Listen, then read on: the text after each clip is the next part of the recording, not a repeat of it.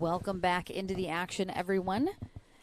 Here at Chicken and Pickle, Dallas. Lauren McLaughlin again hanging with you all weekend long. We have coming up a quarterfinal match here in the red and white. We are going to have Ellie Smith and Eli Bertram. They take on the far end, Taylor Crabtree and Matt Calvert. You'll notice Eli Bertram already rocking that incredible spin serve that he has, which is very difficult to return. 2 quick free points right out of the gate for them. 2-0-2. Certainly going to use that as long as he can for the rest of the year. Ellie Smith, 23 years old, recently graduated from cosmetology school, while Eli Bertram is in his senior year of high school. Both of them in the northern Illinois area. They take on Taylor Crabtree, 19, out of Nashville, Tennessee, and Matt Calvert, 22, out of Westlake Village, California. They both attend Texas Christian University.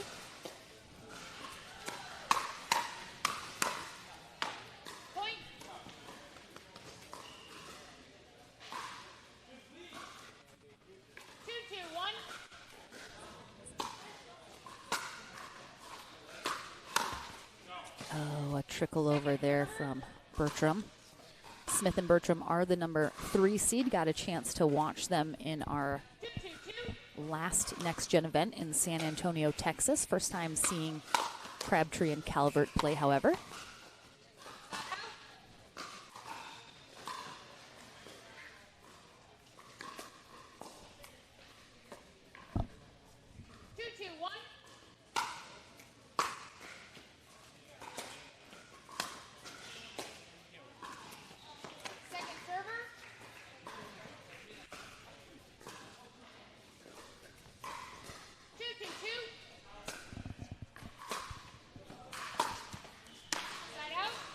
You can follow along in our brackets this weekend on pickleballtournaments.com. 2-2-1.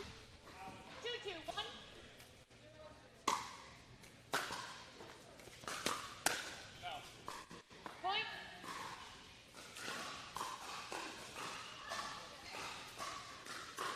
Three, two, one.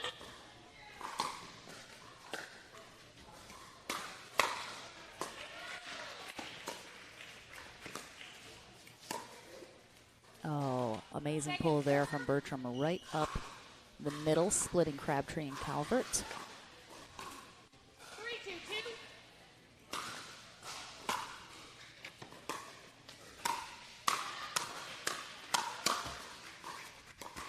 3-2-2. Tries for that little trick shot.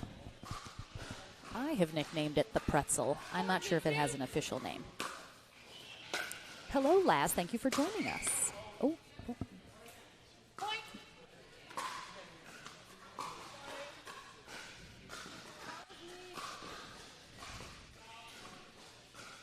Sending Ken Herman on ball retriever duty.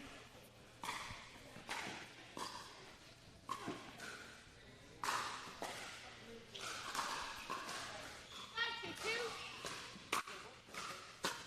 right, seemed like Smith and Bertram had some control here early on, but Crabtree and Calvert have made some good adjustments. You might notice that Matt Calvert wearing that TCU pickleball shirt. I asked him about that. That's the university they attend. And I asked, do they have a pickleball team? And he said, I'm not sure if he made that shirt or if they have a team. But he said when Duper came out with their collegiate ratings, he is number 1 at TCU for pickleball. So he just wanted to make sure and shout that out. Quite the accomplishment.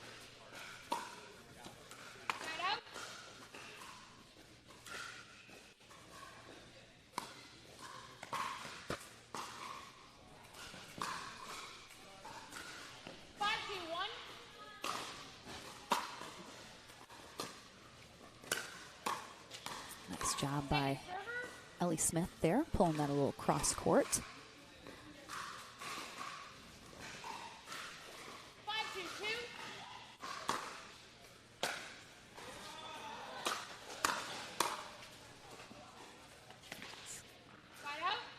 It'll be just long. Thought that might have tipped a paddle, but looks like it did not. So the spin serve now back in action here. Yeah, it looks like Calvert and Crabtree have adjusted to that now that they saw it a couple times in the beginning of this first game. 2-5-2.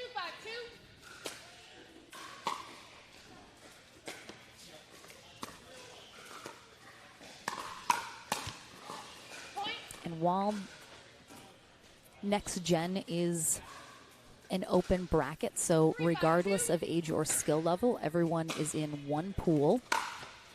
Most of the players are generally between a 4-0 and a 5-0 level. There are perhaps some outliers on either end of that, but that's generally the skill range of most of these players here.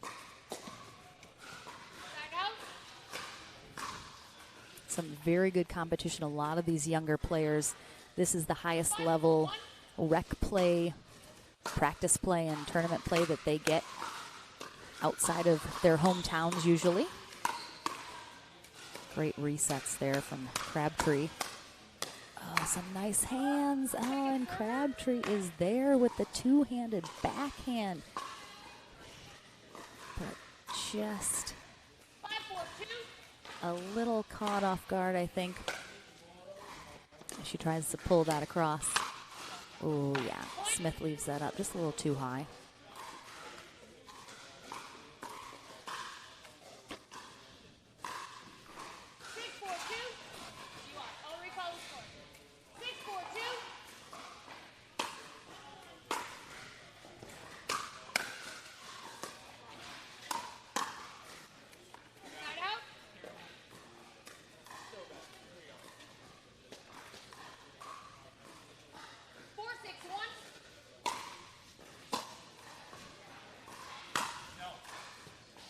Just missing that back corner. Yeah, watching Bertram with that serve. I mean, I've seen a lot of spin serves in person. He has one of his... Doesn't get a lot of toss on the spin. It's just all rotation. Very compact, very fast rotation when he spins that ball.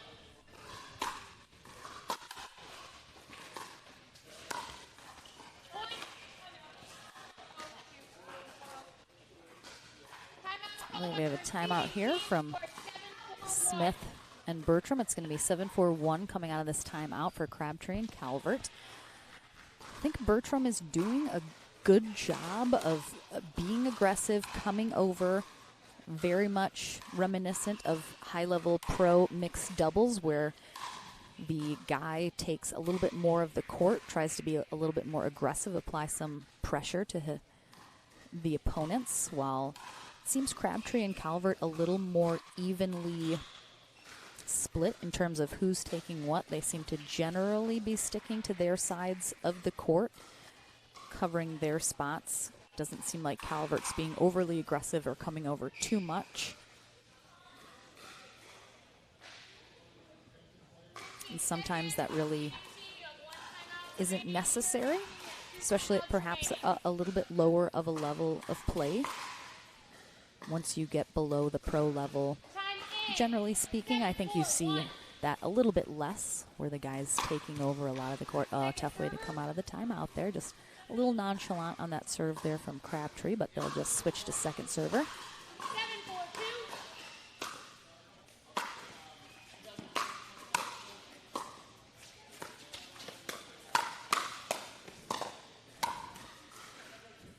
Just as I talk about Calvert not taking a lot of court, he's all over in front of Taylor. Maybe I haven't been paying enough attention. Has he been coming over much more aggressively and I just haven't noticed? Oh, interesting. Calvert really tries to backhand slice that serve return. It's tough when you are dealing with a serve with so much spin. I'm not sure trying to cut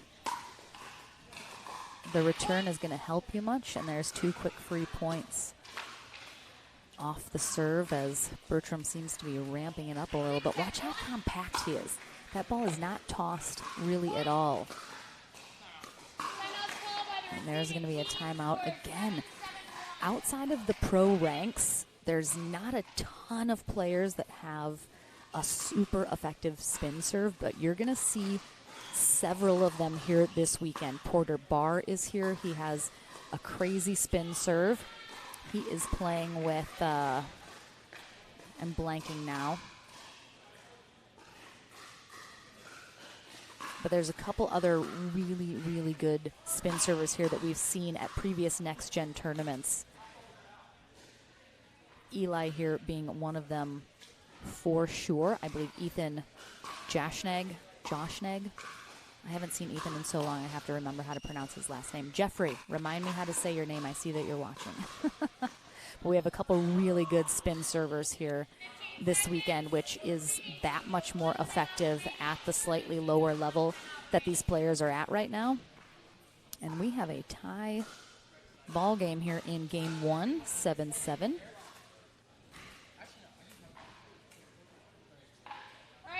A lot of players do not get a lot of exposure to the spin serve, which is why they have a really hard time reading it. It looks like we have a stack switch from Crabtree and Calvert. They do handle the serve a little bit better. Ultimately, still lose that rally, putting them now.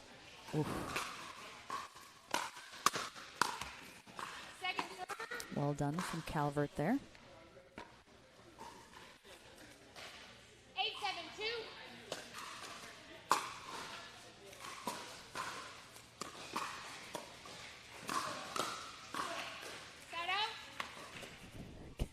Calvert seemed to sigh an extremely large sigh of relief that they got that side out and didn't have to deal with that serve anymore. A little middle confusion there, collision between Smith and Bertram. 8-8-1. Will, where are you commenting while you're here in the building? Oh, there's the pretzel shot. Oh, I thought he had plenty of time to recover off that net cord, but rushes it a little bit. Chaz Howard, Garrett Whitehead have great spin serves as well. Thank you, Will.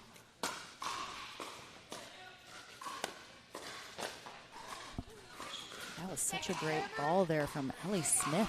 Took a lot of pace off of this. Watch as she hits this shot. Comes over the top of it. Beautiful placement. Not a lot of power. I think Calvert expected it to come a little bit quicker.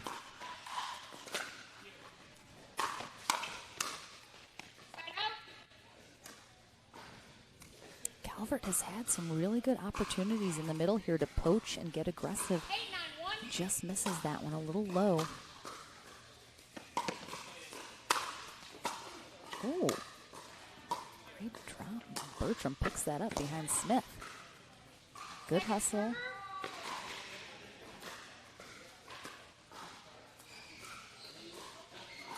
Yeah, great angle there from Taylor Crabtree, kind of doubling up there. Bertram coming back to the middle to cover. Oh, that was just a perfect spot from Calvert.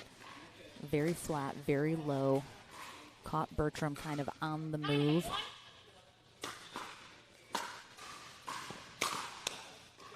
Oh, great block there from Smith. Ooh. Oh, nice ATP there from Crabtree. She got a little help off the net with this one. Watch this kind of roll right along the top, and that takes that ball even wider. And that will be game 1 to Crabtree and Calvert. But a very competitive first game. A lot of points going to Smith and Bertram off that spin serve. We'll see if they have some success with that as well. Switching ends, we're back into the action right after this.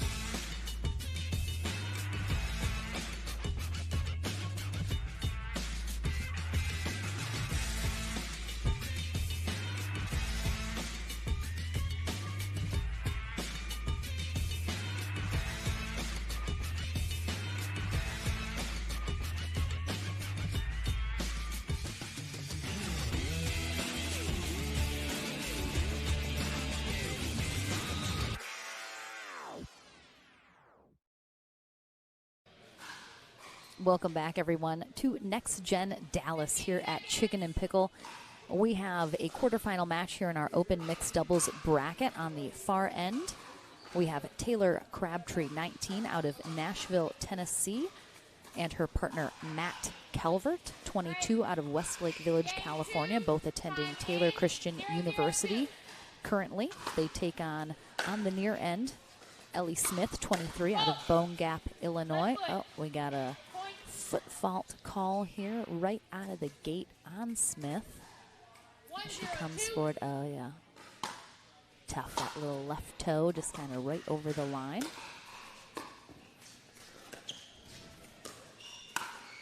Nice spot there from her partner, Eli Bertram, 17, out of Mount Carmel, Illinois. Bertram in his senior year of high school, while Smith recently graduated from cosmetology school. Second server.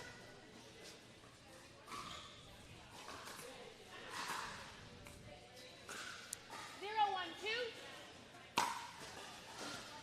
Point.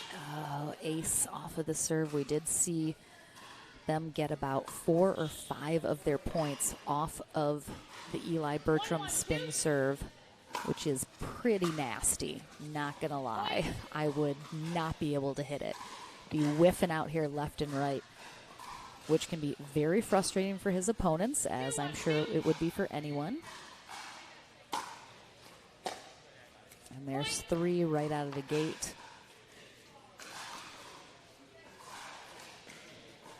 Courtney Johnson is our USA Pickleball Certified referee for this event this weekend, along with Bob Swisshelm, who is helping run our tournament desk with Dee Davison.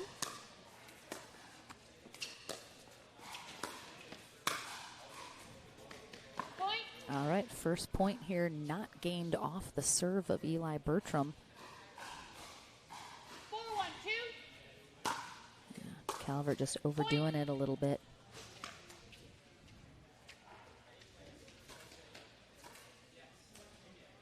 5-1-2.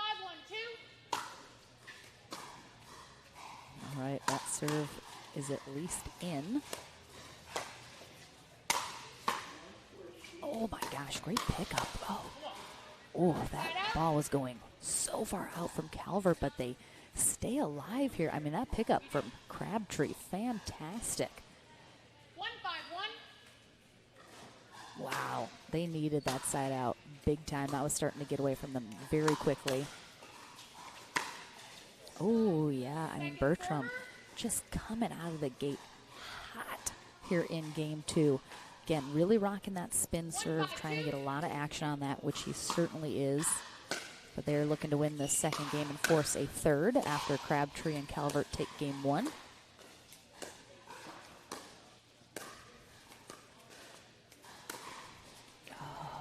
There's a little bit of that pretzel shot. You can see there he looks like he's hitting a backhand, if you can see his paddle at all. And then he flips it right at the last moment to hit a forehand. And that serve might carry them all the way into a third game here if Crabtree and Calvert are not able to start reading this at all.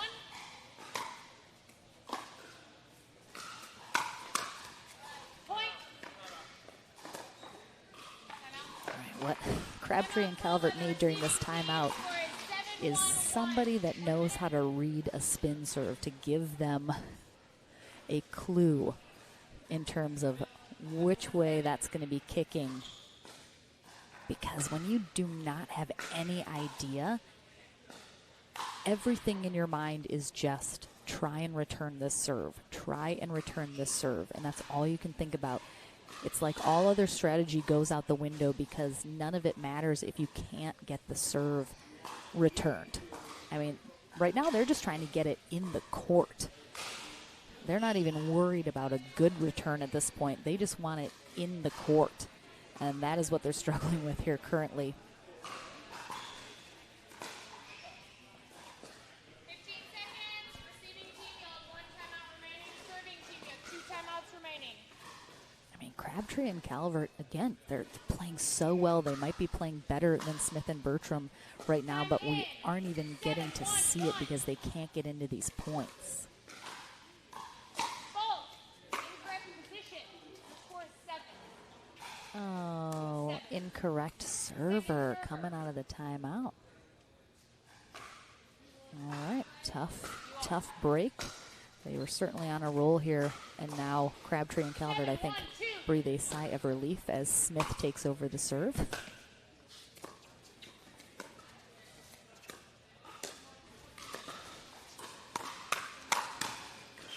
Great pickup from Crabtree. Oh, she thinks that's going long and lets it go. She's there.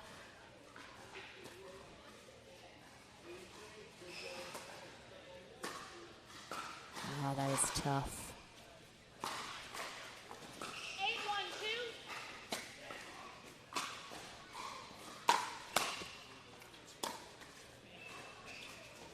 Nice serve there from Bertram.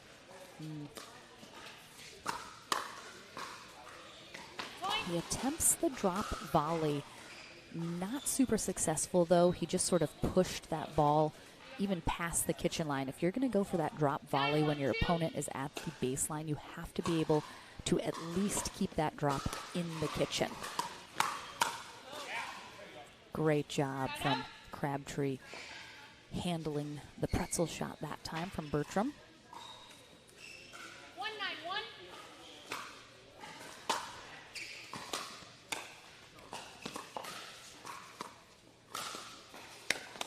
Oh. Nice little Ernie there from Ellie Smith. Look at her just sneak around that kitchen line. I don't think Calvert even knew she was coming around. And then Crabtree ends up getting tagged there from Bertram. Little net cord there, unfortunately, for Crabtree.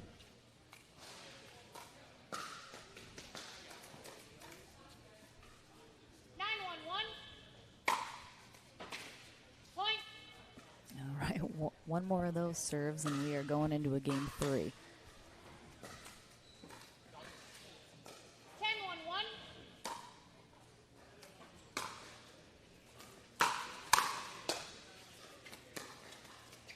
Great angle there from Crabtree. Second server. If Crabtree and Calvert are able to get into these rallies a little bit longer, they are having a lot of success. 10-1-2. It's going to be a game point here. Point and game. And they will get the job done. So game 3 coming our way here. If Crabtree and Calvert can start to handle that serve a little bit better, they might have a shot here. Otherwise, Crabtree and Calvert might be heading to the semis. We'll find out in game 3 right after this.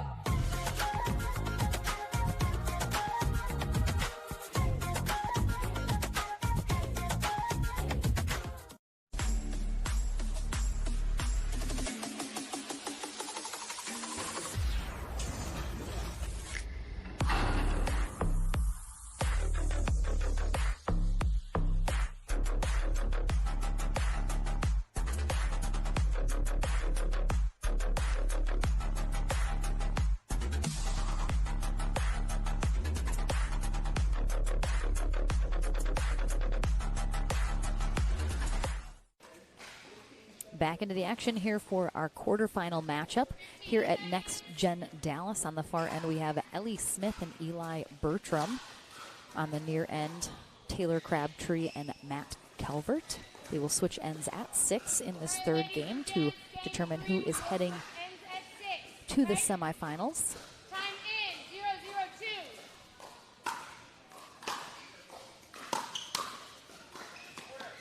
Again, I'm putting it on record right now. Eli Bertram, if you've never seen him before, he has one of, if not the nastiest spin serve that I've seen in a while. There are some good ones here this weekend.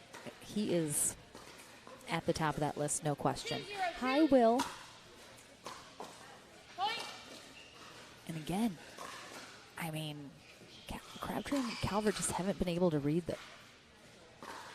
And that's generally, I think, one of the arguments being made in why the spin serve is going away next year, in that people at the amateur level are not able to handle it. 4-0-2. I certainly see how that has some validity. 5-0-2.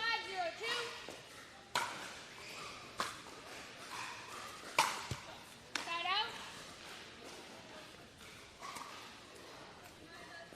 So Crabtree and Calvert get themselves a side out, but not after the Bertram serve has done some devastation here to start this third game.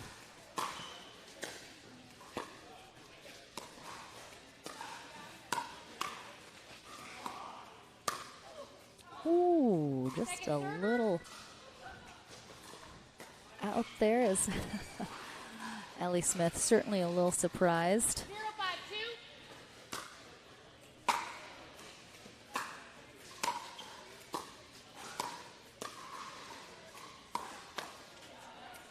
Side out. I mean, regardless of the spin serve, Eli Bertram, as I mentioned, got to see him and Ellie Smith play at Next Gen San Antonio, our last event, and was very impressed by them. Bertram, an extremely good player Second server. outside of his spin serve. It's kind of hard to see anything but that, but 5-0-2.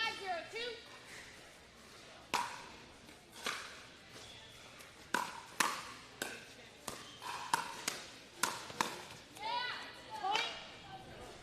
6 for a 6-0-2. Switch ends. You have 1 minute. all right, we'll switch ends here as Bertram and Smith get to that 6th point first. And what's really tough is, I mentioned earlier, you know, Crabtree and Calvert, they can't think about anything else except the serve right now.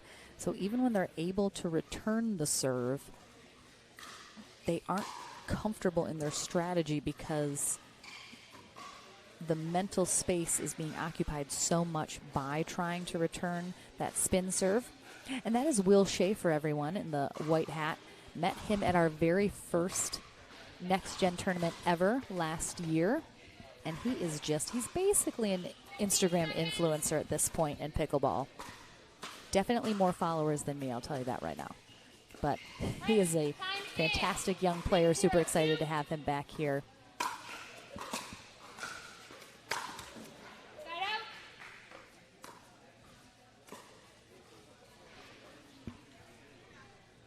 Zero, 6-1.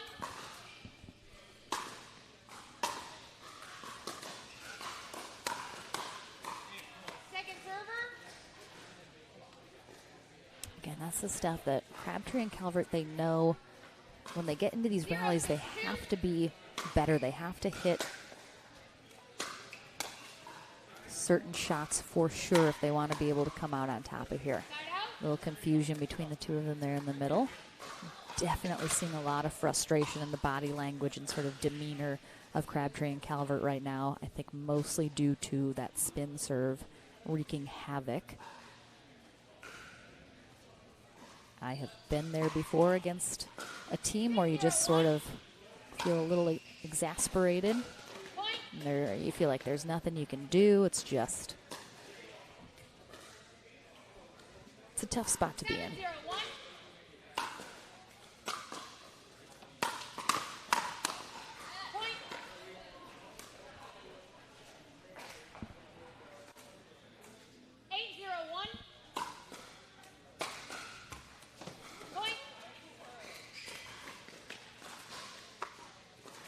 So the winner of this match will take on Ivy Cheddar and Porter Barr. Speaking of spin serves, Porter Barr also has a nasty one. But coming up next, we will have our first semifinal match. And I have to figure out how to say some names.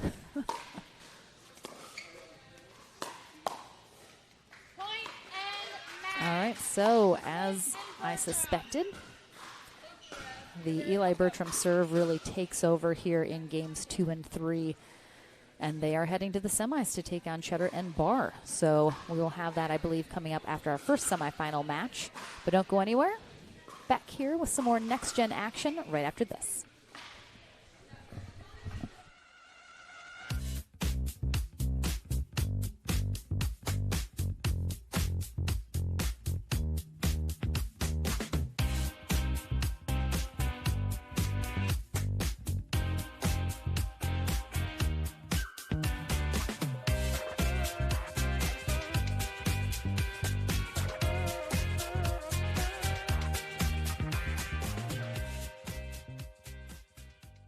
We are launching Selkirk TV, which brings the best pickleball content to your smartphone, tablet, and big screen TV.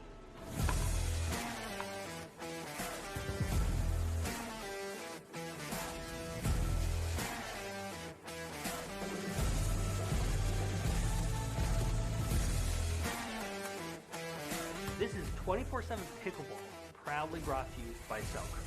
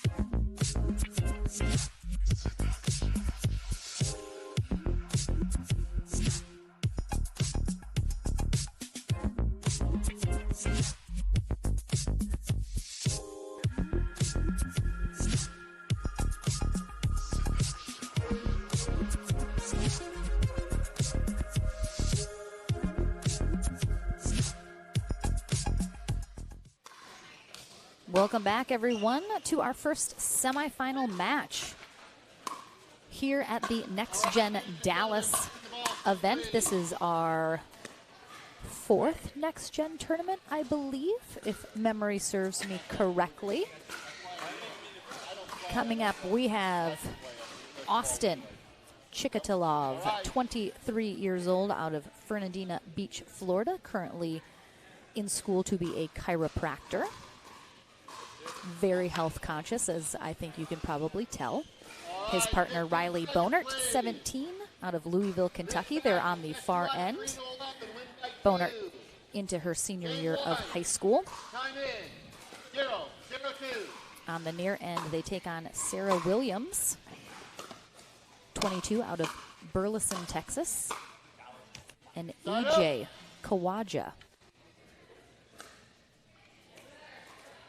22, out of Fort Worth, Texas. Kawaja recently graduating from TCU. He heard Matt Calvert say he was the #1 pickleball player at TCU, and he said, that's not true, it's me, even though he did just graduate.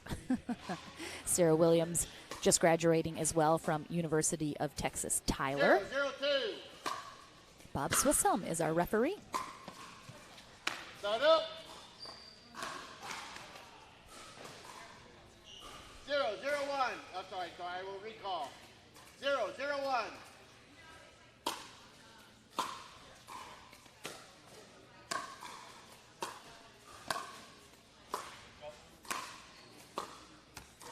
Second server. Bonert and Chikatilov, the #1 seed here today in our open mixed doubles, while Williams and Kawaja, the #4 seed. This is actually my first time getting to see all four of these players, Chikatilov and Bonert, 1-0-2. playing in Oklahoma City, which I was not able to be at. Start up. Actually, I take that back. I have seen Bonert play before. I believe at the Gamma Classic I saw her. I was trying to remember where.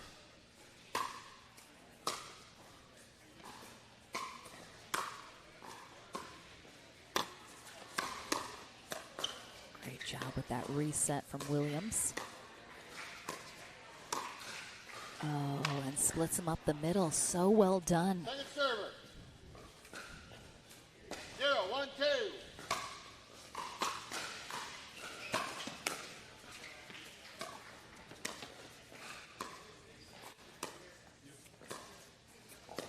Oh, a little bit of indecisiveness, it looked like, from Williams here as she lets the second one, gonna take it out of the air, and then for some reason pulls off of it right at the last second. A little interesting. I'm not sure why that happened, but 1-1-1.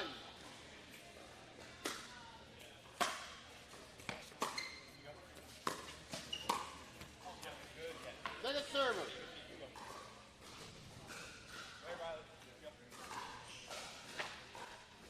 1-1-2.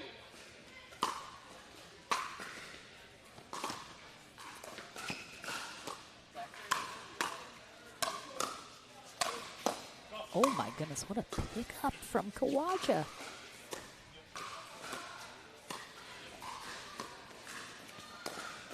Oh, just a bit of a miss hit there from Williams. Really nice rally. Wow, there were some good gets in there. And you may have noticed Chikatilov a little tall. He's got a lot of length. Makes him very dangerous, but Williams and Kawaja doing a good job neutralizing that for the most part. 2-1-1. Point. 3-1-1.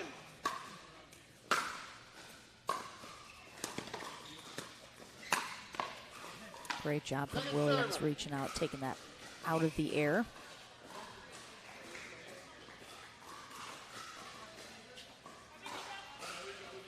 You guys are good. Great job. You can see using that one-handed backhand. It'll be interesting to see if Williams has a two-handed backhand that she incorporates, but I have to think she does not.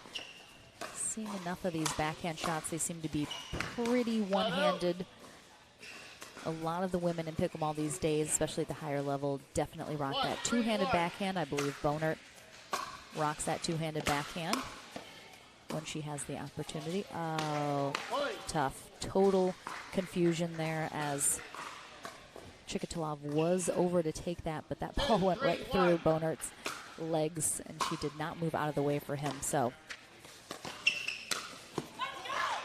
ooh, okay. I see you, Kawaja, and that Ernie. Well done. Getting aggressive. Great one.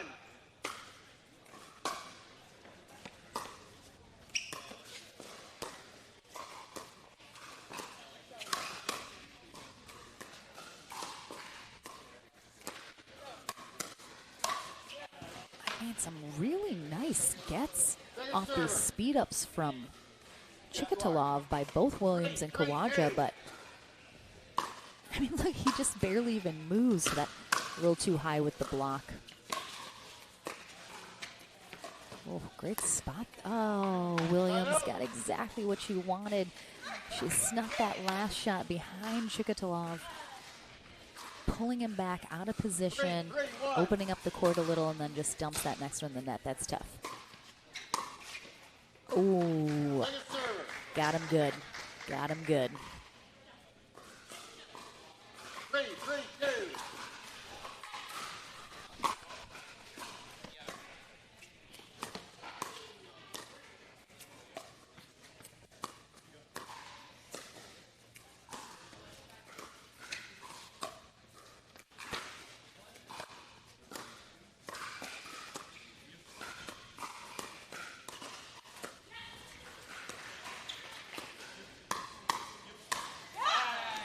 Just snuck up a little too high there for Williams, giving Bonert that opportunity to get on top of that. Yes, you are. 4-3-2.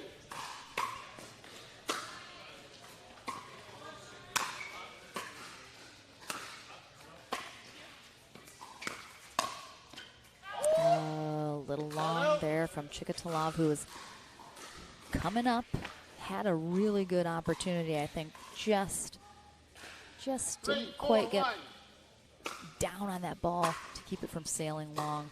But right spot, right thought. 3-4-2.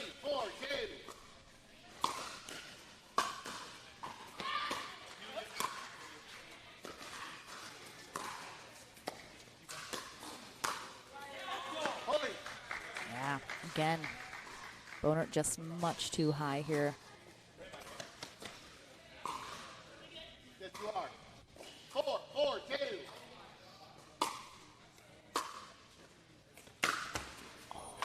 Wow. That was a very hard drive there from Kawaja just now.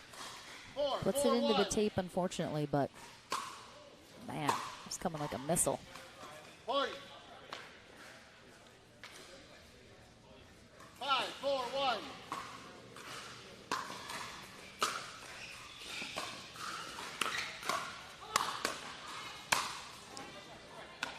Point. Wow, good pickup there from Chikatalov. And then Williams has the put away and misses it wide.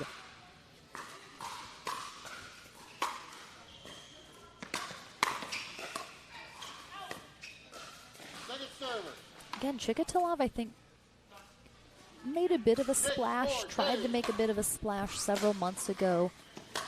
He definitely is a player that has a ton of potential. I mean, his length, his reach, he is obviously extremely athletic, has the ability, but it looks like he's still just trying to find 4-6-1. a sense of comfortability.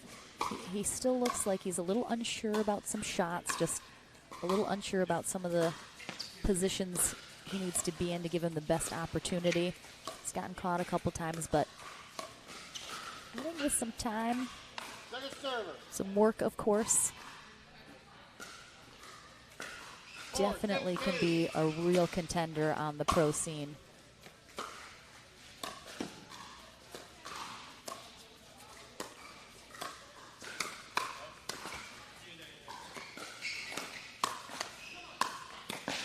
Wow.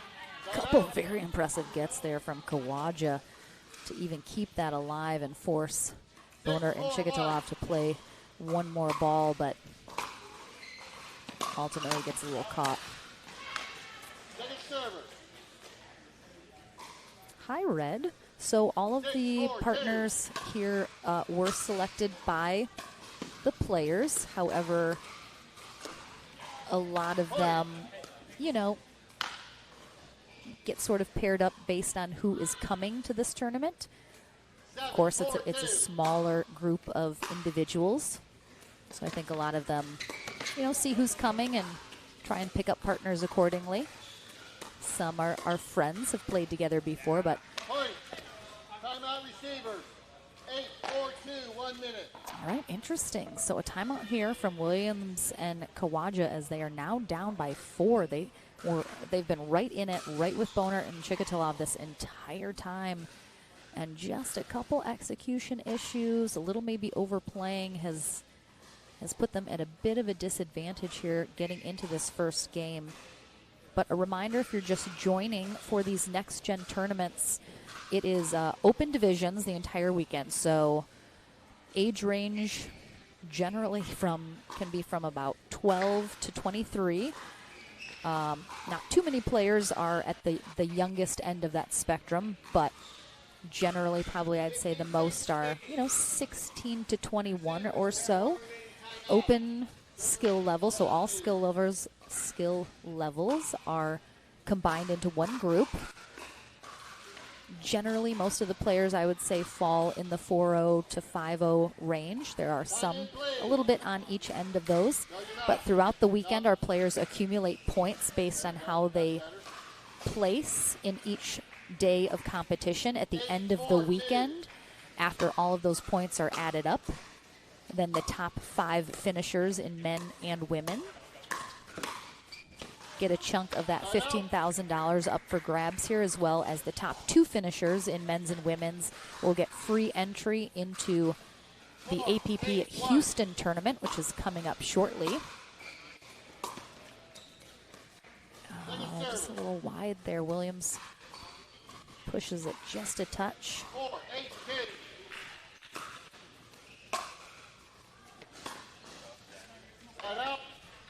Yeah, Williams and Kawaja they've been playing so well. So I've seen it. I know they're capable of it.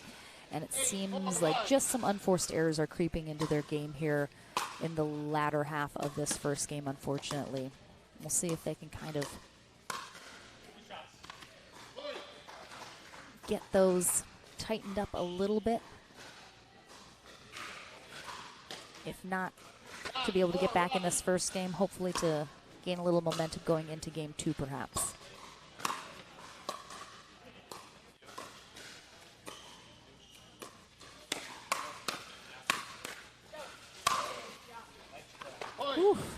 Check that ball. Up and over the back fence. Again, some really good blocks and gets from Kawaja there as Chikatalov trying to get really aggressive. But this will be game point.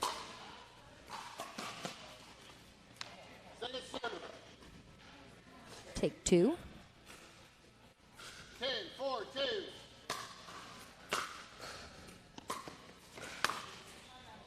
Oh, great spot there from Williams right behind Chikatalov. Keeps him alive here in game 1. See if they can cut into this lead a little bit, put a little bit more pressure.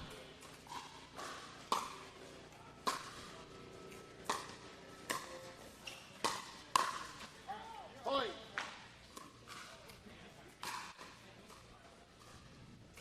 5-10-1.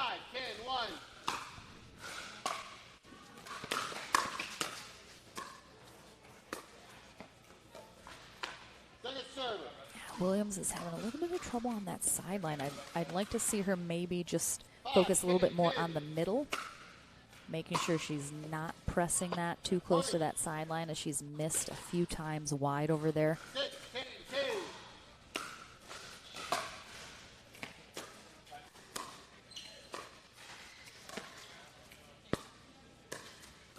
Point. All right, so some errors now on the side of Bonert, and Chikatalov have definitely cut into this lead. They are only trailing by 3 now. They are on second server.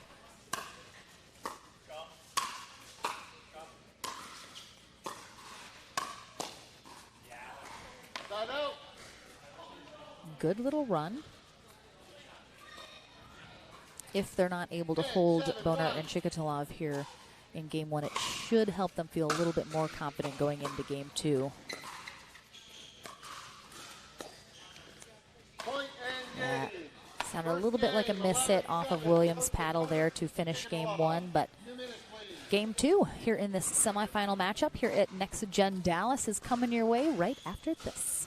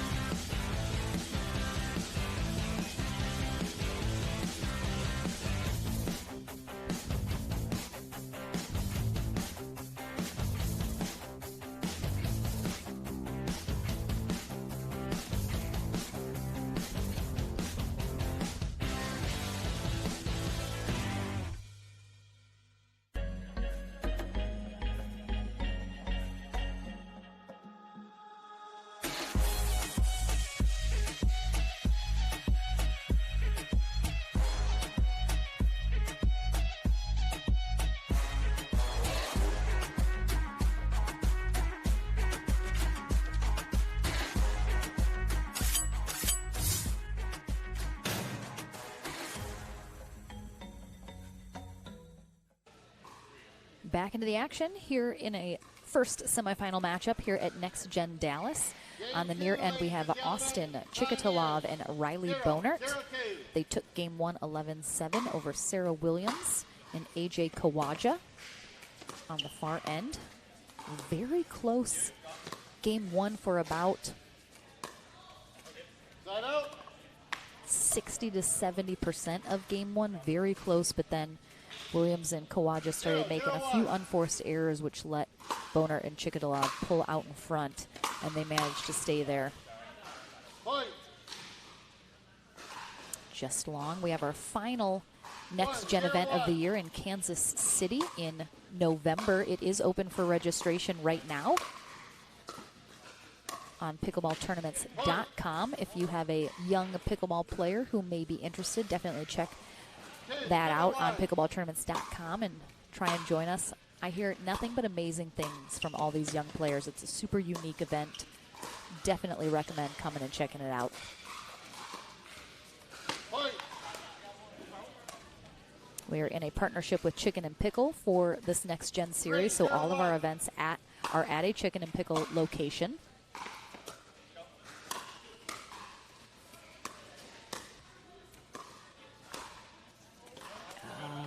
Interestingly, watching Kawaja play, he's very sort of nonchalant in his playing style. Just sort of seems very, unbothered by what he's doing. Side out.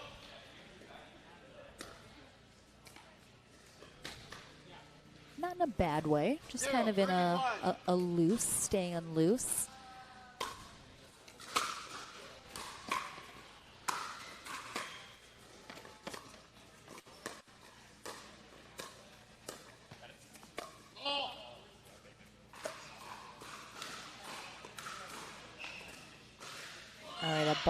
sneaking over from the other court, but I'm not sure if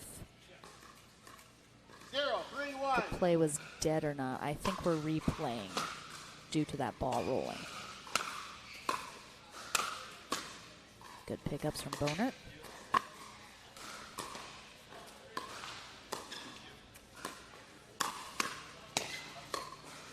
Wow. Bonert doing a great job resetting, getting back in there. Riley Bonert was the first place women's finisher in Oklahoma City for Next Gen. 1-3-1.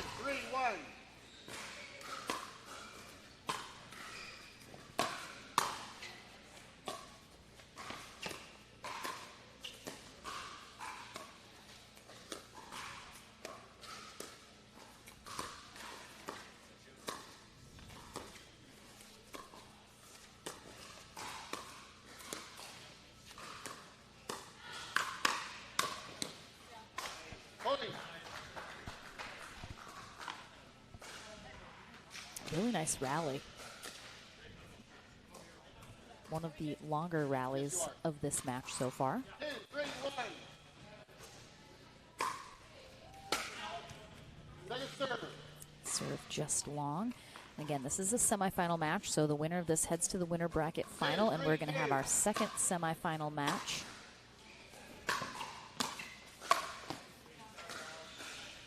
Coming up next, it's going to be Ellie Smith and Eli Bertram taking on Ivy Cheddar and Porter Barr. Ooh, it's going to be a dual spin serve match there. Both Bertram and Porter Barr have some pretty sick spin serves, so it'll be interesting to see if that sort of levels the playing field for both teams. Yes, you are. 3-3-1.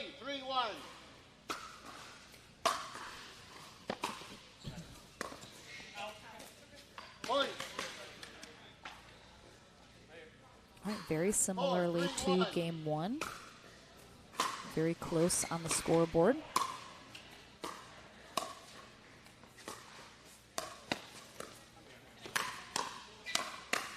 Oh, great resets there.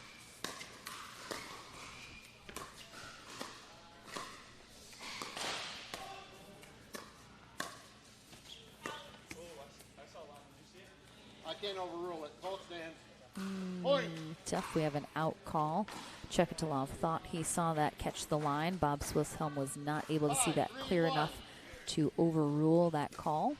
I will recall the score since you changed ends. Sides, that is. 5-3-1. Nice job by Kawaja there, recognizing he was in the wrong position to serve. Point.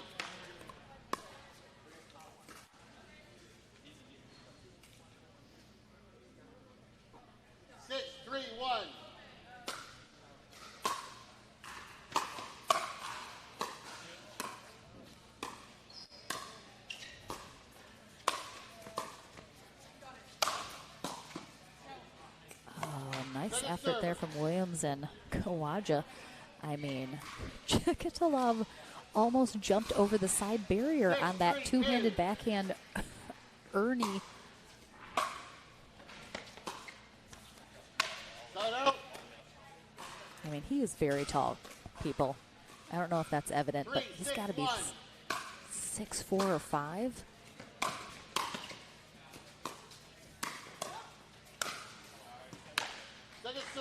Great spot there from Williams with that speed up. Catches Chekatilov there a little handcuffed. 3-6-2. Forces that pop up, and Kawaja's there to put it away.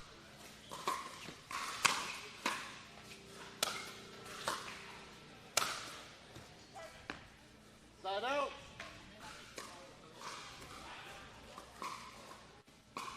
6-3-1.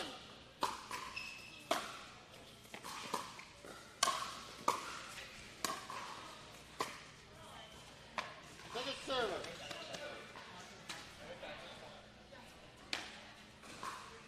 6-3-2.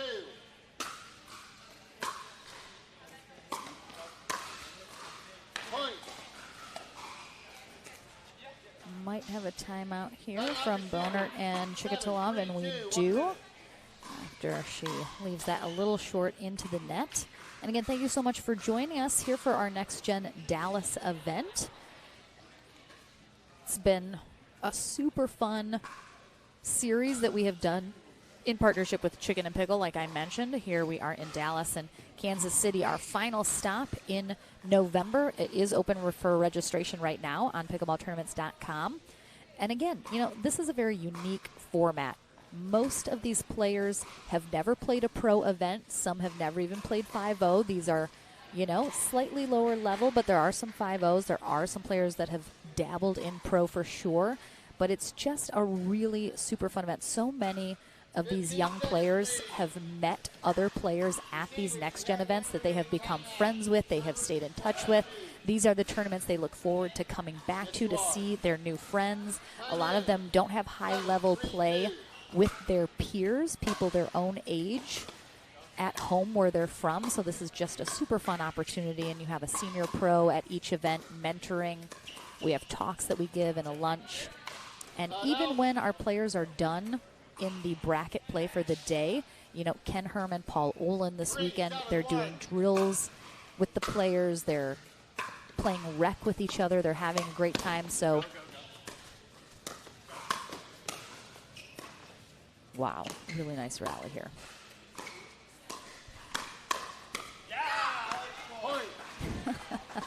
Kawaja does the typical, let me stare at my paddle for a second because it did me dirty. Shay, you better come to Kansas City.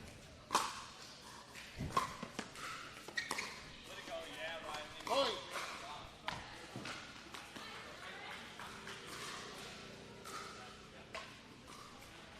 5-7-1.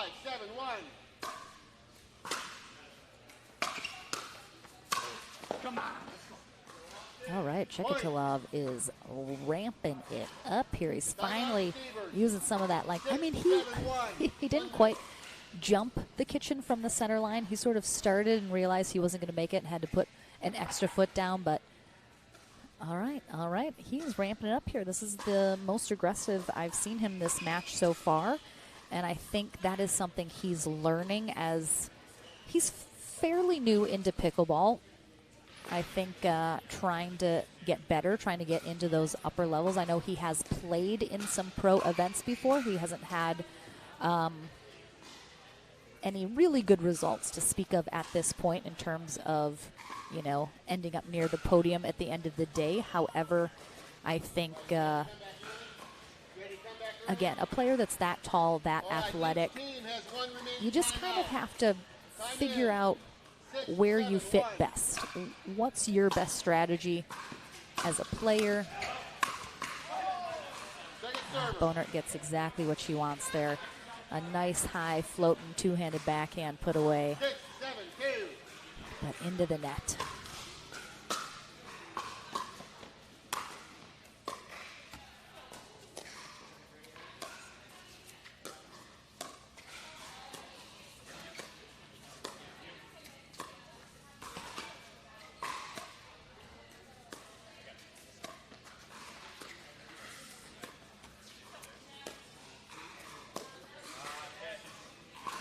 Again, Chikatilov, good patience overall. Tries to speed it up down the line. I think he has the opportunity. I think he has a good look at that, but pushes it a little wide. Oh, I caught that back line, I think. I thought it might have sailed long off this net cord here from Bonert, but oh, she did not hit the net. Why did I think she hit the net?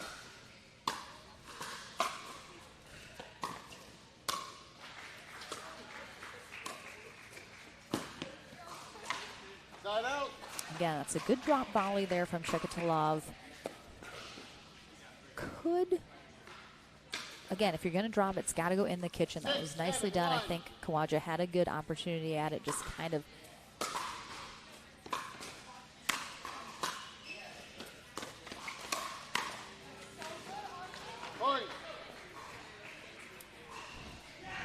So, Deb, if you go on pickleballtournaments.com, you can follow along with the bracket for the day and our schedule of events. It will say next up on CC for which team is going to be up next on court. It is going to be our second semifinal match coming up. You can see all of our players and how they're doing in the bracket.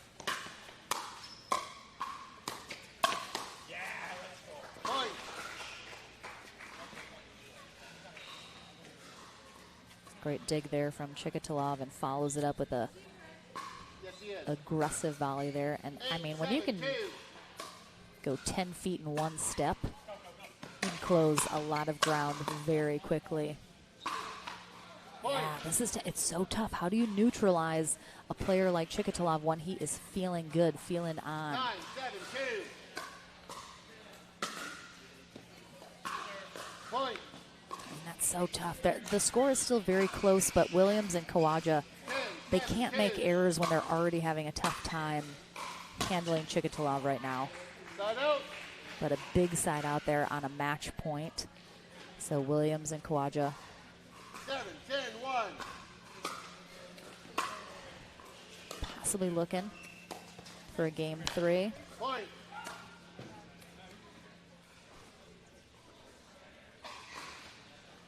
Eight, 10-1.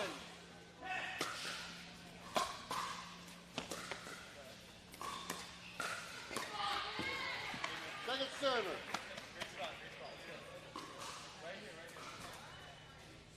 Eight, 10-2.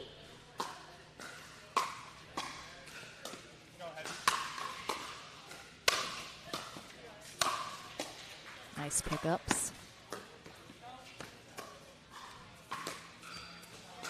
Side out. And again, I mentioned earlier in the day in this match, Kawaja, his sort of style of play is a little nonchalant. He looks, 10-8-1. he's very athletic, but the way he plays is a little,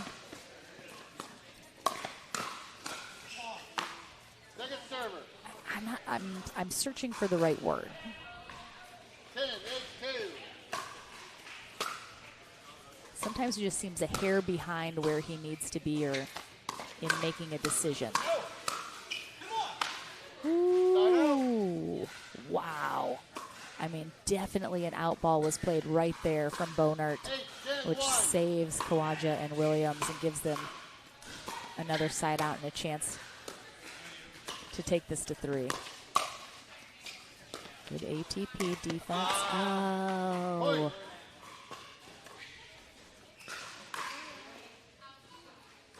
Yes, you are. Yeah.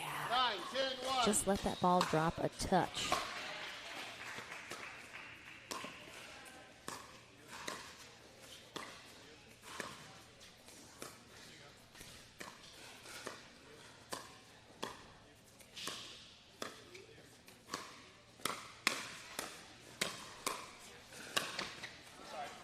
I mean, the fact that Chikatilov jumped 4 feet in the air to hit that shot seems unnecessary, but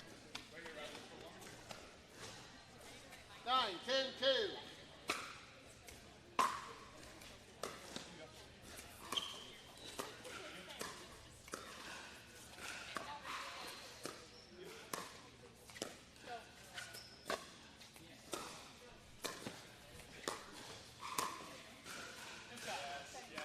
drops in. Side out.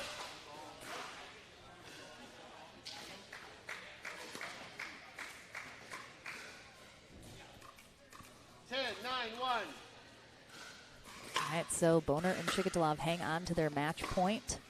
Ooh, that would have been a tough way to win it. As that ball almost dribbles over, but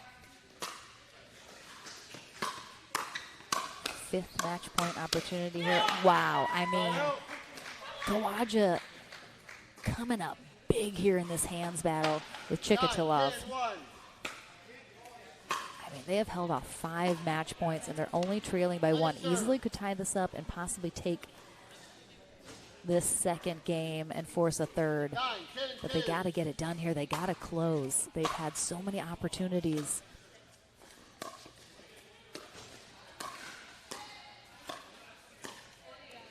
Side out. That's the thing that's tough. I mean, they've held off 5 match points, but they haven't been able to tie it up and capitalize on their opportunity to serve, which I think their opportunity may run out here soon, but Boner and Chikatilov having a hard time closing as well on their own. Oh, okay, so 7 7 match point opportunities, and they haven't been able to close here in this second game. Williams and Kawaja could they're leaving the door open for them. And I think they are maybe going to walk through it. We'll see. They're seeming a little hesitant. They don't know what's on the other side. They're a little nervous, but they're peeking in, checking out what's on the other side, seeing if they like it. 10-1.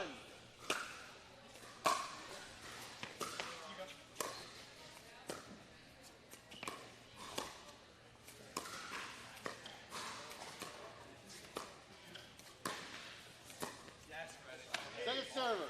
Boner has done a really good job in these cross-court dink battles with Williams. 10, She's 10, come 10. out on top of most of them.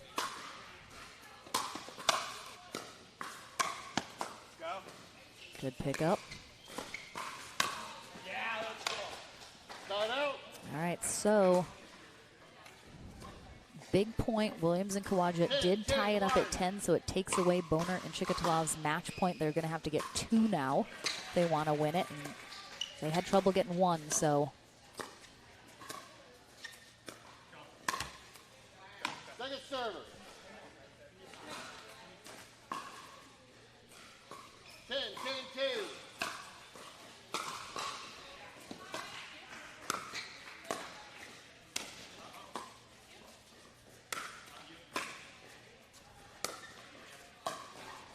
Oh, no. They're good. They're good. Wow. Wow. Good rally. Boner and Chikatilov able to stay in there and turn the defense into offense. Kawaja almost took out Williams in the middle of that, but everyone stayed on their feet. 8th match point. Back in. He thought it was done. He thought it was done. So did Kawaja. Williams coming in clutch. Wow. Wow. Busting out the lob.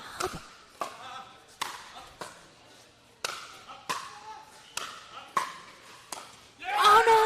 Oh, my gosh. What?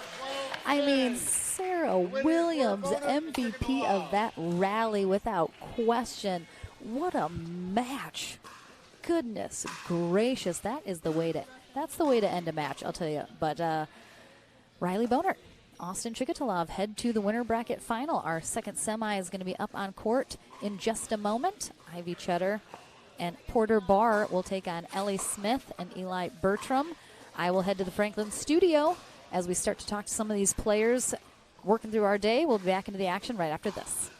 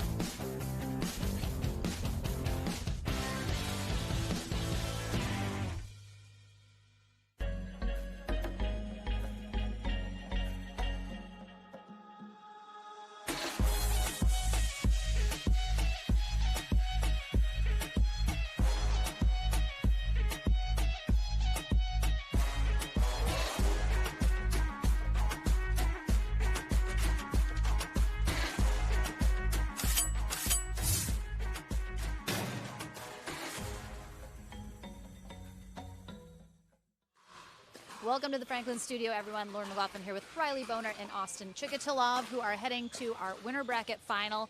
First, Riley, these are a bit of a unique format, a bit of a unique event. Do you kind of talk with Austin maybe coming into today a little bit differently than if you were going into a regular tournament where, you know the skill level, you kind of know some of the players? Was it a little different with what you guys talked about today? Yeah, it was actually a lot different just because we didn't know half the people we were going to play. So our main goal was just to play how we normally do. And I trust Austin how he plays. He trusts me how I play. And we were just trying to be as consistent as possible. But it was a little different just because everyone's skill level is different. Yeah. Austin, I mean, the length, the athleticism, you're always going to want to be using that to your advantage. It looks like you didn't really tap into it, though, until kind of in that second game when you decided to, ramp it up to 11. Yeah. Were you a little cautious at first, trying to, feel out when was the right time to, really ramp it up? Yeah, exactly. And a big part is also conserving energy, knowing when to pick it up and try and cover more court and help her out, and then knowing when to just let her do her thing on the right side and try and set me up. So it's a careful balance, but at the end I definitely needed to rev it up there to finish that game because it was just back and forth. So yeah, it was good though. All right, well, you guys played awesome. Really well done. You're headed to that winter bracket final. Are you guys going to talk about kind of once you know who you're playing, try and see if you know them, see what the feel is going into that game? Yeah, I mean, if we know, it would be really nice if we do know them because then we could talk more strategy. But if we don't know them, it's kind of fun playing new people. And so we will just kind of talk we will just play our game. And then once we get in the game, we will talk more, if that makes sense. It absolutely does. I understand you completely. Well, congratulations, guys. Well done. We'll see you in the winter bracket final. And they will face the winner of this next semifinal, which we'll have up next. So don't go anywhere. Back into the action here at Next Gen Dallas right after this.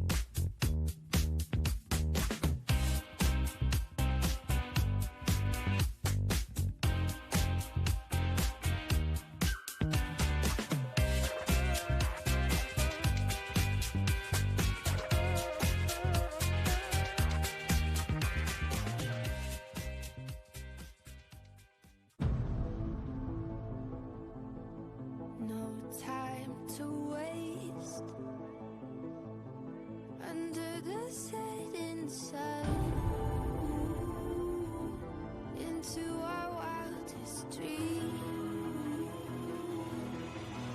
Follow me into our wildest dreams, our wildest dreams.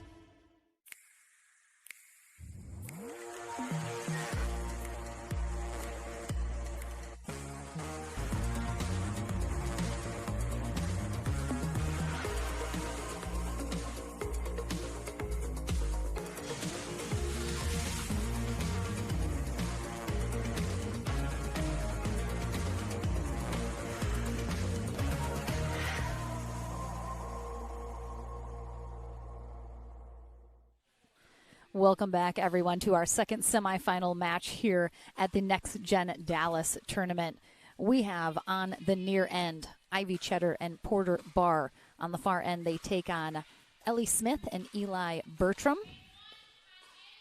Courtney Johnson back as our USA Pickleball Certified referee. Ooh, and Bertram coming out hot. This is absolutely going to be a battle of the spin serves, dueling spin serves for sure, as Porter Barr and Eli Bertram both have a nasty one.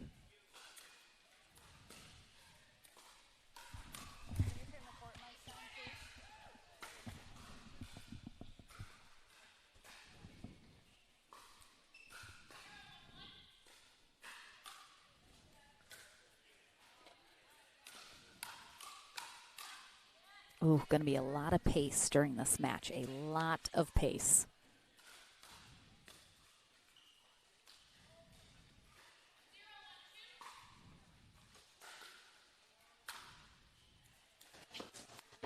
Right out.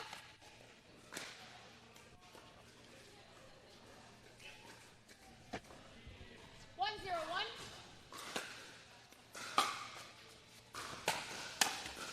Point.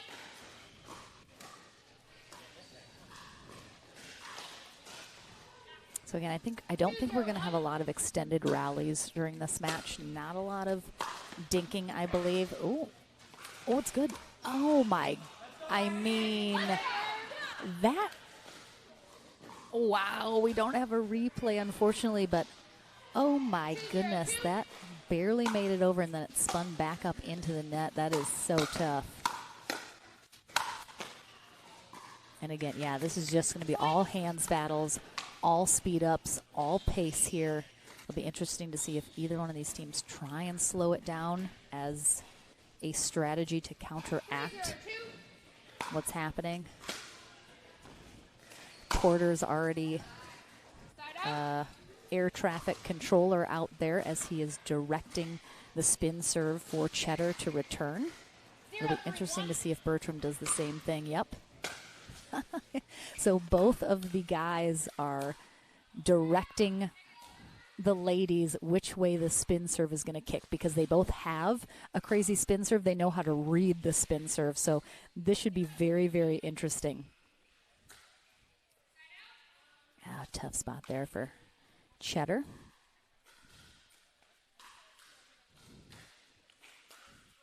So Ivy Cheddar, 17 years old, out of White Bear Lake, Minnesota. Her partner, Porter Barr, 15, out of Boise, Idaho. Yes, he is the son of Susanna Barr, pro player. And actually, Dad is here this weekend watching. First time meeting Dad, so Mr. Barr in the house.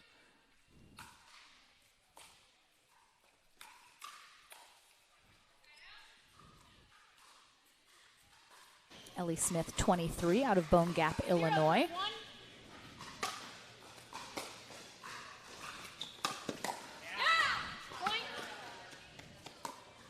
And Eli Bertram, 17, out of Mount Carmel, Illinois.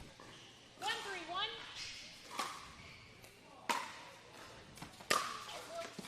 Second server. I mean, what's so great is even the guys are sort of struggling with the spin serve in that they can usually return it, but it's not a great return.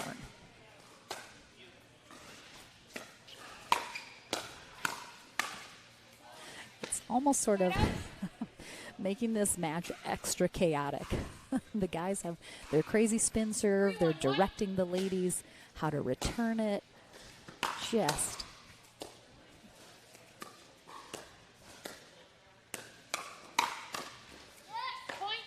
this is very wham bam pickleball right now. 4-1-1.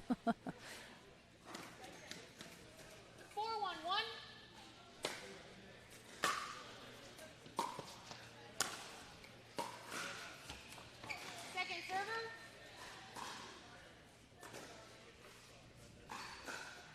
4-1-2. Point. 5-1-2.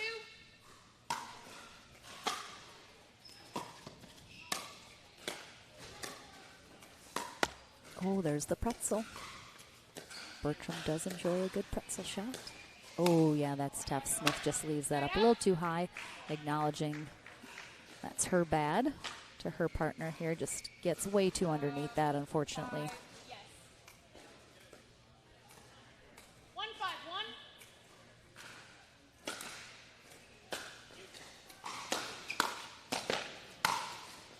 Second server.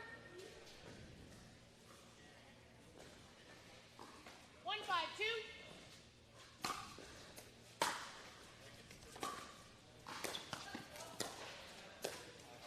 Point. Again, extremely short dink rally. There, I think 3 shots total before that gets put into the net. Oh, that looked like it had just missed on the end. And again, even when the guys are able to tell their partners where the ball is kicking, these returns are not pretty. They're not very deep. Usually they're pretty lofty.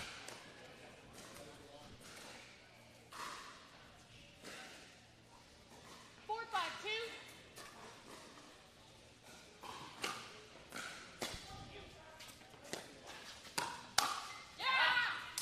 Nice job there from Barr. And again, Porter has the longest nickname in the history of nicknames, so he had to come over and write it down for me. Side out. But let's get through it here if I can read his chicken scratch. His full name, I'll wait. 5-5-1. It'll take this entire rally to say it.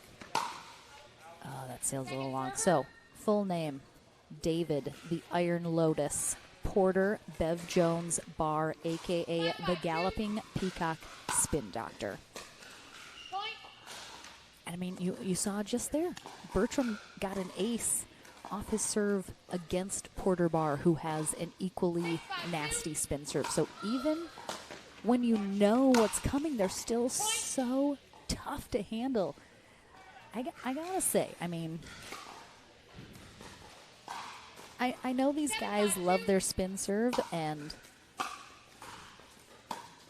it does get them a lot of free points. Oh, that stays in. Good spot there from Bertram. But right now, this match is very chaotic. There's almost no strategy that I can point to at all.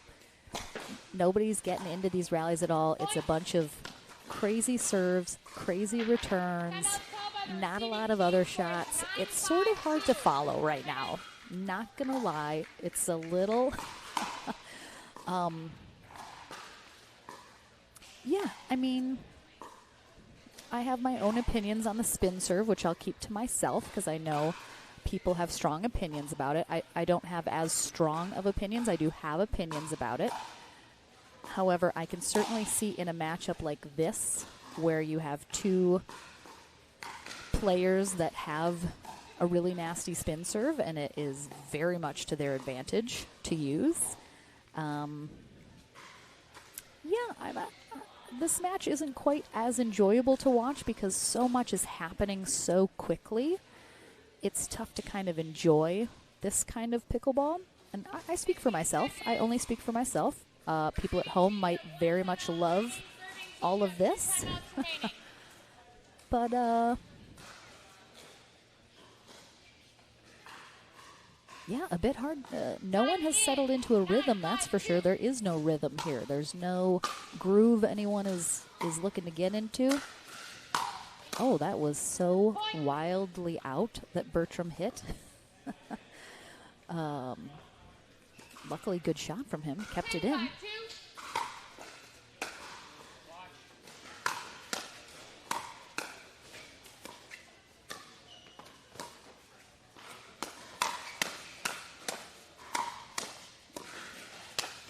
Wow. I mean, what a that was a great rally. Again, ton of pace. But Cheddar hanging in there with Bertram. Really nice hands battles and a big come on as a result.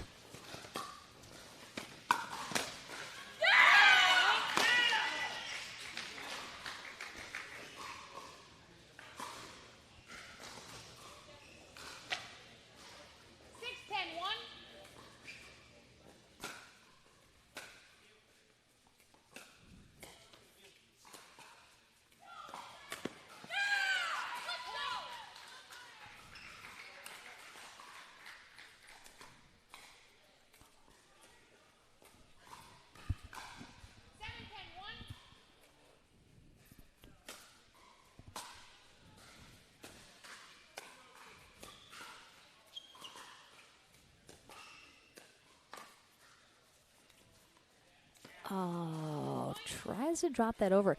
Interesting choice there from Bertram because both Cheddar and Barr were at the kitchen line. So generally that kind of drop volley shot is most effective from the baseline, if your opponents are at the baseline.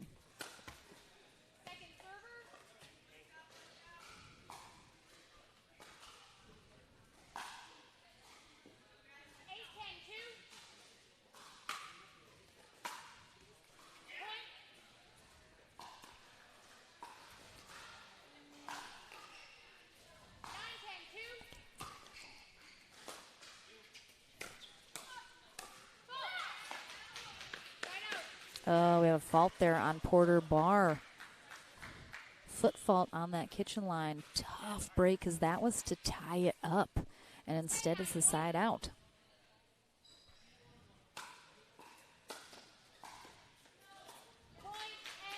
And that will be game one. So again, the dueling spin serves in action.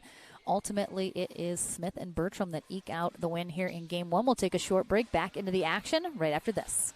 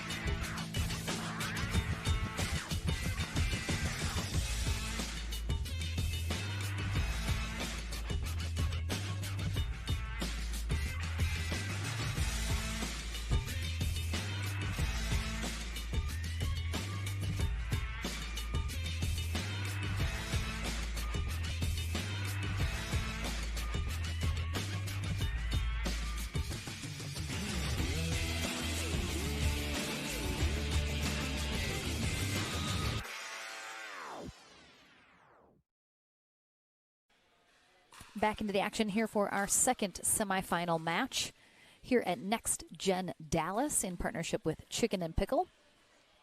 Lauren McLaughlin here all weekend long for this next generation of pickleball players coming up through the ranks, trying to hone some of their skills, develop as players. Love these tournaments. They're super fun. On the far end, we have Porter Barr and Ivy Cheddar. They are taking on the near end Eli Bertram and Ellie Smith. 0-0-1.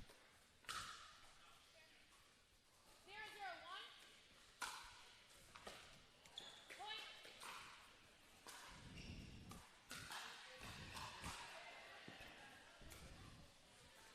I mean, it does tell you something. When you're someone with a crazy spin serve and you cannot return somebody else's crazy spin serve, that tells you just how much action it's getting.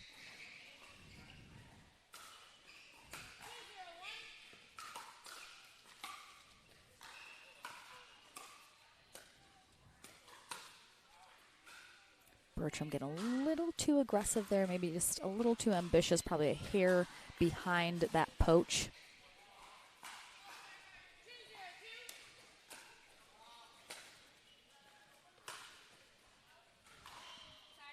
Just wide there.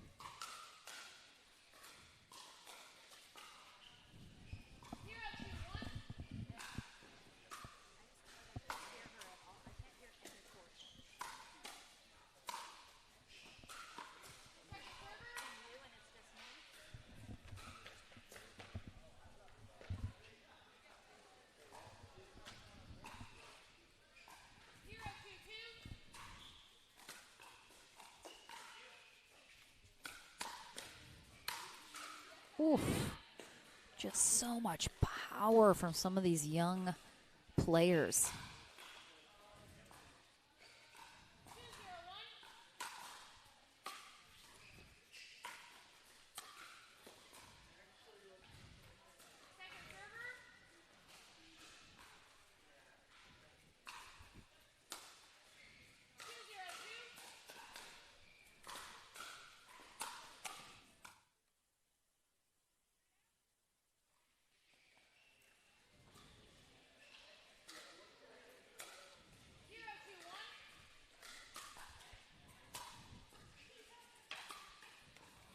Oh, I'm pretty sure Porter hit that back.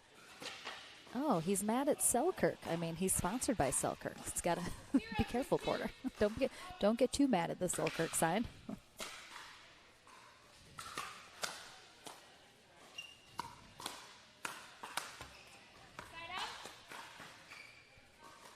Cheddar getting backed up just a little bit off that line, but it does give her a lot of room.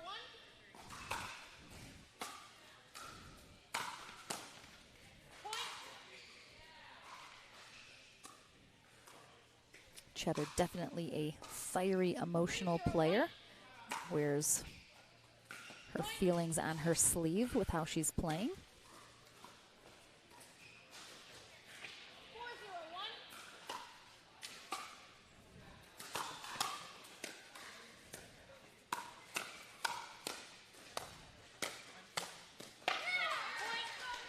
Yeah, really nice job there from Bertram and Smith.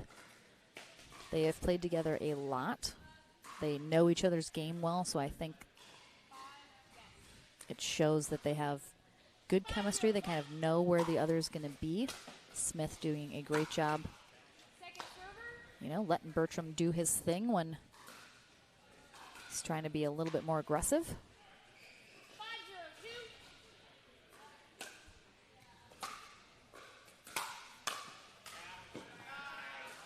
Really nice angle there from Barr. I mean, Bertram can get to a lot, but put a good angle on a shot, and it is tough for anybody.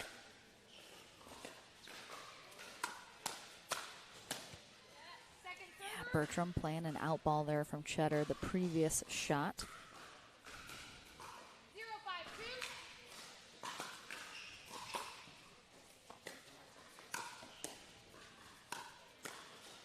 Nice resets from Cheddar, and a great job from Barr. Almost getting out of the way of that before Bertram even hits it.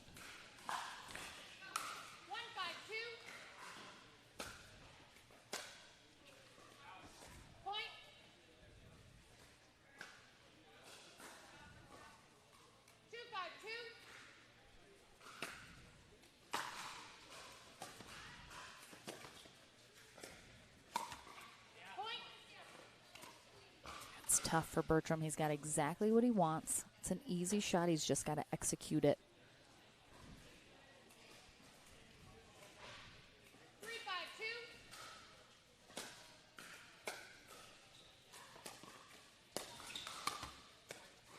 Good recovery off that net cord from Smith.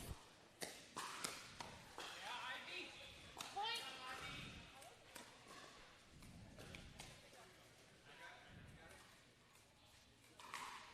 4-5-2.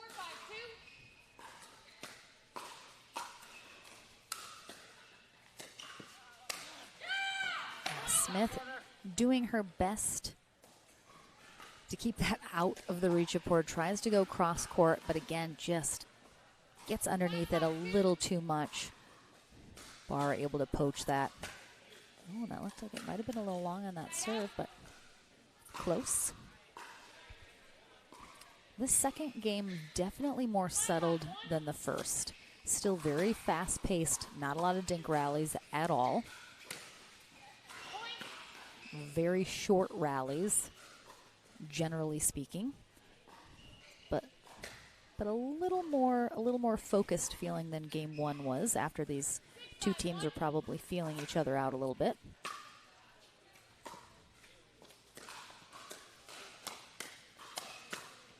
Second server.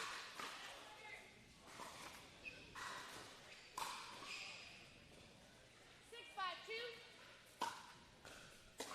Point. Just gorgeous drive down that sideline from Bertram, following up the short return that he got off the serve. 5-2. That was a really nice return there from Barr. Again, tough to get a good return off a spin serve as good as Bertram's, but really well done. Very deep return. We all know how important the serve and return is in pickleball. Point.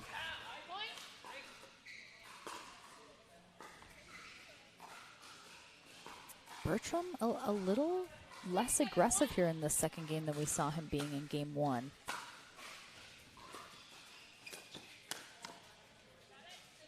It's going to be good.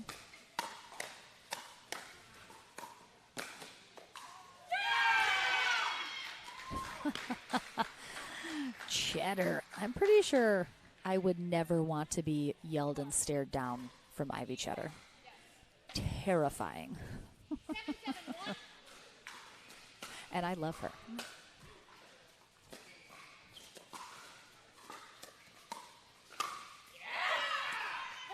Yeah, nice job there from Cheddar. And Barr kind of had Bertram guessing where they were going with those shots. He was a bit 8-7-1.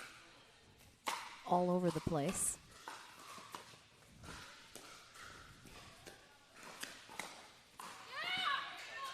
Nice job, Ellie Smith with a little yeah and fist pump of her own with a good shot behind Porter Barr there. 8-7-2.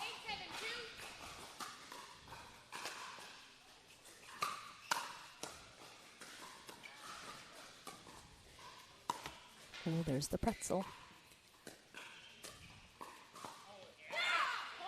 Oh, looks like that ball might have skipped right on that line. See if we can see it here.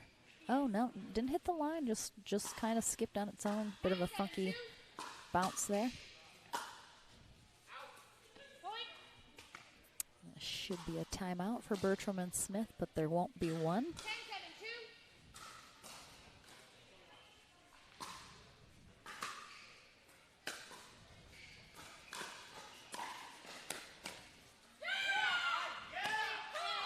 All right, so game three coming our way here in this second semifinal after Porter Barr and Ivy Cheddar battle back here to take game two. These are the 2 and 3 seeds here today, so it's going to be a tough matchup. We'll see how game three goes. We're back into the action right after this.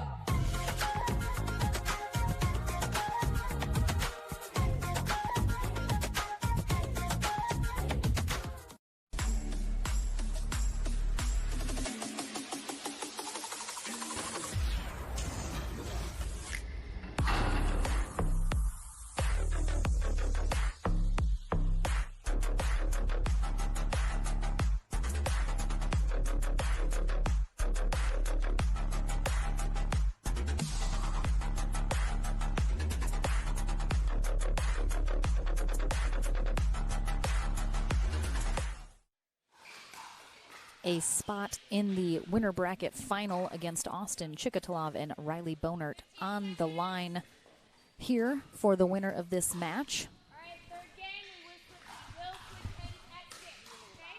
Everyone ready? All right, time in, 0, 0, 2.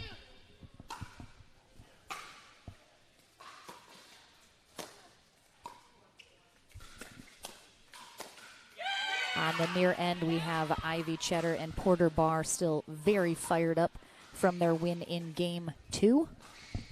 On the far end, they take on Ellie Smith and Eli Bertram.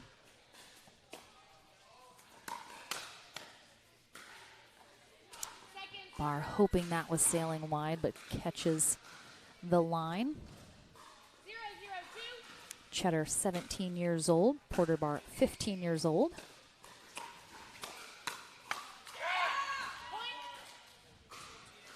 On the other side of the net, Bertram, also 17, and Ellie Smith, 0, 2. oldest of the crew at 23. Side out.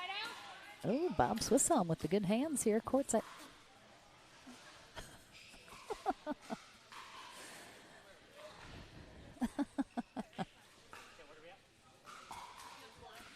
David the Iron Lotus Porter, Bev Jones Bar, a.k.a. the Galloping Peacock Spin Doctor. Just dumping that right in the edge. Unbelievable. Oh, that was a little out of my reach.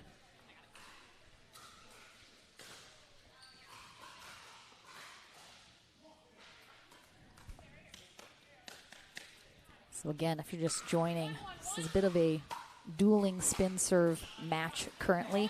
Extremely fast-paced. A lot of hands battles, a lot of speed ups. Not a lot of dinking going on. Second server. Which again, I do feel like you tend to have a faster paced game with younger players as well as less experienced high level players.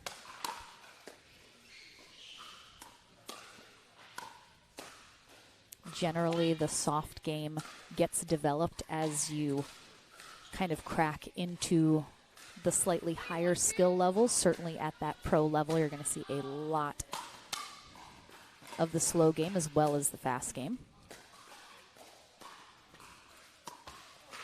Side out.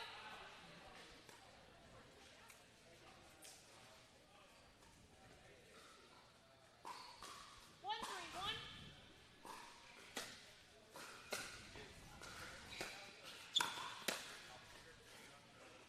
Second server. Just missing that back corner.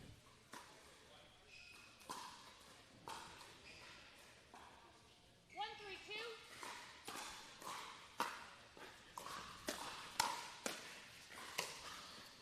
2. Good dig there from Cheddar, but that was a DJ. Did I see a DJ get busted out there from Eli Bertram? I think I did. That kitchen line.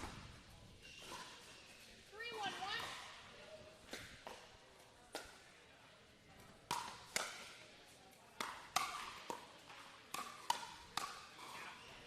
Second server. Again, definitely seeing when you have a faster paced game and a lot of speed ups, you're going to see a lot of out balls being played, which we're certainly seeing in this match.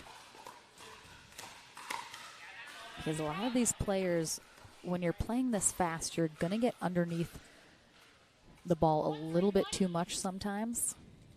And if these players manage to get out of the way, a lot of these shots would certainly sail long, but they're kind of committing to the next shot. 2, 3, 1.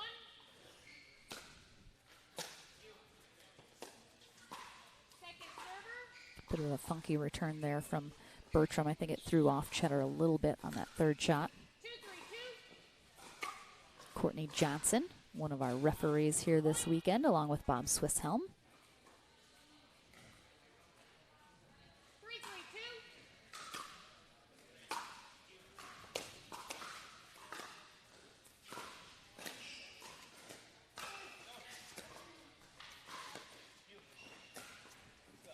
Side out. Again, not a super long dink rally, but considering that we don't have a lot of them, probably one of the longer ones we've seen.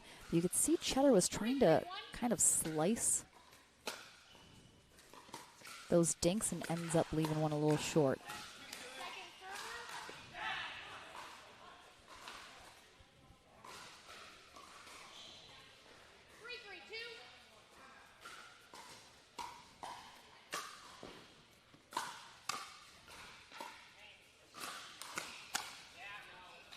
Yeah, Bertram overplayed his hand just a little bit there on that poach, kind of left a little too much open court behind him.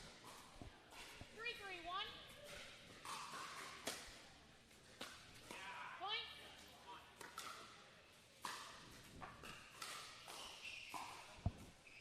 There's Mr. Barr right there in the blue shirt. When I first met him, I was like, yep, that I see Porter.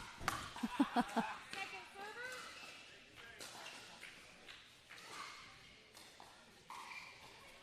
4-3-2. Point. We will switch ends at 6 here in this third game. Cheddar and Barr 1 point away from getting that. Let's see if the 5-3-2. Porter Barr spin serve will get them there. Not quite. Side out.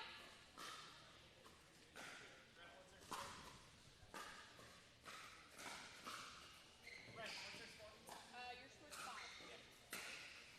3-5-1.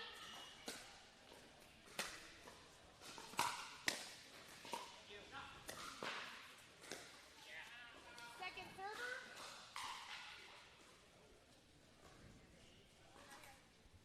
3-5-2.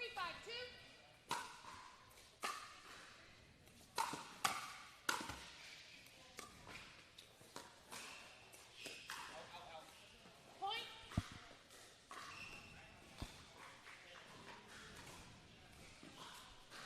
Four, five, two.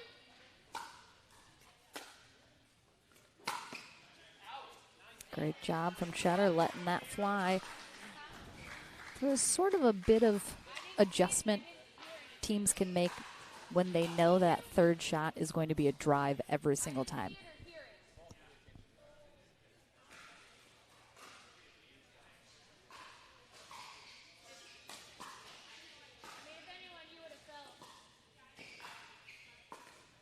Okay, I guess we're questioning whether or not Cheddar got hit with that ball. The referee did not see it, and Cheddar not saying she felt anything. 5-4-1.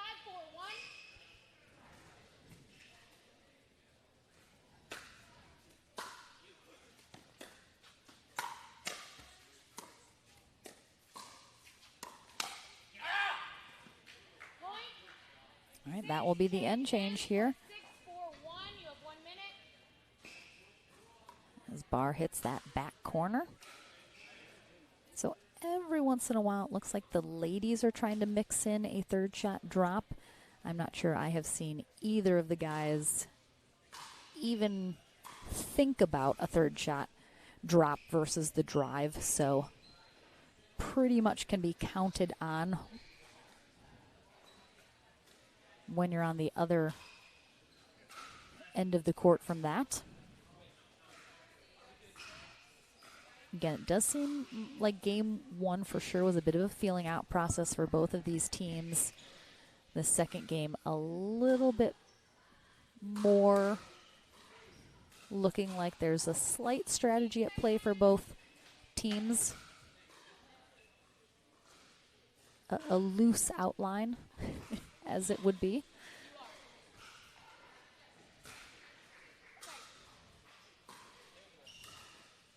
All right, after the end change, Ivy Cheddar, Porter Barr on the far end to conclude this match. Ellie Smith, Eli Bertram on the near end.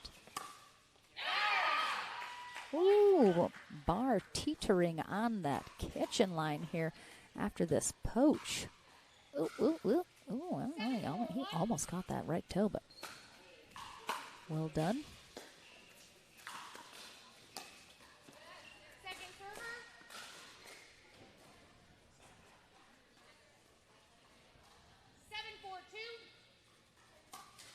Wow, the spin serve and the backhand slice to follow. A lot going on there. Oh, Barr literally takes one off the chin here, off the net.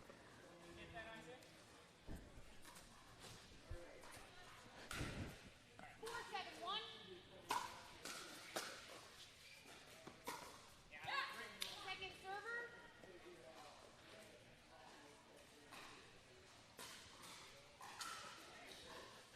4-7-2.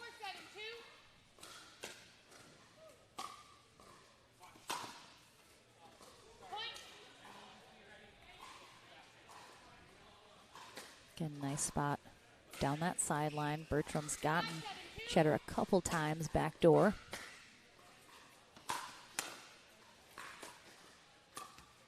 Point.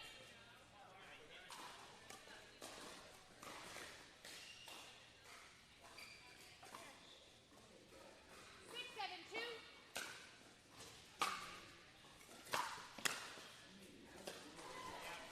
Side out.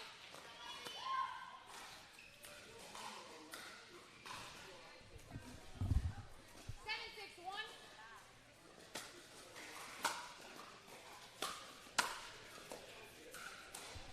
Second server.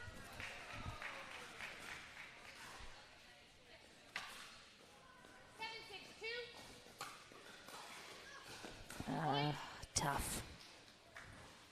Another ace there in the column of Porter Barr.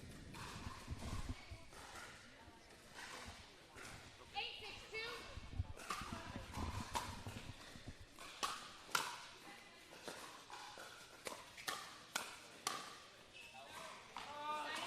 Again, that's tough. Barr is leaning, almost falling into that kitchen line. It's so tough to control a shot when you're not super balanced and have that really solid footing.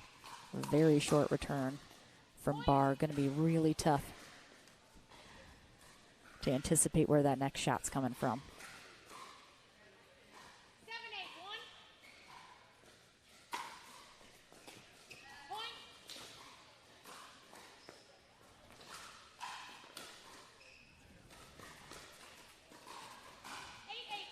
We are all tied up here in game 3. It's going to come down to the wire. I mean, that's such a nice setup right there from Bertram. The lob followed by the drive. That is something every player should really think about. Depending, you know, you got to do it at the right time, but really nicely done from Bertram. You can lob, push the player back, especially if they let the lob drop. Even if they take it out of the air, if it's a bit of a tough reach to get it, if you can follow that up by a drive as you're closing the net, it's a really smart setup. It's a bit of a self-shake and bake as well, but off of the lob. I'm saying lob too many times. Too many times.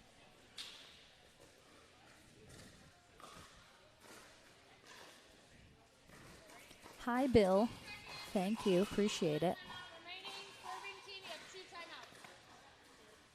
Line 9, yes. All right, time in. 9-8. All right, let's see if Barr and Cheddar can hold off this match. Getting away with it. There's the lob again. Ooh. Yeah, Barr frustrated with himself, saying you can't miss that. I mean, it is. He's a bit reaching out in front of him. Match point here. Ooh. Second server.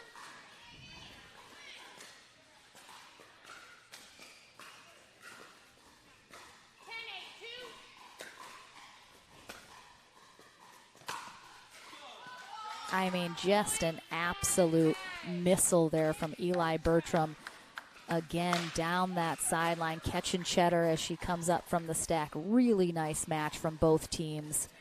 Really well played. I mean, look at that score. What a competitive match. So well done. I had to talk to Smith and Bertram, though, as they had to face Chikatalov and Boner in our winner bracket final. Stay tuned. We're definitely going to have a couple of those alternate men's doubles matches as well coming up here on center court. So stick with us. More pickleball here at Next Gen Dallas. Still to come.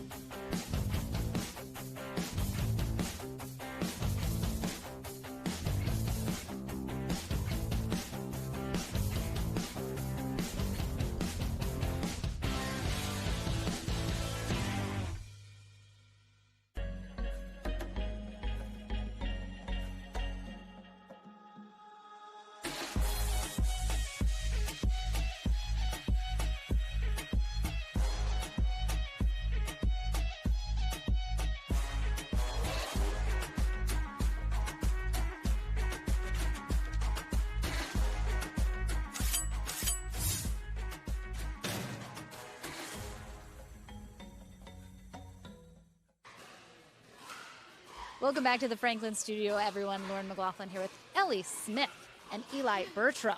They head to the winter bracket final. Oof. Yeah. You said your heart was racing. My heart was racing Yes. during that match.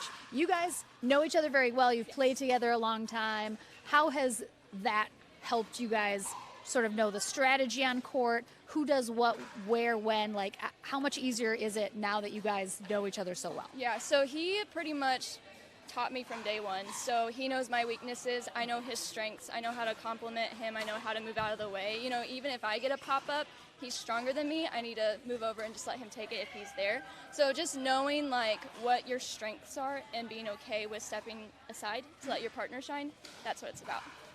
I like that.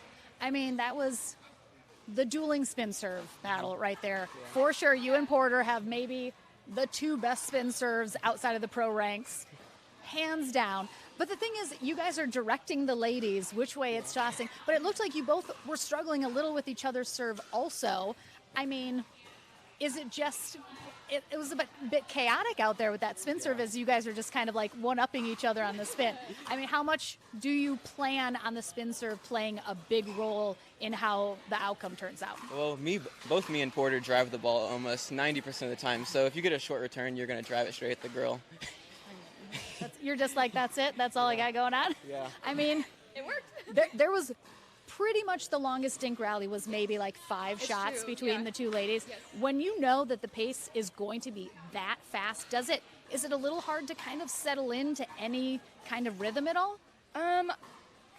I mean, I play with him all the time, and that's just You're his used to game. it. He just plays the hard game, and I'm all for that. I find it very effective, especially if you're going at the girl player on the other side.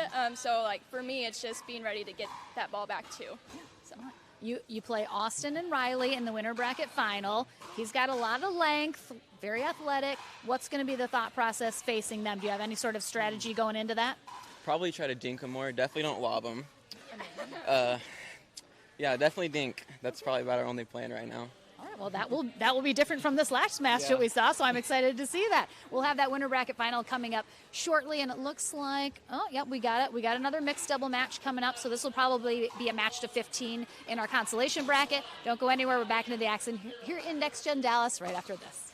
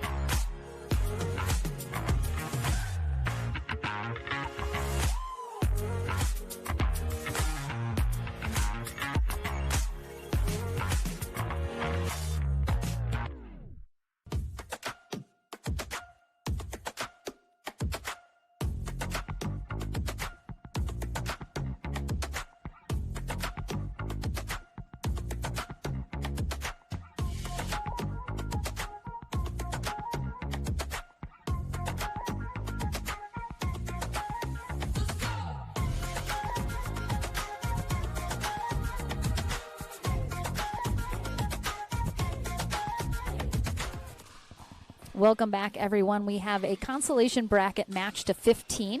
We have a new team that we haven't seen yet, and one is returning. So we have, I'm not sure which end they're going to be. I think they're going to be on the near end. We're going to have Sarah Williams in the black, 22 years old, out of Burleson, Texas.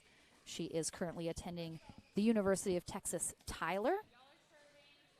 And her partner is AJ Kawaja, who just graduated from Texas Christian University. AJ, 22 years old, out of Fort Worth, Texas. And they take on new faces to us here on center court on the far end. And again, saw the last name, asked her how to pronounce it. Nothing like I thought it was going to be. We have Dylan Champagne, 18, out of Riverdale, Utah. She is a freshman at Utah Tech University. Wanted to make sure and give a huge shout out to her university and fellow classmates. And her partner, Anthony Gonzalez, but he goes by Toner, so we're going to call him Toner. He is 16 years old, out of South Ogden, Utah. So this is one match to 15. We'll switch ends at 8 to stay alive here in the bracket and hope to put some points on the board at the end of the weekend. If you're just joining again, every day we go all the way through a gold medal match. We do have first, second, third place finishers each day in all the divisions. However, the winner of Next Gen is determined at the end of the weekend when we accumulate all of the points and all of the results for the entire weekend. And then the top 5 finishers walk away with a little bit of cash. And the top 2 finishers get a free entry into the APP Houston tournament coming up in just a few weeks.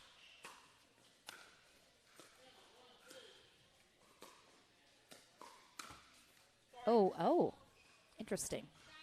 Champagne kind of thought she was just going to lay off that. It looked like it was probably going to sail long, but she ends up putting a paddle on it.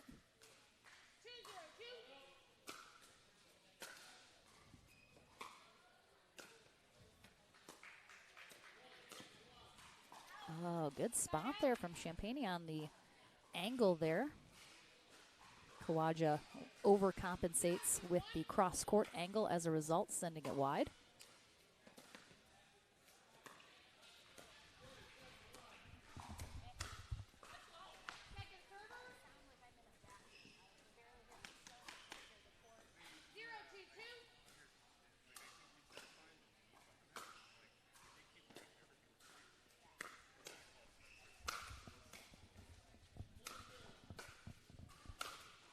Oh my God. I mean, what a great job from Champagne returning these.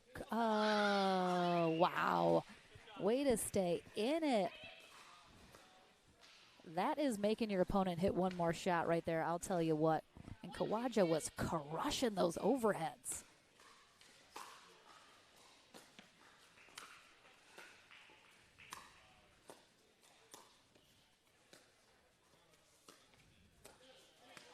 Just a little miss hit there from Gonzalez as he attempted to change the direction of that shot.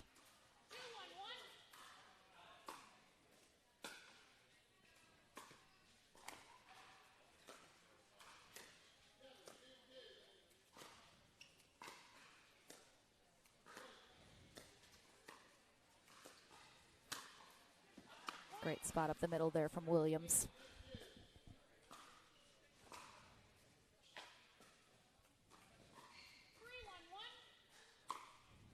Courtney Johnson, our USA Pickleball Certified referee.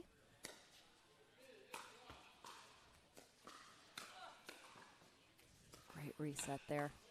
Oh, tough. Looks like Williams was just a little unsure about that. She did get jammed up right at that right hip. That was a great placed shot there from Gonzalez.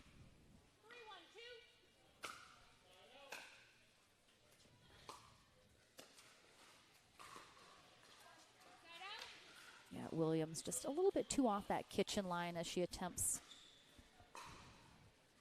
to dink that over the net. I think if she had been just a little closer to the line, probably would have been in a better position for that shot.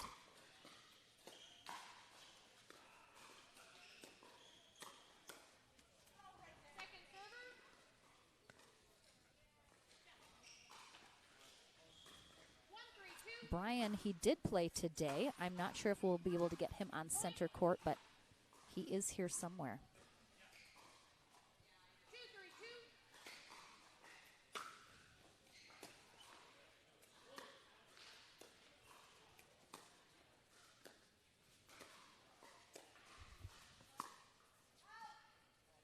2-3-2. Williams with a possible ATP opportunity there. She might have had the angle for it, but didn't quite execute well, got underneath it too much and just sails it long.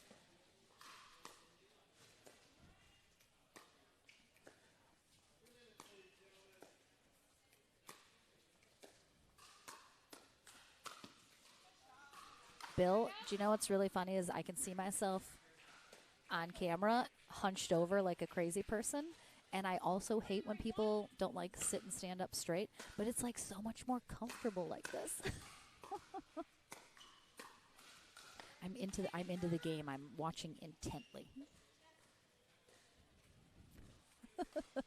I do have very good posture normally, I have to say.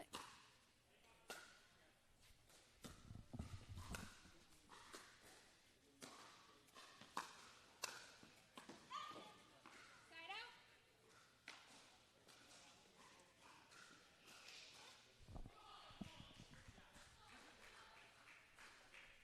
3-3-1.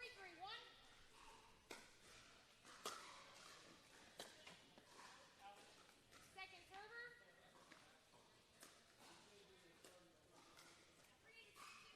3-3-2.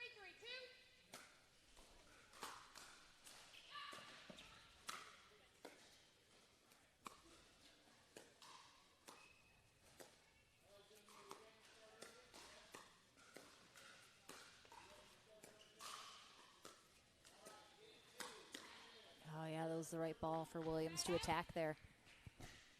Good patience though, waiting for that right one to just 3-3-1. be a little bit above the net. Point.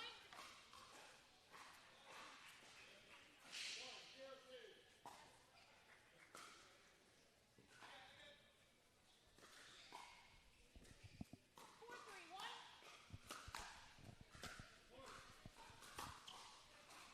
Oh, Champagne lets that fly. She thinks it's going long and it just drops in.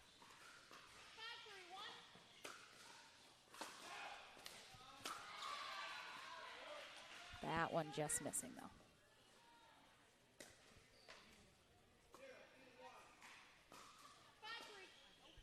5-3-2.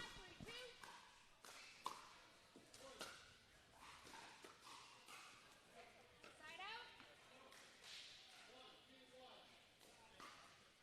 Again, this is just one match to 15. We'll switch ends at 8. Both these teams hoping to stay in the bracket portion of the day. Oh, really nice drop there. I mean, look at Kawaja. He was pushed so far off the line there on that drop. Probably would have been better served if he had stayed up at that line and taken that out of the air.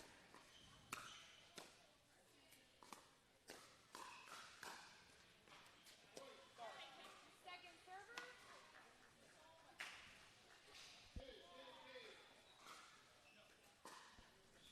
4-5-2.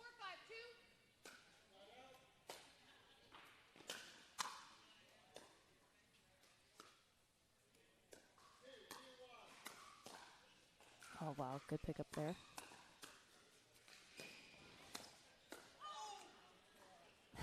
I think Kawaja yells himself because he knows how out that shot is if Champagne does not hit that. But she does, saves him.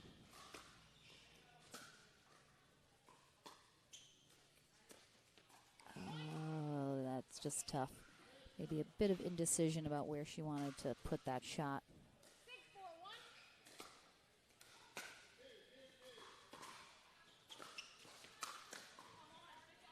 Point. All right, Williams and Kawaja looking for that 8th point to trigger the end change.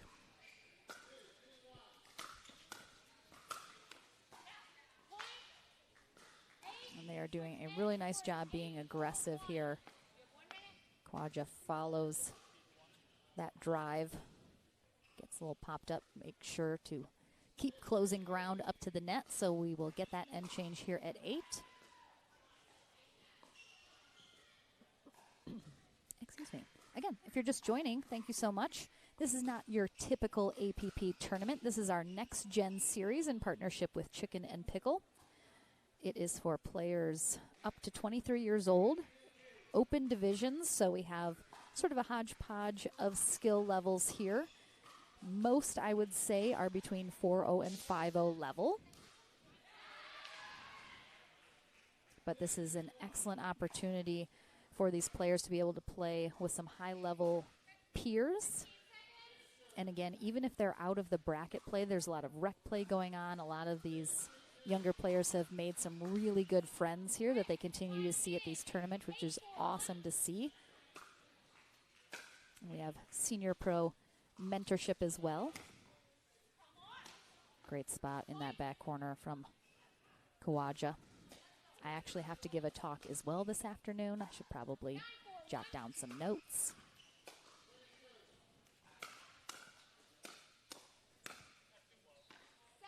I think Kawaja saying on that last shot, that's too low. Tend to agree. I mean, the second to last shot was a little low as well. Thought he could have perhaps tried to reset that, but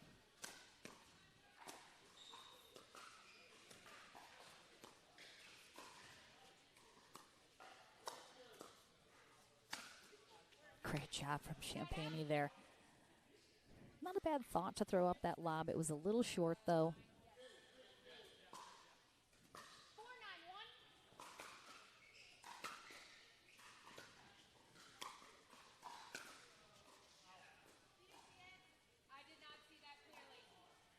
And that ball is called out.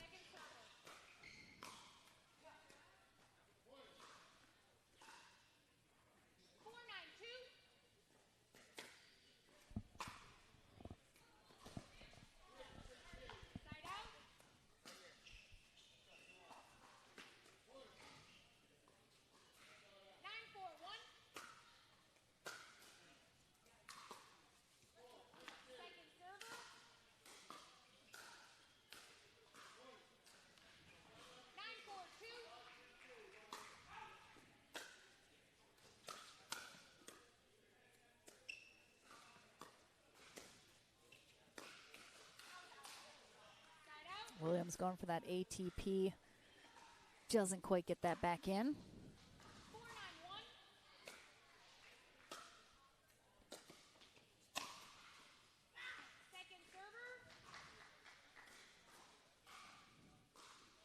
Bill couldn't agree more. Younger players see the game as a game of power. Definitely agree. It's why you see a lot more fast-paced action here at Next Gen. Not as much patience with some of these younger players for the soft game quite yet. Every once in a while, we'll see some dinking, but certainly not the long extended dink rallies of generally 5-0 in the pro brackets that we are used to seeing on streams.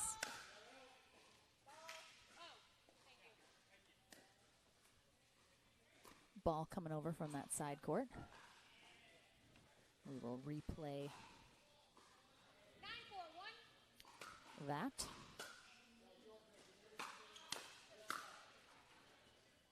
Got it. Looked like Champagne and Gonzalez didn't quite even turn their heads quick enough to see if that ball landed in or not, so they couldn't really make a call. Definitely think it was in. Great pick up there.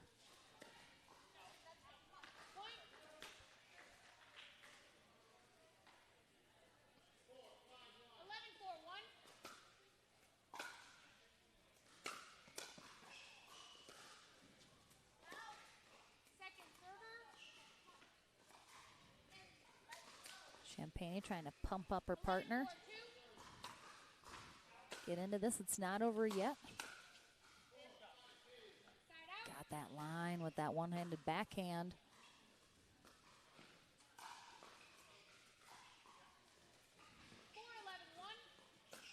Right. A little bit of a hill to climb here for Champagne and Gonzalez. And Champagne has the same paddle toss that I have seen from JW and Georgia Johnson. I like it.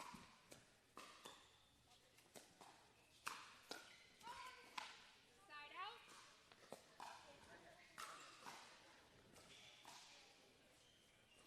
Just tough. I mean, Champagne knows she leaves that up a little too high, and she's expecting it to come back fast. Tries to recover, but really tough to do. Ooh, Kawaja getting aggressive.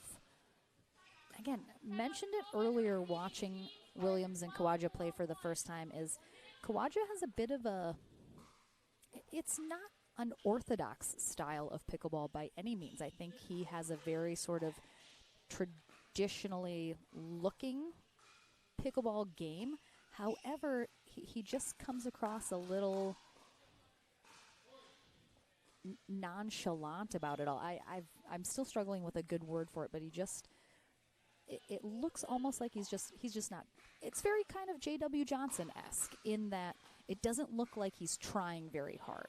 He certainly is, and he's being very athletic in his movements, but doesn't bend his knees a ton, doesn't have a super athletic stance when he's playing, which is interesting to watch because really good player, really fun to watch, but sort of a different style than I'm used to seeing. Time in. 12-4-1. Very casual. He's kind of a casual looking player. Maybe that's the word I'm looking for.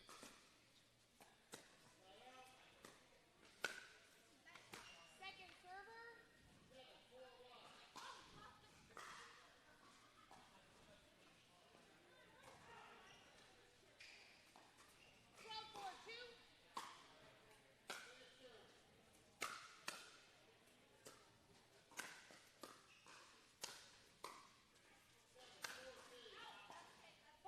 Again, make your opponent hit one more shot. Looks like Williams and Kawaja are in trouble here. They're on defense. They're just throwing up some lobs, trying to, again, create a situation where an error happens, and they got one. Good switch there in the middle of that rally.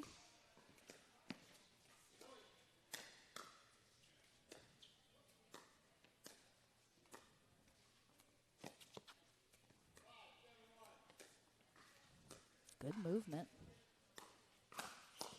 Oh my gosh, again. Great pickup. Wow. All right, they got him back on D. Wow. This is what I love about Next Gen so much. Brand new players I've never seen before. So impressive. Every single one of them could kick my ass. Just saying that right now.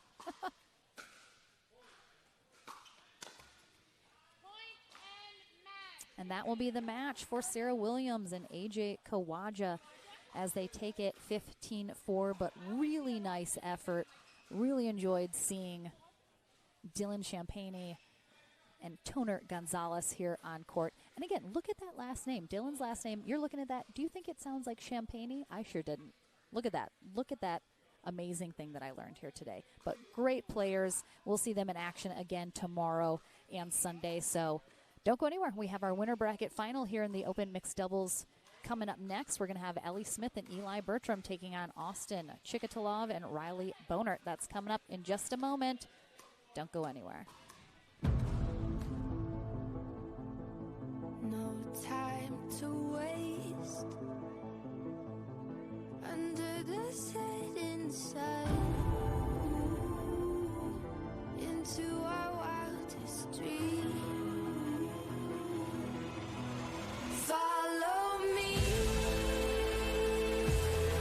into our wildest dreams, our wildest dreams.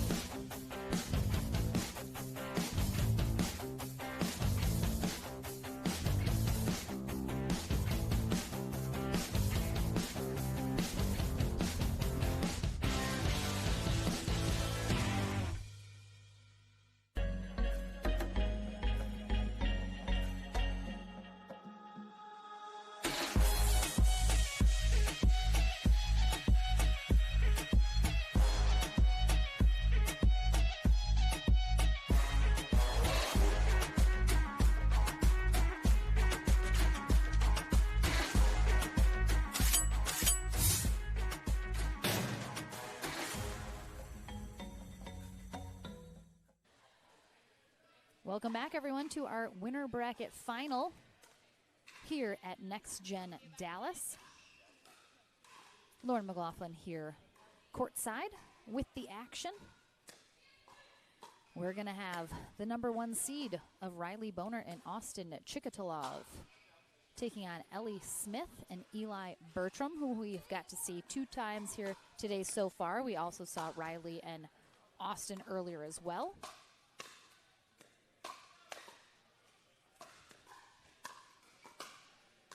We'll have just a final few moments of warm-up here before we get into the action. Winner of this heads to the gold medal match. Loser will head to bronze. Very similar format as any other tournament the APP runs. Double elimination. You can work your way back through the back draw into that bronze medal match. Again, though, the difference here for Next Gen is each day, depending where you finish, you will get a certain number of points that correlates to your finish. And then at the end of the weekend, we add up all the points for all of the players. And the top 5 finishers will walk away with a little money, $15,000 on the line here today. And again, that's for most of these players, they're not generally playing in a bracket where money is on the line, and certainly they're not winning that money if they are. So this is a really cool opportunity for some younger new players to perhaps, you know, win some money that they wouldn't at a normal tournament, which is super cool. Oh, great resets. Ellie Smith, she is just absolutely stoked that she just came out on top of that exchange with Austin Chikatalov, who, trust me, at 6'5", is a bit of an imposing presence on the other side of the net. 0-0-1.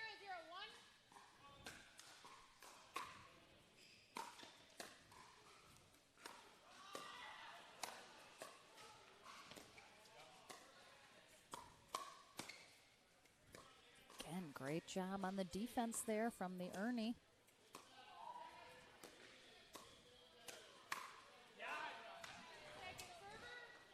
We did hear Smith and Bertram tell me in their interview after their last win they were planning on slowing it down a little bit here, doing a little bit more dinking, which we have seen for sure from them coming out here in this first game.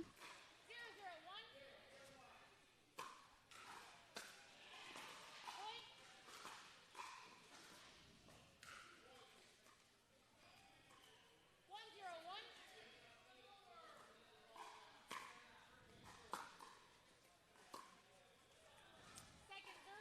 Smith and Bertram are our number 3 seed here today. 1-0-2.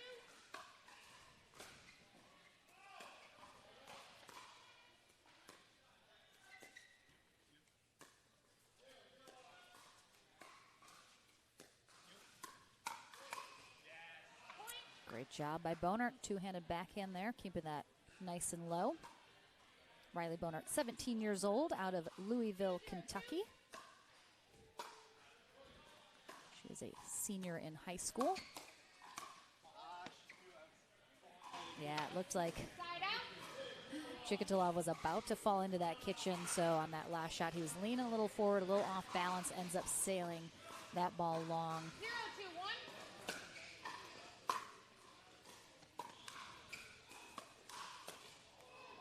0-2-1. Chikatalov, 23 years old,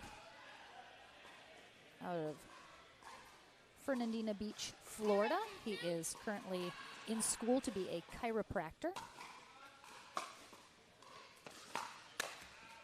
Point.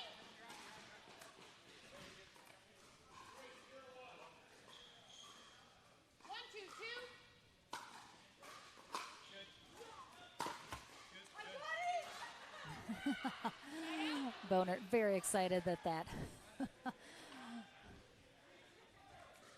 did not come back over the net. 2-1-1.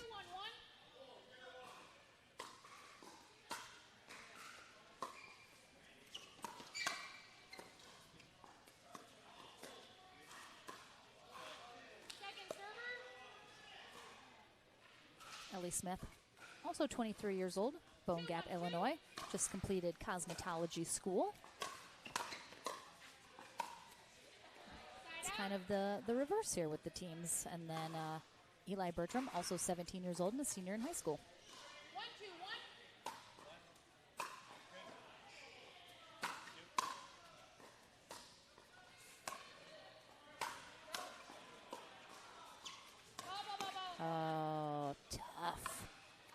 And Bertram were just making their move up to the net, turning that defense into offense, and the ball rolls over from the other court.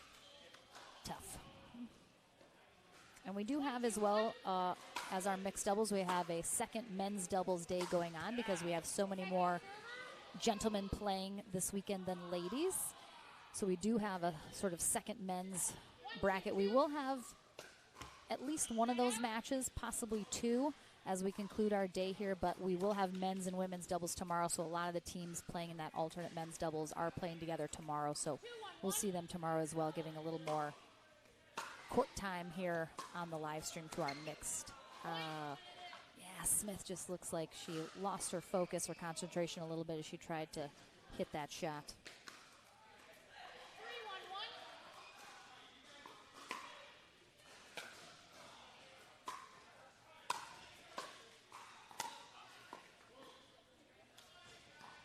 Second server. 3-1-2.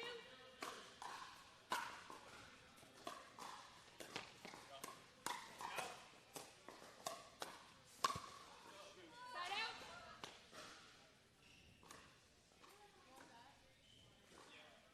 Amy, we do not have a schedule of when players will be playing, unfortunately. You can sort of watch the bracket on pickleballtournaments.com, and it will show who is coming up next on center court. If your friend is in the back draw, there's a good chance they will not make it on center court for the rest of the day as we're getting closer to the end. Certainly possible still if we bring some of those consolation matches, but definitely look in the bracket, see where they're at, and then let me know who they are, and I might be able to give you a heads up. All right, so, all right, looks like we were checking that ball possibly for a crack. There was not one, though, so Courtney, our referee, reminding the players you can't just replace the ball because you feel like it. It's got to be an issue. 2-3-2.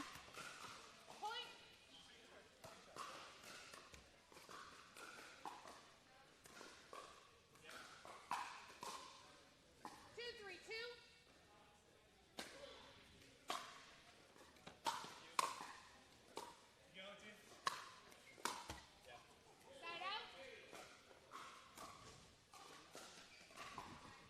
Bertram did tell me he wasn't going to be lobbing Chikatalov, but I guess the lob's still fair game if he's going over Bonert's head.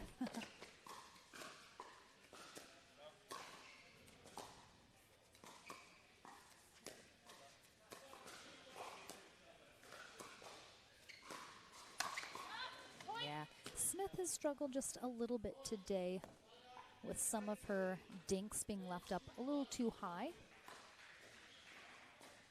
Not something she does necessarily a lot, but every once in a while. And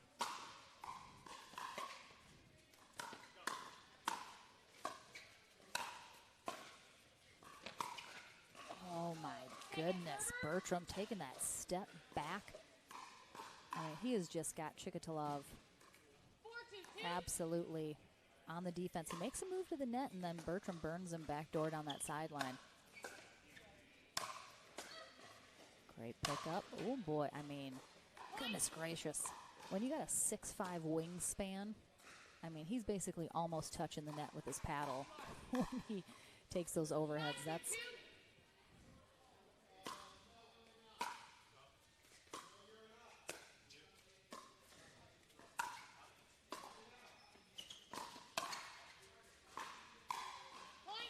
Bertram thinks that's going long, calls off Smith from hitting that shot, ends up staying in. 6-2-2.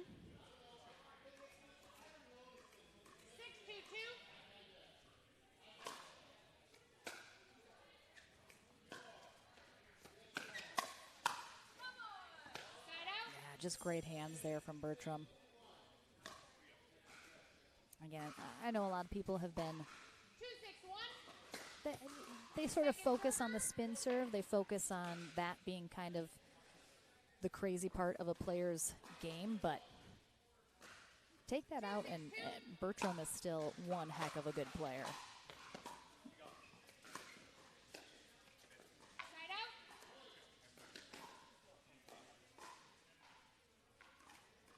6-2-1.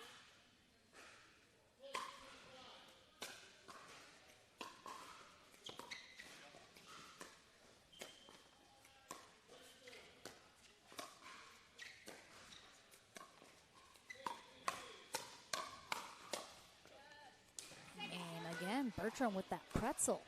Starts it off here as he shows the backhand, flips it around, flips that forehand, starts off that exchange, and again, he's got the quick hands to finish it.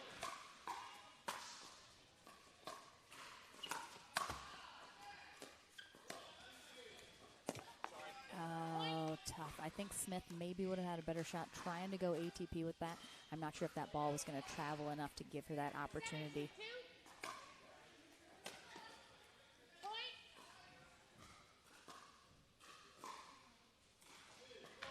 And again, these courts are a little tight. Chicken and Pickle do not design their courts for tournament play. They design it for all the fun people that love to just come all during the week and play some fun pickleball.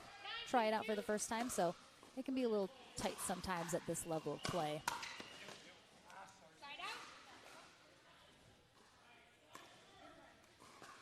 I can hear behind me Ken Herman is, I think, playing some drills and some games with our players that are currently out of their draws, which is always one of the best parts of these next gen tournaments.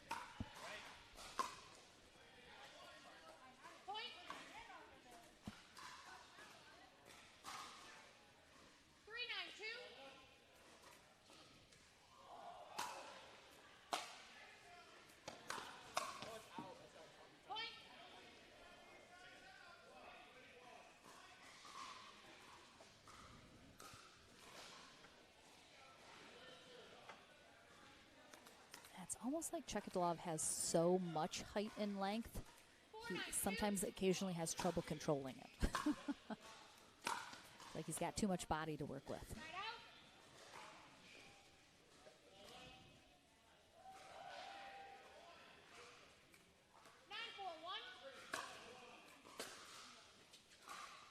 Ooh, right on that baseline. Great return there from Smith.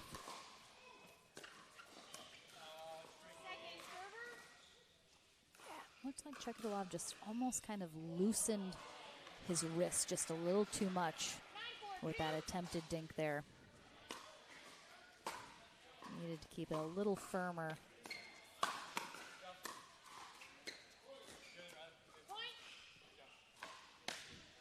Good morning, Oda.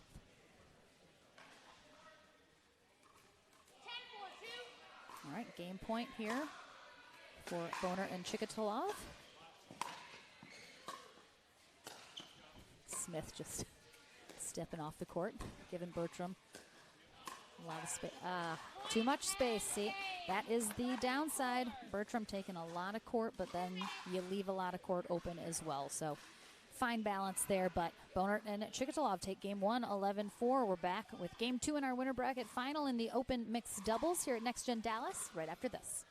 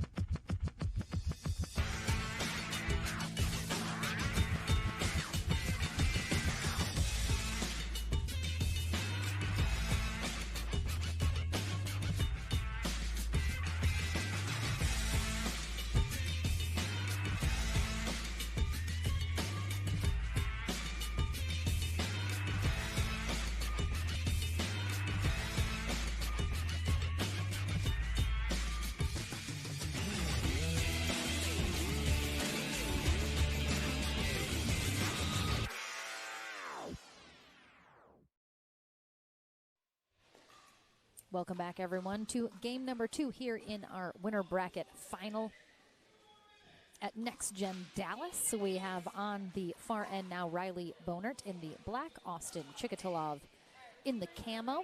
Can't even see him. It's like he's missing his upper half. Where is it? Ah. On the near end, Ellie Smith, Eli Bertram looking to fight back into the second game here. Force a third possible shot at the gold medal match.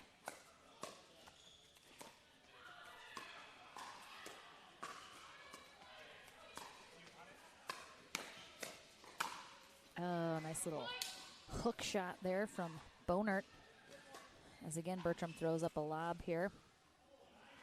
Yeah, Chikatalov, good cover, but pulls himself a little. Oh. Little net cord. Thought Bonert was going to be there to recover. Looked like that ball took a bit of a funky spin off that net.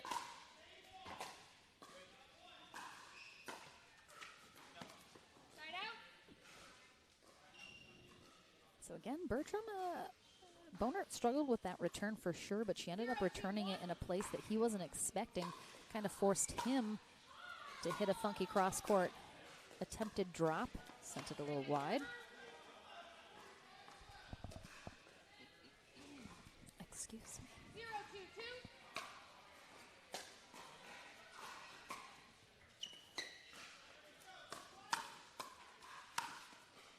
Side out. Bertram taking a little bit off the power there. Turning it into a little bit more placement on that overhead. Well done. A lot of times younger players do generally feel like they have to hit an overhead with every ounce of strength that they can muster in their body, which again, they will learn that's not necessarily beneficial every time.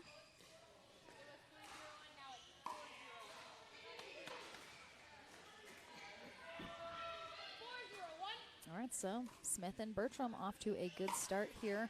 Looks like Bertram has, again, really ramped up that serve here, trying to make it work for him. Oh, boy. Oh, it clipped him. Clipped him. I mean, that ball was literally a line drive to the back fence, and it hits Chikatalov.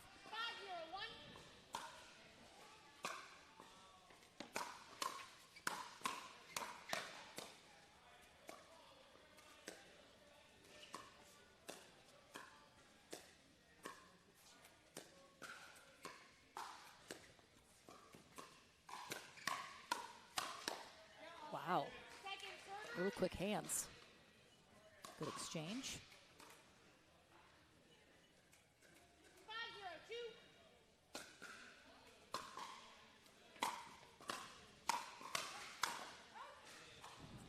5-0-2. Chikatalov hits one out ball, lets the second one go. 0-5-1.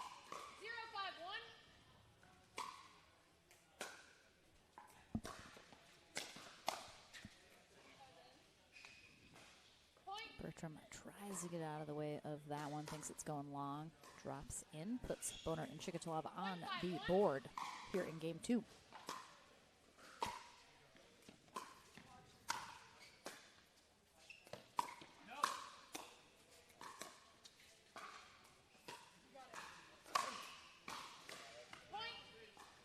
It's a little tough. Bertram does a good job running that down, but he is in the far corner, and they don't switch, so essentially leaves the entire court open for the next shot. Tough to cover that much.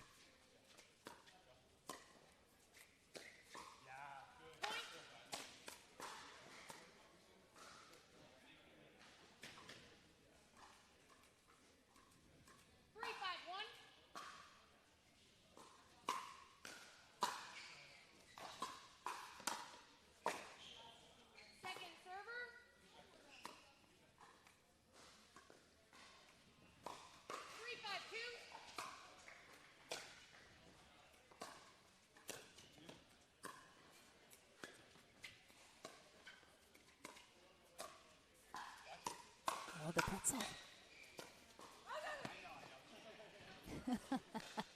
Bonert thought Chikatalov was going for this final shot. He said, no, I know I wasn't going to hit it. Again, that pretzel.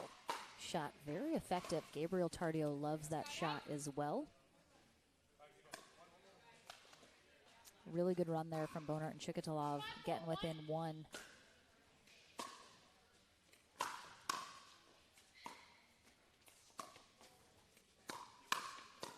Ooh, nice pickup. I mean, I'm used to watching, you know, very high level pro play and the hands battles that they have at that level. These hands battles might not be as precise. 4-5-1. Not as much execution, perhaps, but they are just as fast. The ball is absolutely flying here. The reaction time between these young players is phenomenal to be able to stay in some of these hands battles as long as they are.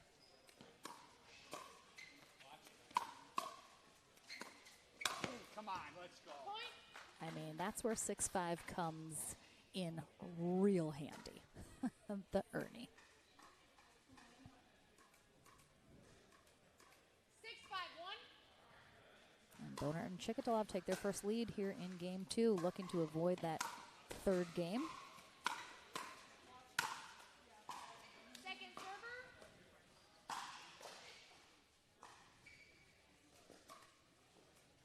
6-5-2.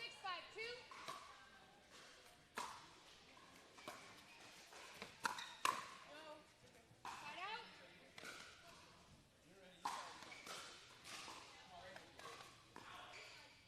5-6-1.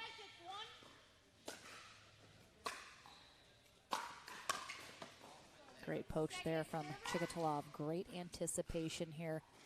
So you see him sort of recognize and go over. It looked like he was starting to make a move early, but he didn't really fully commit until he knew for sure that he had what he was looking for. Side out.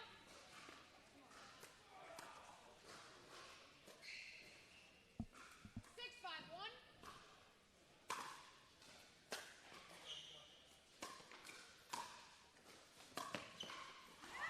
Oh, he got it. I did not. I knew he was getting to it, no question. But thought he might have overdone that shot, but he gets it.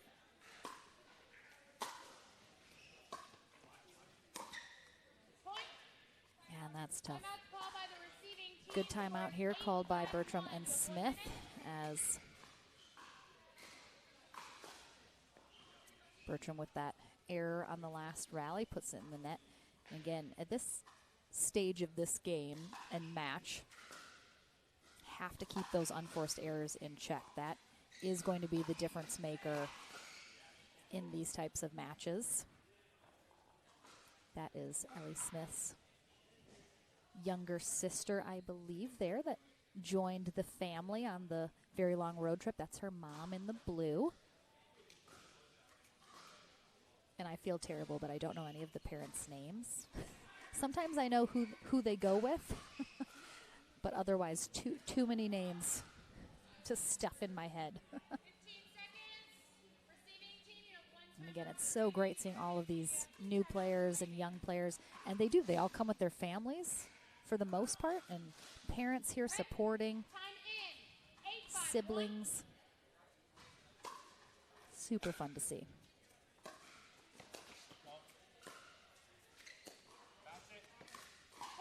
Smith pushing that a little wide. They may start to feel like this is slipping away from them, which can sometimes put a little pressure on yourself. Causes some errors maybe, if you're trying to do a little too much.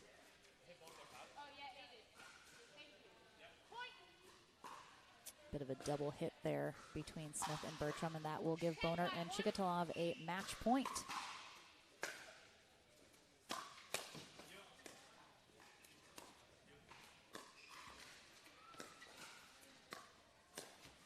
Woo. Second server. Smith says that was payback from earlier. I thought he had it. I mean, he did. He had it right there. He just 10-5-2. second match point.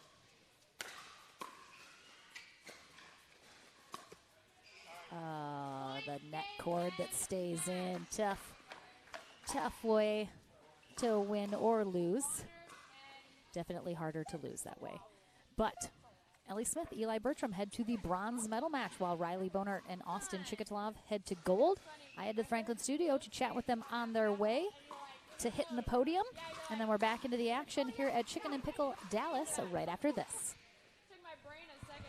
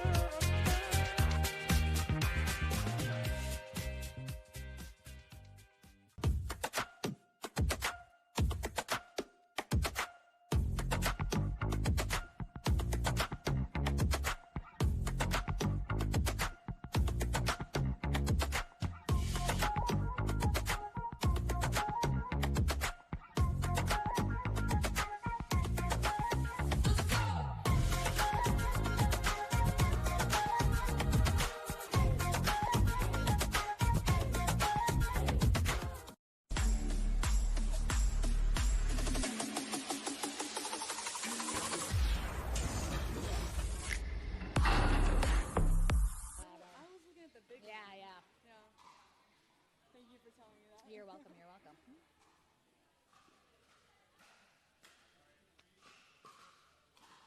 Welcome back to the Franklin studio. Lauren McLaughlin here with Riley Bonert and Austin Chikatalov, as now they are heading to gold.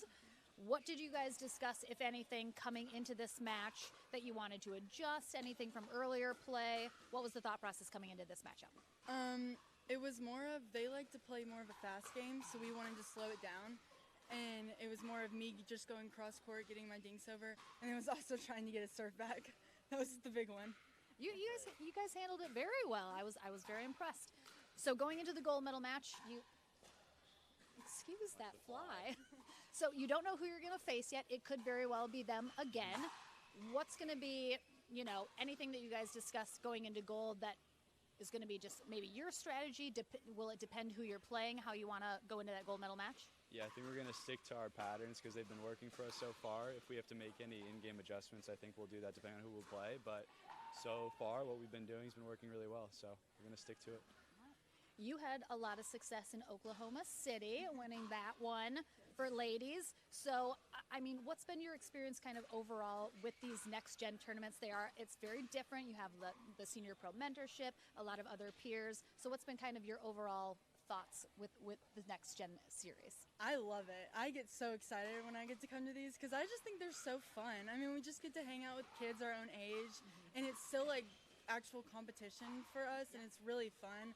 And me and Austin, like, we play a lot on like the APP tour, the PBA tour, so these are like good practice too. I love it. You also had some good success in your first one in Oklahoma City. So this is just your second appearance so far.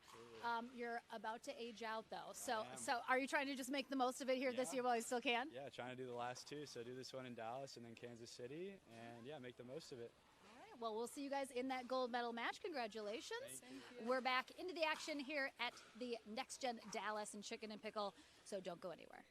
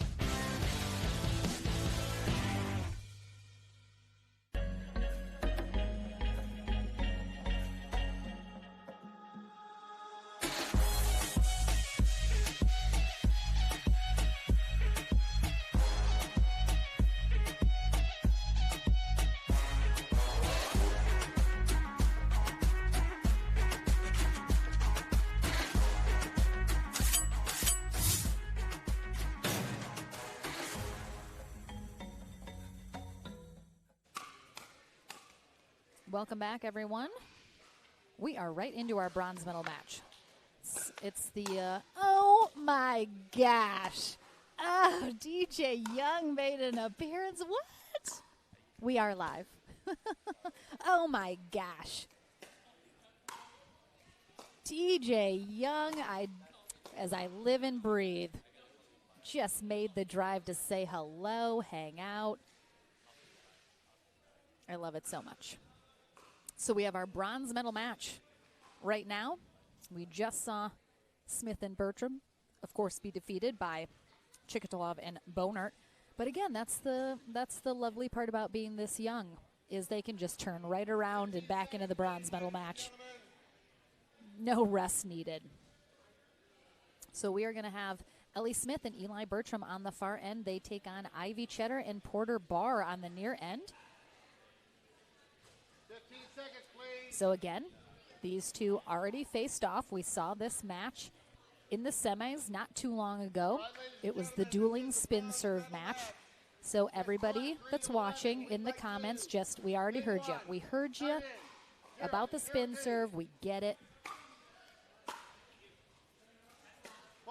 It's going to be long there from Bertram. Bob Swisshelm is back as our USA Pickleball certified referee. Oh, Cheddar clips the top of that tape.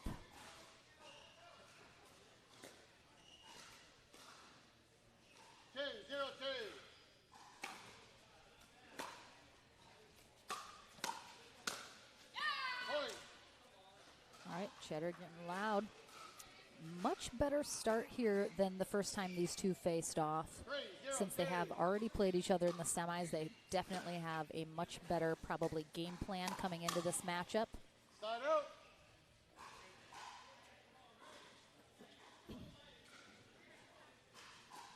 Again, this is a true double elimination style format, so that's how Barr and Cheddar made it back into the medal rounds after being defeated in the semis.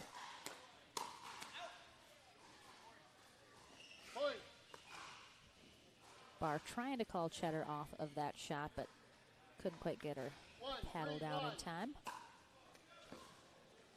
I mean, Porter Barr with the thumbs up. That serve was disgusting. 2, 3, 1. Point. 3, 3, 1. Point.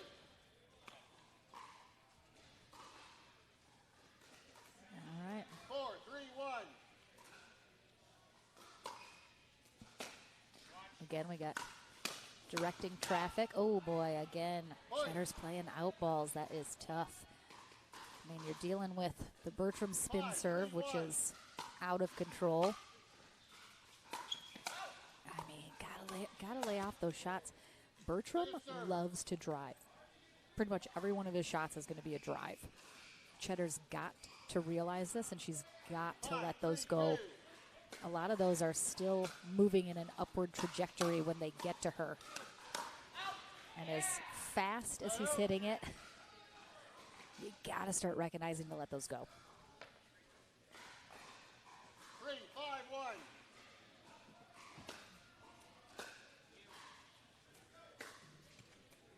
Second server.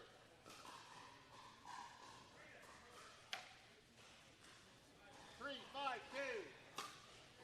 2.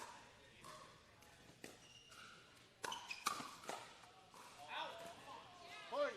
Good poach there from Porter Barr. Excuse me.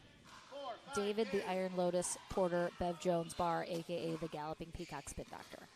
That is his full legal name. Oh, Side out. again, couldn't quite tell how close to that line Cheddar was, but Cheddar, 17 years old, out of White Bear Lake, Minnesota, while Porter Barr, 15, out of Boise, Idaho.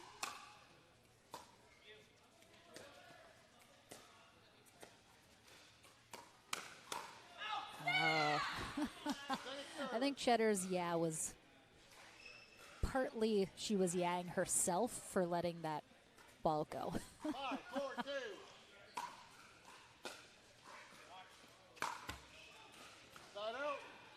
Cheddar, a very fiery player. Love to hear her get vocal out there. 5-1.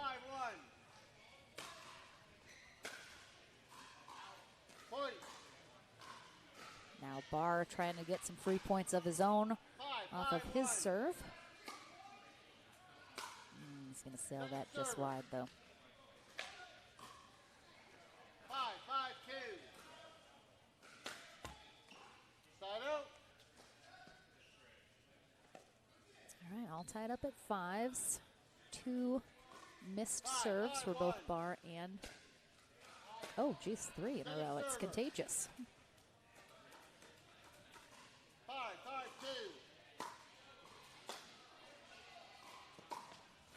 Oh, oh yeah, just long. Side out. Don't often see the third shot lob. Can be successful every once in a while. Yeah, just good spot there from Bertram. Again, took a little something off of it and made sure the placement was precise. 5-5-2. Side out.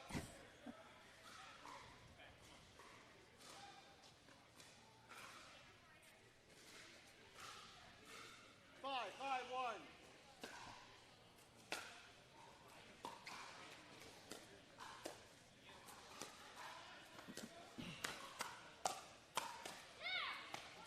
Point.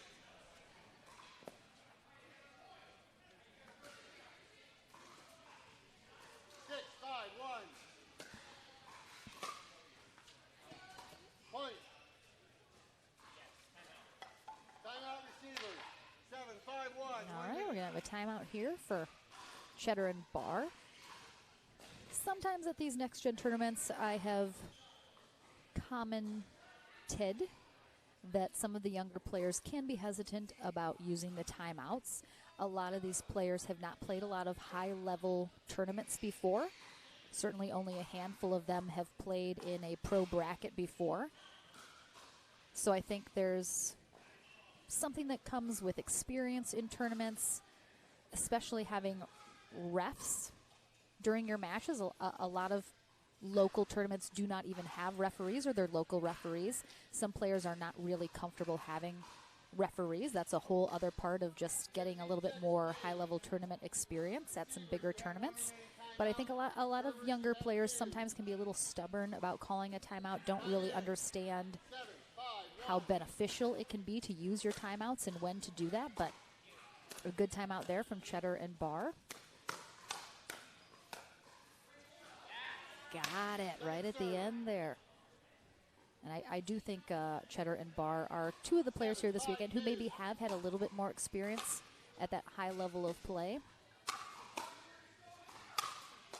Both of them have played in some pro brackets before. 5-7-1.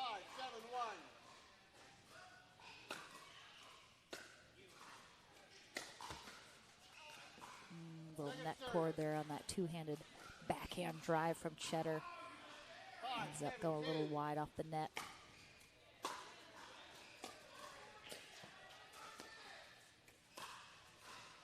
Nice lob there, Point. but misses the put away. That's, I mean, such a perfectly placed lob and then just too much angle. Point. Excuse me. 7-7-2.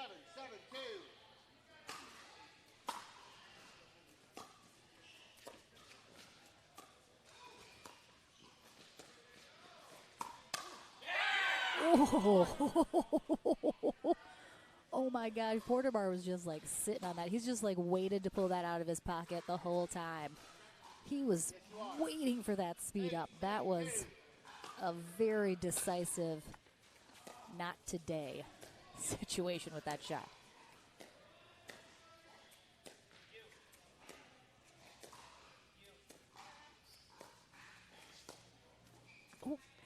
Oh, tough. Smith, of course, not expecting that to hit the net. Her weight's a little in her heels as she's making a move to the right for that cross-court dink.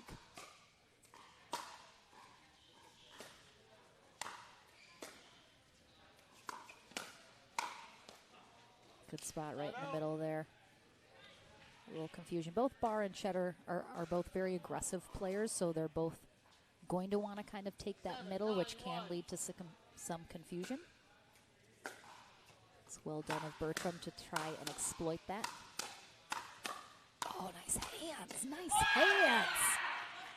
My goodness. I mean, 7-9-2. I just forget every next gen tournament that I go to how outrageously impressed I am with these young players.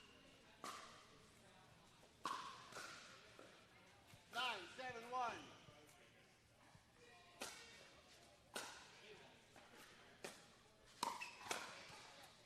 Second server.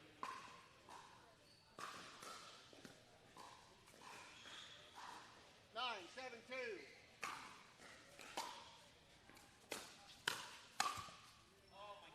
Side out. Porter had a nice juicy steak sitting up there for him. Just 7-9-1. couldn't finish. Tough spot. We've all been there.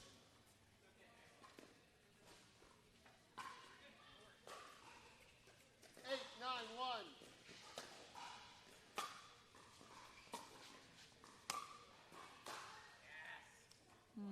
Again, a little confusion there. Smith thought Bertram was taking that. 8-9-2.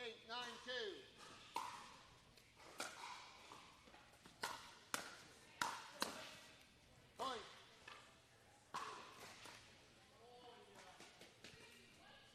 9-9-2. All right, tied up at 9s. Very close game one here.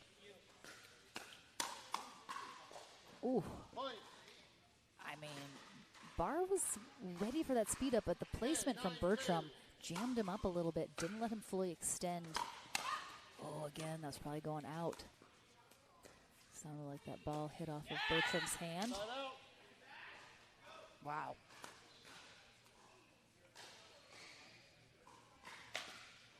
Oh, Mark, I feel like DJ would absolutely not do any commentary. I will ask, and I anticipate he will say no. Point.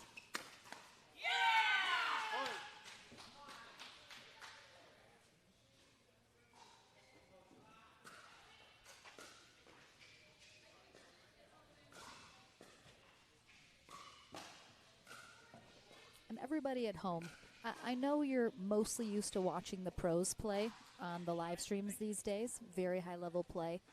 This isn't that. So just change your mindset into what you're looking at. Don't expect it to be the same. Take it for what it is, enjoy it for what it is. Be encouraging to all these wonderful young players who are trying to develop their game, hopefully make it to that pro level. But these aren't pros. 11-10-1.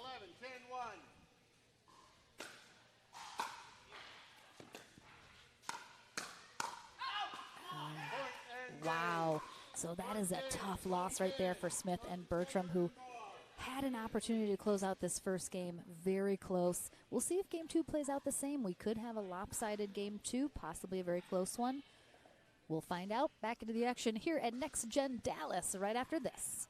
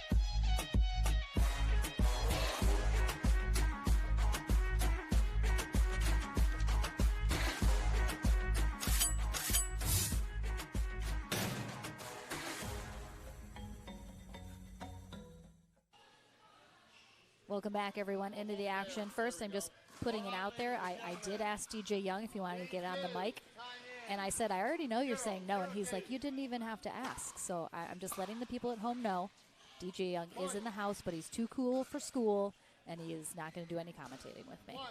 1-0-2. All right, Ellie Smith, Eli Bertram now on the near end. Take on Porter Barr and Ivy Cheddar on the far end.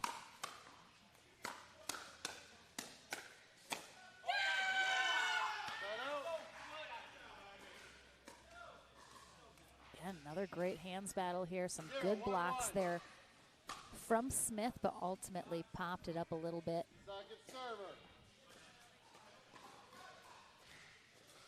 0-1-2.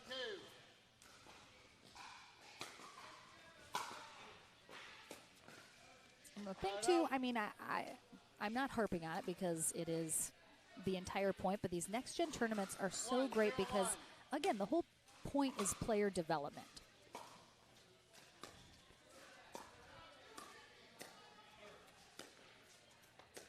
So a lot of these players, again, there's things about their game they're looking to improve, to work on. There's certainly, you know, room for improvement in terms of strategy, in terms of recognizing, you know, opportunities that are there, the right shot at the right time, good patience, slow game, all of that good stuff. Oh, Smith doing her best there to try to get a paddle on that Porter Barr serve. Couldn't quite get it done. But again, you know, a lot of them have never played on a Center Court live stream. It gives them a really good opportunity to have something to go back and look at, watch the way they played, learn from it, you know, make some mental notes as they go into their next tournament or match. And that is the entire point. We're just trying to develop these young players as they move into a possible career in pickleball, looking to maybe go pro. Not all of these players will be able to do that, but that's like any sport. So I love it. I absolutely love seeing the talent in these young players.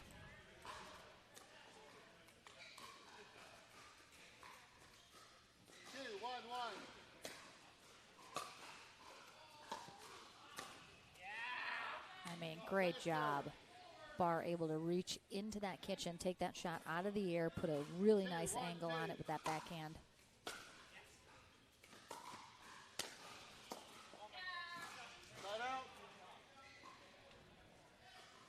Again, this is our bronze medal match. So loser will be our bronze medalist. Winner will head to the gold medal match where Riley Bonert and Austin Chikatolov are waiting.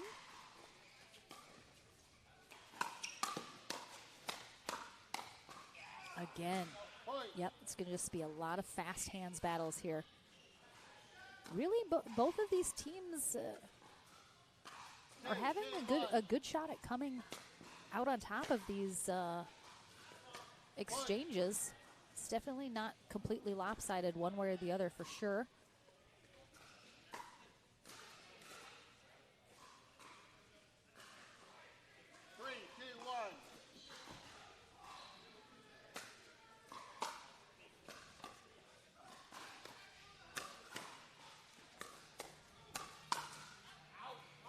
It's going to be wide again. This is an open bracket, so it's strictly age right now is the limitations here for next gen. So we have a wide variety of skill levels. Certainly you can look up all of these players on pickleballtournaments.com to see what their official rankings are. I would say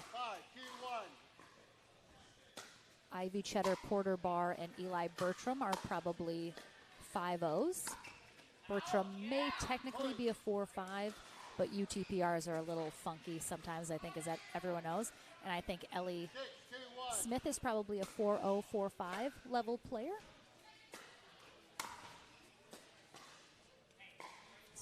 So again, I'd say the range of the majority of the players here this weekend are going to be 4-0 to 5-0.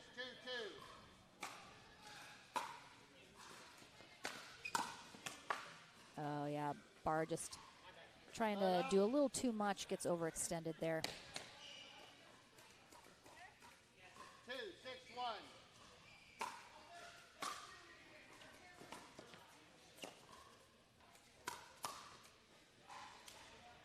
Point. So running our production this weekend is Mitch DeVoe. Mitch, you don't have technically a name for like your own deal, do you yet?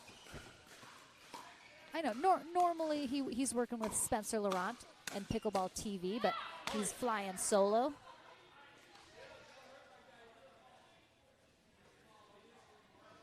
Well, not solo. He's got help. 4, 6, 1.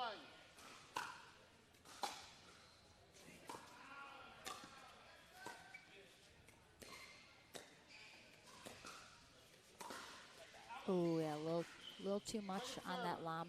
Bertram has thrown up a handful of lobs throughout the matches we've seen. He has been generally successful with the lob. You have 4. Yes, it is. 4, 6, 2.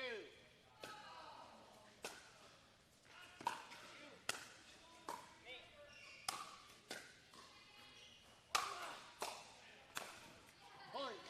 And there's that confusion in the middle between Cheddar and Bars. They just give each other a look.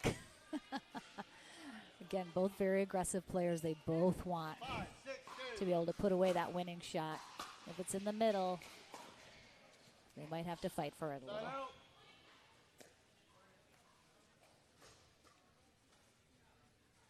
6, 5, 1.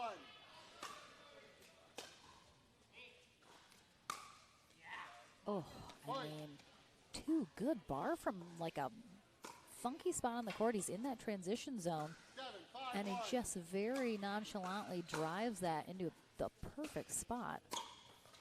Tough to do from that spot on the court. Can be difficult to not put it in the net. Wow.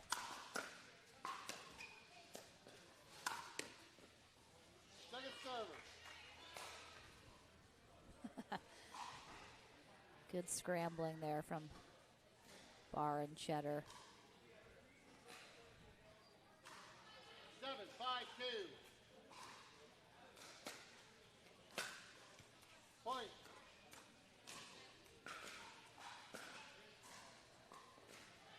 8, 5, 2.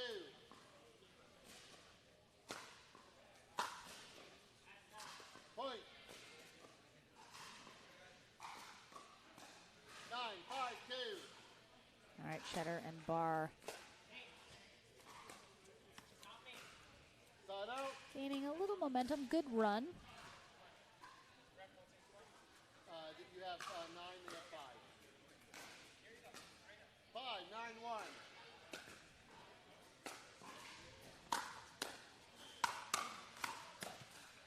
Point. Again, Bertram he wants to drive and be quick with every shot. Bar and Cheddar know this. They're adjusting to it pretty well. Point. But again, he's just kind of everywhere. If he gets something that's a little high and attackable and he starts the speed up, 7, 9, 1. he can do a good job finishing it. He's got very fast hands. I mean, come on, he's sort of playing singles out here, if we're being honest. But Ellie Smith, she has said many times, you know, she is more than happy to just kind of get out of the way and let Eli do his thing. She knows that is how he wants to play. She's just kind of there as backup when needed. But for the most part, she is going to let Bertram just take over as much as possible. He has gotten burned a little bit, given up too much court. But, I mean, these last few rallies have been all Eli Bertram. And I don't know if his hand got hit. Looks like we're looking at that right hand a little bit.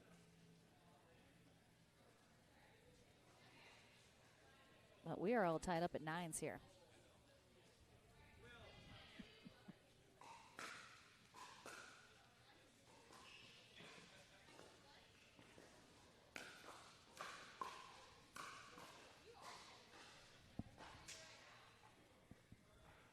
All right, so again, Smith and Bertram are playing like they know what's on the line. They have to win the second game to force a third if they want a shot at that gold medal match. Yes, you are.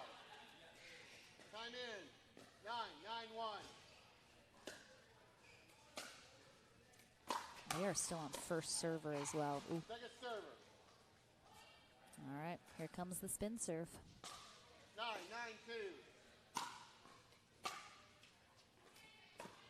9-9-2. Ooh, a third shot drop. Side out. I'm not sure I've ever seen a third shot drop out of Eli Bertram this whole day.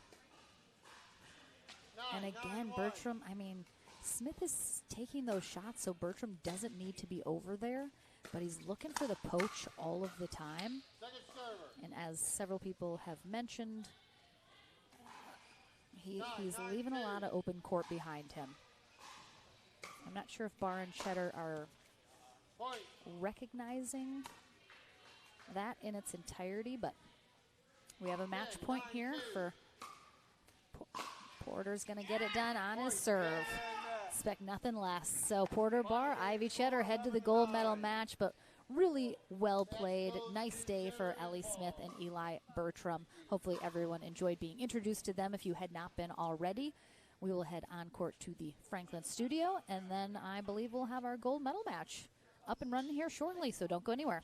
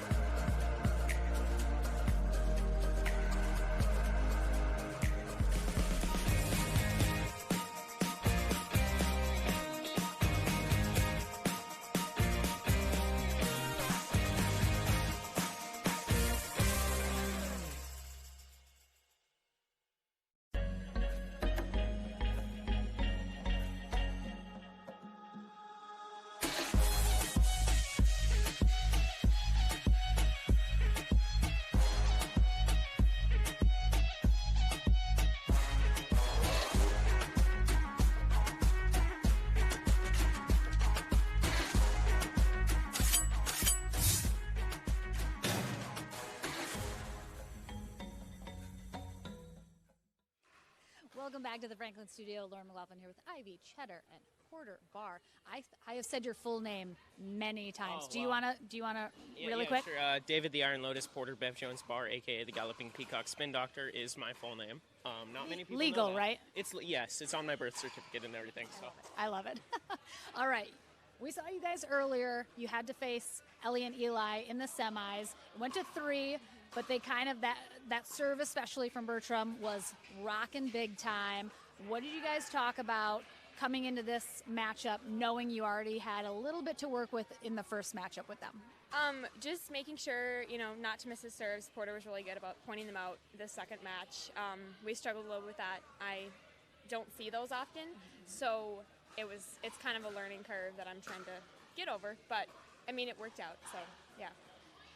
So the first time you guys faced them, it was a little chaotic. It seemed like you guys were trying to figure each other out. It was very fast-paced, not a lot of slow dinking, any of that. It seems like your style is generally a faster-paced game, but did you have a little bit more focus, a little bit more of a strategy going into this matchup? Well, honestly, I didn't really have much of a strategy, but it just seemed like when I hit the ball, it went back over, and we won the points. So, I mean, that was helpful. But, I mean... Inside the lines? Yeah.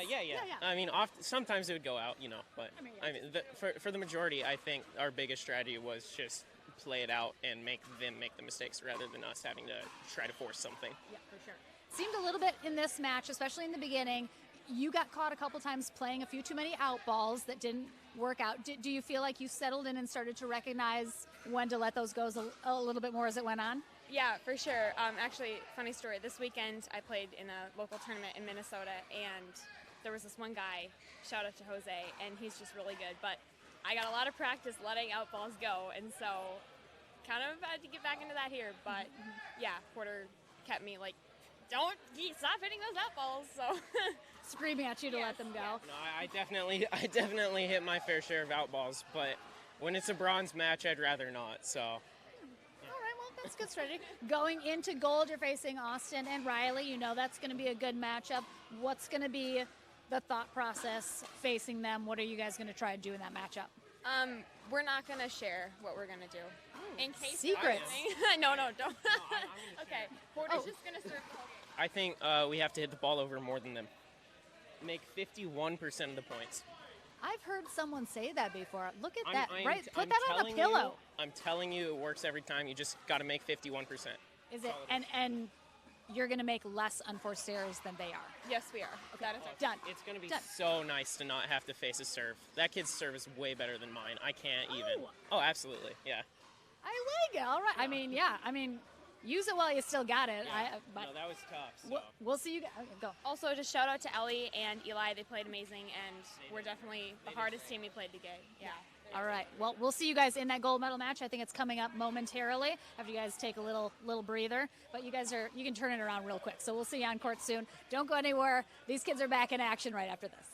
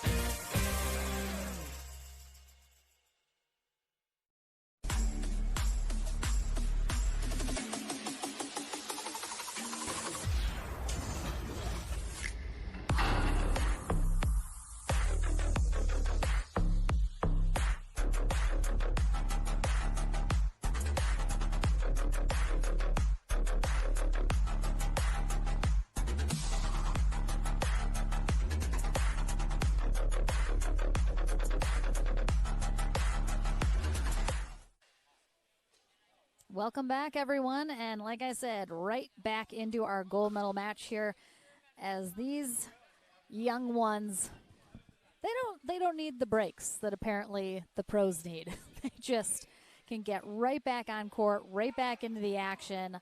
Love to see it. We're going to have Porter Barr, Ivy Cheddar on the near end, taking on Riley Boner and Austin Chikatilov on the far end. Bob Swissholm back as our USA Pickleball certified referee.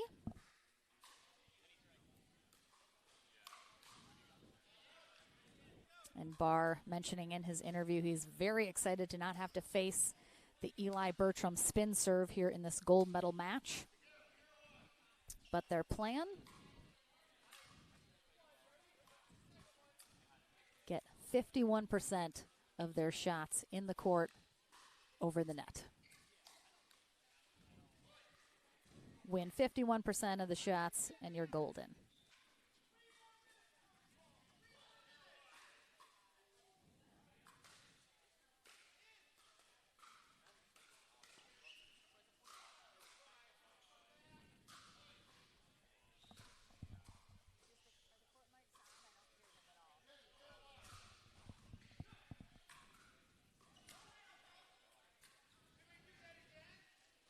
And I am being told from Dee Davison running our tournament desk that we should have our men's alternate doubles bracket gold medal match following this one. So stay tuned for that.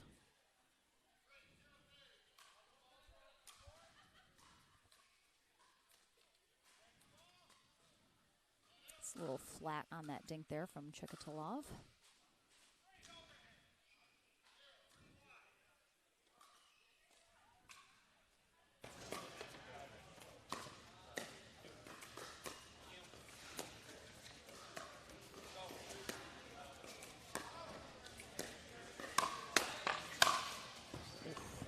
I think we're going to see a little bit more of a soft game here in this gold medal match. A little bit more dinking, especially between the ladies.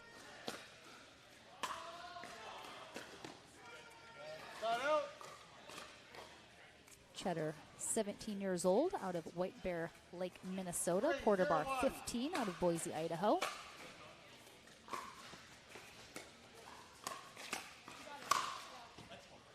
Both of them still in high school. While Riley Boner, also 17, a senior in high school out of Louisville, Kentucky. And Austin Chikatilov, 23. In school to be a chiropractor currently.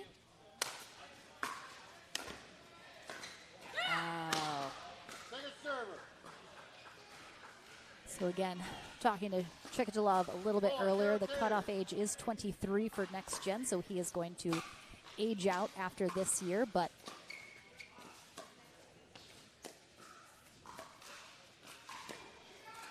oh, I mean, what a shot from Cheddar, that two-handed backhand. So much angle here, a lot of top spin. I mean, she just, look at that shot, so good. Chikatilov trying for that backhanded ATP, but into the post instead.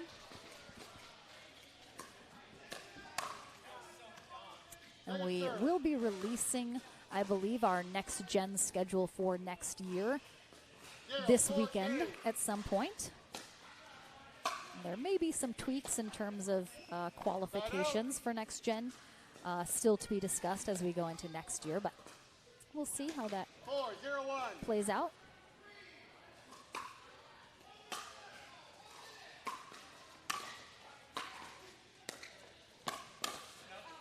Nice poach there from Chikatilov.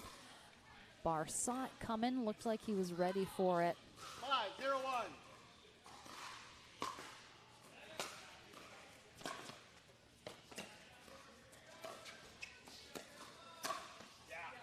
Point.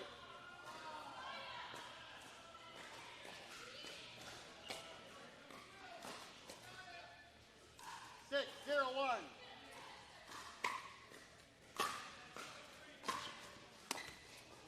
Point. All right, we have a timeout from a very frustrated Ivy Cheddar. 7-0-1. as they are trailing 7-0 here in game 1 of this gold medal match. Very similarly, I mean, not similarly, exactly like a normal double elimination style bracket, because Barr and Cheddar are coming through the bronze medal match after getting knocked down into the consolation bracket in their semi. They would have to beat Bonert and Chikatalov the 2 out of 3 portion and a tiebreaker match to 15 if they wanted that gold medal. And again, a reminder for next gen, while we are going to have, you know, a gold, silver, and bronze medalist here today in both of our divisions, that simply equates to points. So at the end of the weekend, we will add up all of the points that the players have got based on their finishes each day, and ultimately the winner of next gen is determined by a full weekend of results, not simply day to day. So it's a little bit different than a normal tournament. That one just a little wide. What was the call? Out, thank you. Second server. 7-0-2.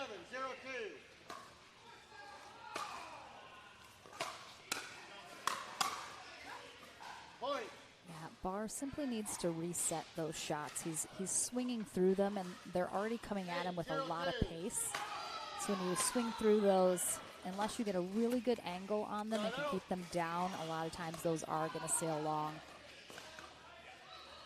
0-8-1. Point. The Barr spin serve claims another victim there in Riley Bonert. 1-8-1. She had to face the Eli Bertram and now the Porter Barr spin serve. I'm sure she's Second server. ready for that to be done for the day. Nice Ernie jump there from the 6'5" 1-8-2. Austin Chikatalov. A towering presence for sure. Point.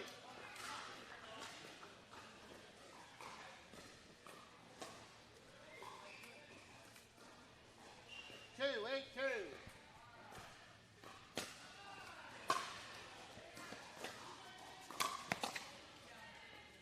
Again, that's so tough. He has such long reach and such long legs that when he jumps the kitchen, he also gets very high. He jumps a little higher than most players that I see when they're jumping the kitchen.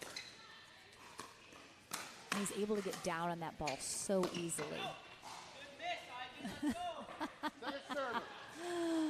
I mean, Barr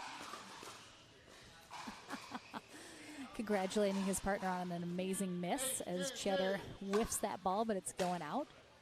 Again, she's still learning. She's learning how to lay off those out balls. Point.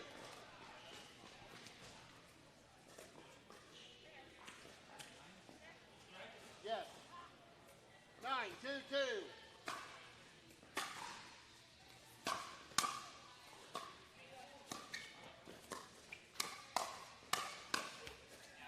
Side out.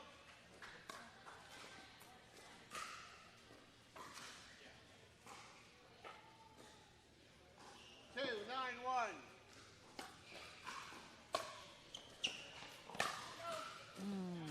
Second server.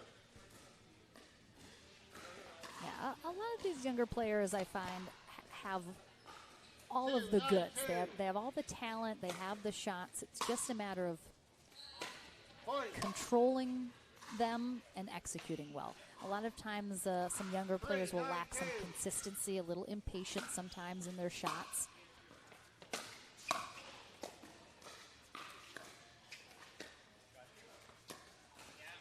Point.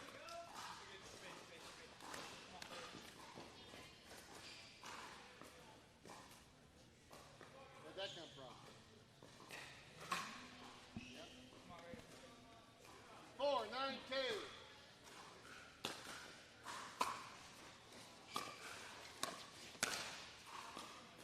Side out.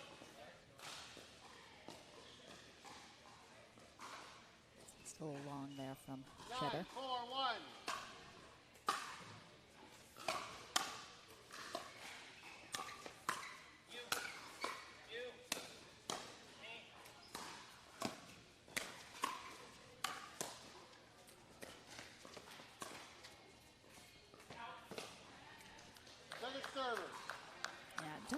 don't mind that thought here from Chekdalov. He's there with plenty of time.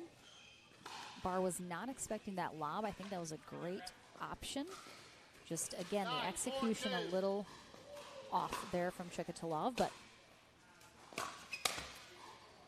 Point. I also think some of the younger players, I mentioned this already, that some of the times they want to hit every shot as hard as they physically can, and that's not always necessary and can sometimes lead to some errors. So I think the whole placement over power is a good lesson for a lot of these up-and-coming players. Oh, the stare down and the yell from Ivy Cheddar. Again, it's terrifying. Well deserved this time, though, as she is ready for that speed up. And a really nice hold there on game point. Ooh. Again, nice hands from Barr there as he is just closing ground here. 5, 10, 1.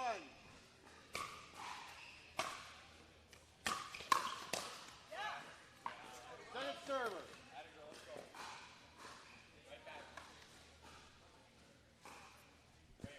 Five, 10, 2.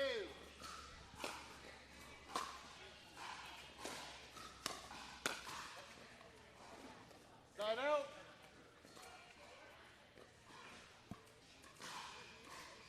10, 5, 1.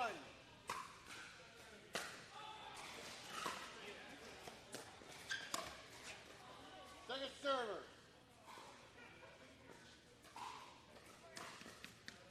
10, 5, 2. Another game point opportunity.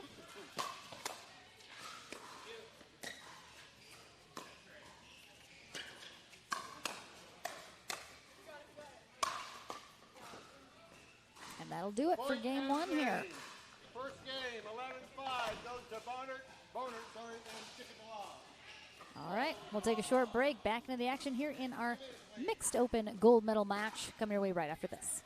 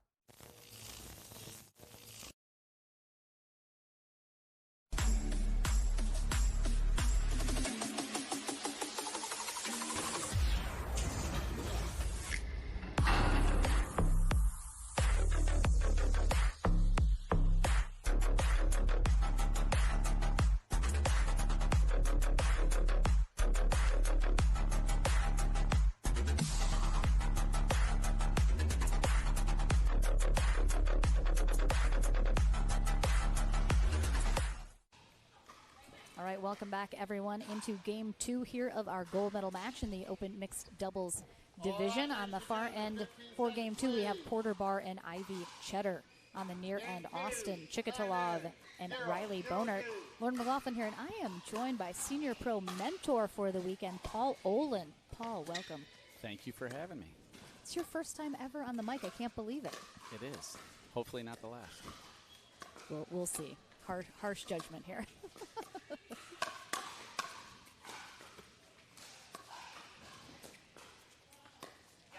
Nice little flat there from Bonert. So you are our senior pro mentor here at NextGen. You've had a chance today already to be working with some of the kids that are done with their bracket play. Has anything stood out for you so far in terms of just where these kids are at, like how open they are to feedback and everything as you've been working with some of them today? Absolutely. Another great serve from Porter. Oh my gosh, just it's ridiculous. Kids are so excited to learn. Incredibly approachable. They're all coming up to me. They're more adult than I am. Yeah. Just introducing themselves, and they're just all very eager to learn and eager to play. That's what's special about this game.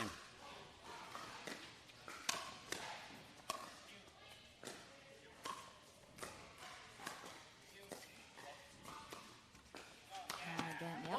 Bonert struggling just a little bit, leaving some of these dinks a little flat. As you've been watching, do you tend to see kind of the same patterns that we have seen at previous tournaments where there's a little less patience from the younger players, a little more fast-paced game, a little more power, maybe some consistency is lacking at this stage? Overall, a little bit, but I have been amazed, especially the higher-seeded teams have been doing a really good job of being patient and waiting for, the right shot. Lots of really good spin serves, too. Oh, my goodness. And just dealing with that alone is, another element to the game. For sure. And we're going to have a timeout here from Boner and Chikatalov as they are trailing 5-0 here in game 2 as Cheddar and Barr looking to force a third game. So that'll be very important. But, I mean, just being asked to be the senior pro mentor this weekend, I mean, you have to give a talk to the kids. You got to kind of be a little bit more involved than you're used to maybe as a senior pro at regular tournaments. But what were you excited about being able to do here with these young up-and-coming players?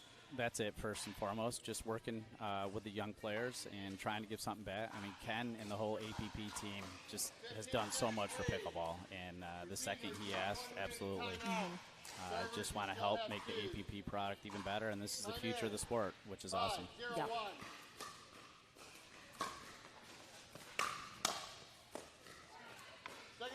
That was a great return.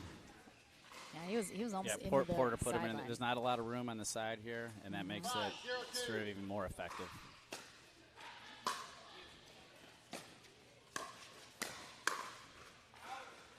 Good lead there from Barr. 6-0-2.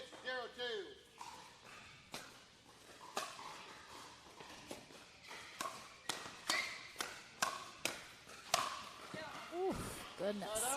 When you know you're going to be playing a team, Paul, that wants pace, they want to play fast, they want to always just kind of keep it going quickly. How do you counter that as their opponents? I had the opportunity last night to play a couple rec games with Austin last night. He's a huge guy. Yeah. Big imposing figure, takes up a lot of the court, and he was speeding it up, and what I was trying to do is just withstand the attack. Get him on the move, keep the ball down. So when you're that big, you get the ball down low. You get the ball low on anybody. Sure. It's a good shot. And then also I just wanted to test his hands, too. Sometimes attackers don't like to be attacked. But very talented young player. Second server.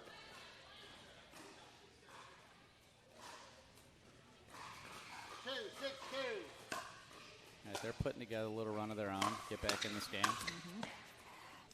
Side out. I think Austin wanted both those shots back. I mean, those are shots you can hit. Yeah. Just being active around the kitchen is where he's at his best. Yeah, I mean, at 6'5", there's not a lot he can't do. So he's definitely looking for those poaches, those earnies, using that height and length to his advantage for sure.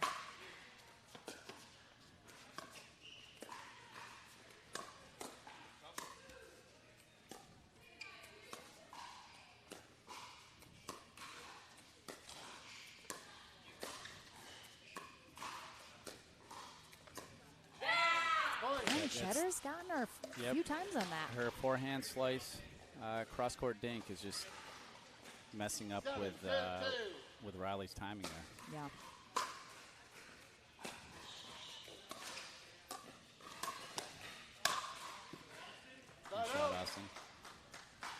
Yeah, if I see a lot of pace on the ball or a lot of spin, particularly on a dink, I'm just trying to just get that back a nice, easy dink, not trying to add too much spin to it, but just leave the ball back in an unattackable position.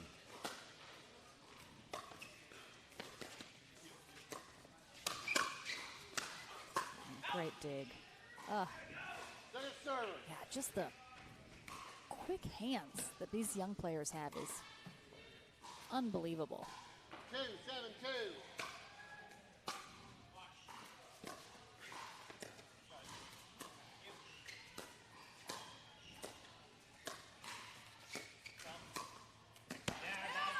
All right. Boner You handling talked that about a little bit earlier about, perhaps younger people not being quite as patient, but that's how the game evolves too. Absolutely. I've seen a lot of shots. I'm like, what were you thinking there? But it was very interesting. Yeah. And this is how the game evolves. For sure.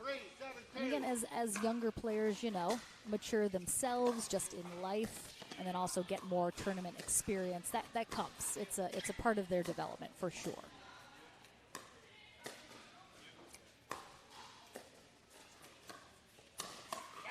Nice take.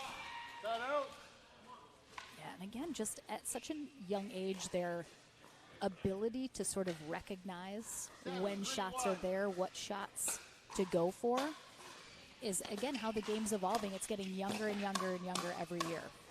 Thank goodness. Oh, tough.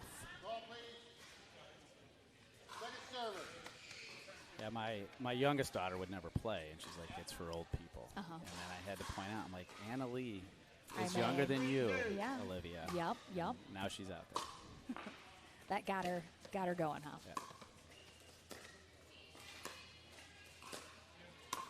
Yeah.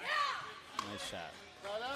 Yeah, I mean, even at the pro level, when pickleball kind of started to become a little bit more pro maybe a few years ago, a lot of the players, late 20s, 30s, some early 40s, and that's just, it's getting lower and lower and lower. I think when I started in my upper 40s, I was the youngest player. Really? Little known Really, fact, Paul? yes. Every single ball is out. Order, come on. Barr upset at himself. Again, a few too many out balls being played.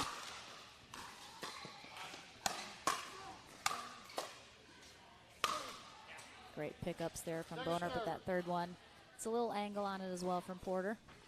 And this is an awesome facility, but the lighting is good in here. But anytime you're indoors, it's just it's not natural light, and it is hard to pick up balls that are being hit at you with a lot of pace. For sure. And I think a lot of people that watch on the stream have comments about the court or the venue or the facilities. And I think a lot of people have to realize none of these venues were built for pro tournaments, for a production setup. The Chicken and Pickles are designed for someone that's never played pickleball before to come and enjoy, a drink and some food with your family, have a birthday party.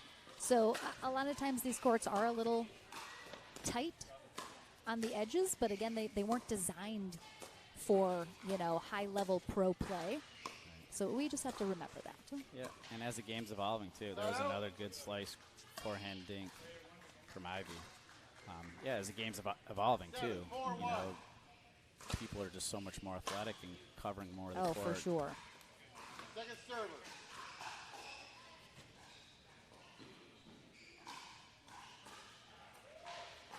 Cheddar and Barr desperately trying to hold on to their lead here in game 2 and force a third game.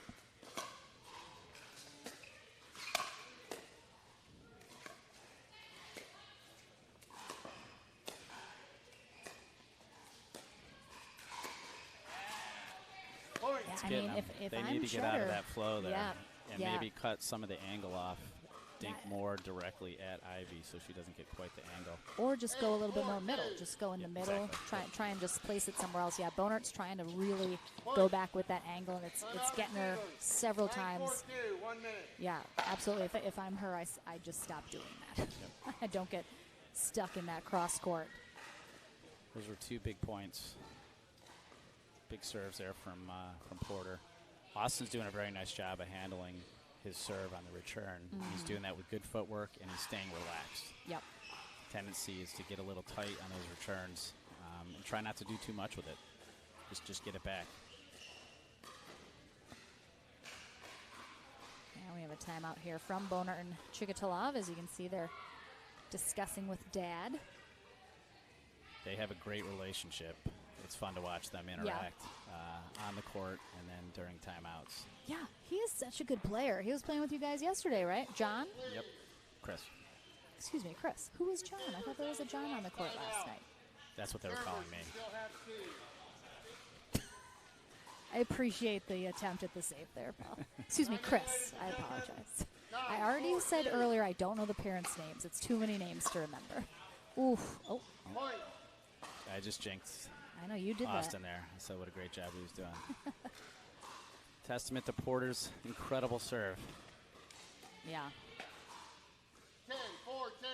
Game point to force a third game here in this gold medal match.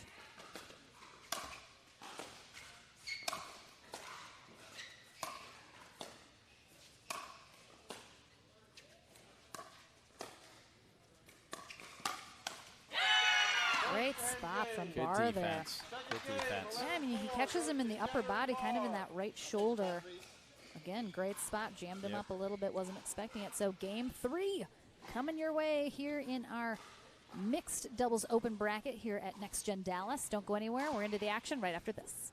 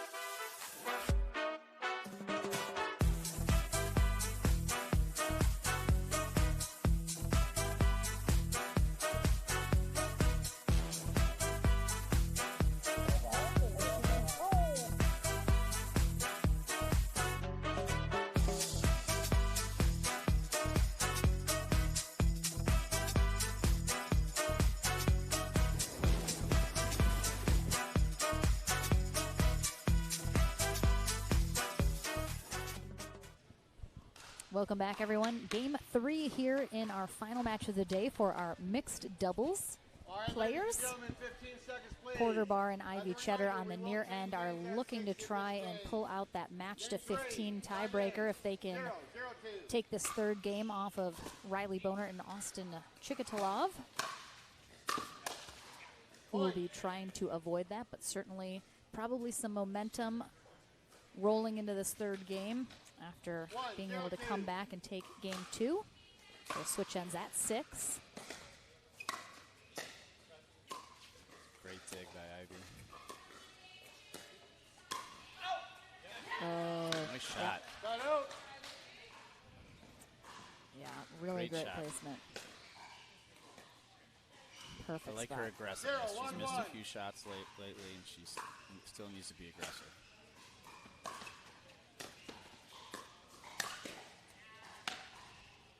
Second server. Yeah, the cross-court dink is where Ivy and Porter want to be.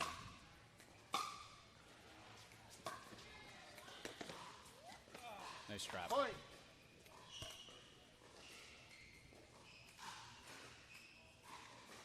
One, 2.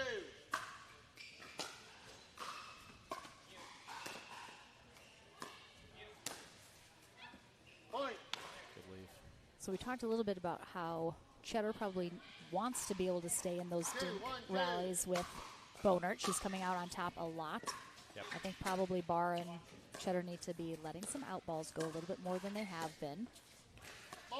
Oh, ball rolling from the other court. But if you are Chikatalov and Bonart, what do you think their strategy going into this third game is to avoid that tiebreaker to 15? I think they need to stay out of those extreme angle cross-court forehand dinks, as you mentioned, from Ivy to Riley. I think it's important for Austin to stay aggressive. Yep. But, you know, not go for too much. And I think he was patient. He lost that point in the last game. He did a good job with his attacks. Just a better shot than the opponents.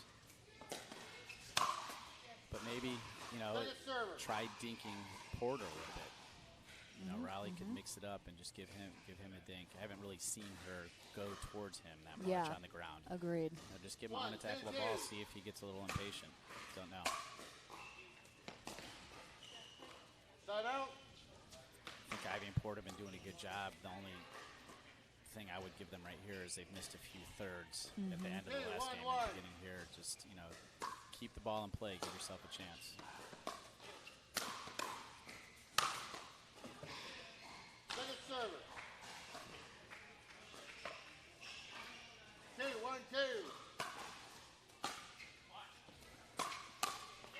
That was a great volley. Side out.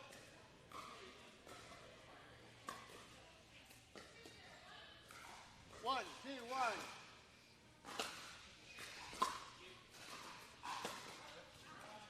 Second server. 1, 2, 2. Ooh. Side out. A little short.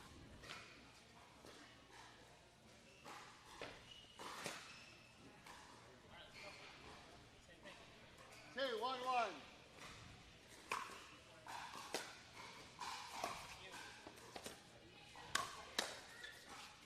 Drops in. Nicely Second done. server. Again, she doesn't swing through it too much. No, that was a great shot. 2-1-2. After a great third from Austin. Pushed her back. All right, here's that cross-court dink. Let's there. see if anybody missed. All right. Looks like Riley's going a little bit more to the middle. Much better handled. And her footwork was much better, and she was getting beneath the ball and just controlling it, not trying to do too much. So that's a good no, you're recovery not. on her part. You have 3.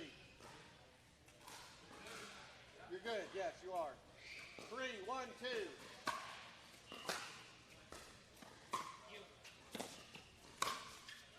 Oh, that's going long, but Barr throws himself in front of it. 4, 1, 2.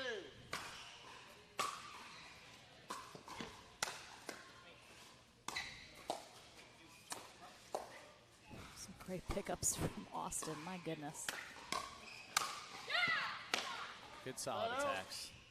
It's important to be patient, you know, when you got the advantage there, and they were patient with those attacks, not going for too much until they had the put away. 1. Sorry. 1, 4, 1.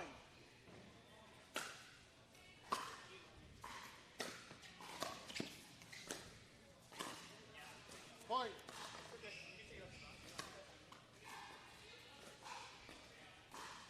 2, 4, 1.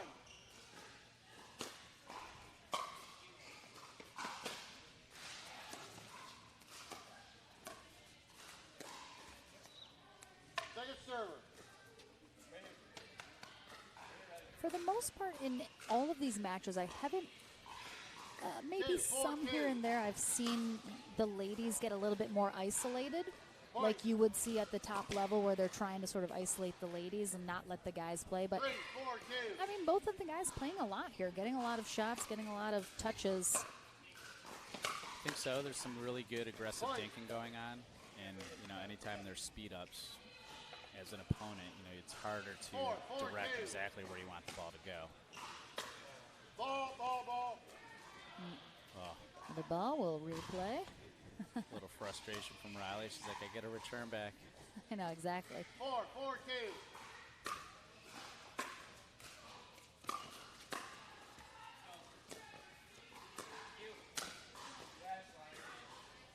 Not out.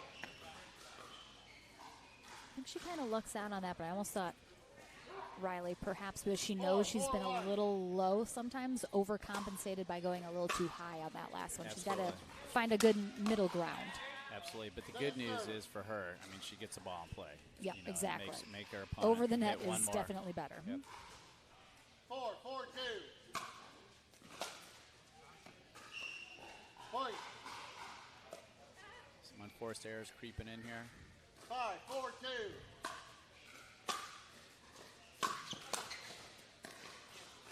Nice pickup. Austin, a big guy, getting down low. Side out. Yeah, it's tough because I'm not sure if he and Riley have discussed 4-5-1.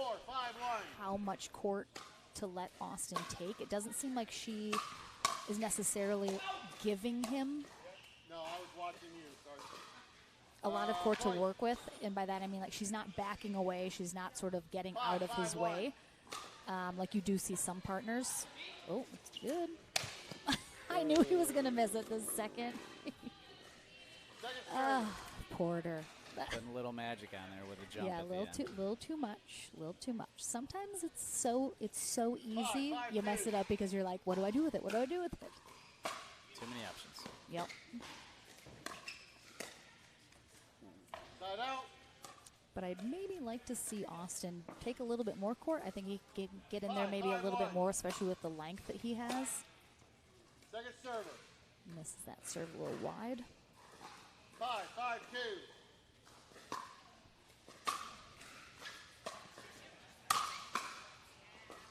Nice shot. Yeah, Austin's so big and athletic. I mean, he could probably take the whole court. Yeah. I think he's doing a pretty good job. 5-5-1.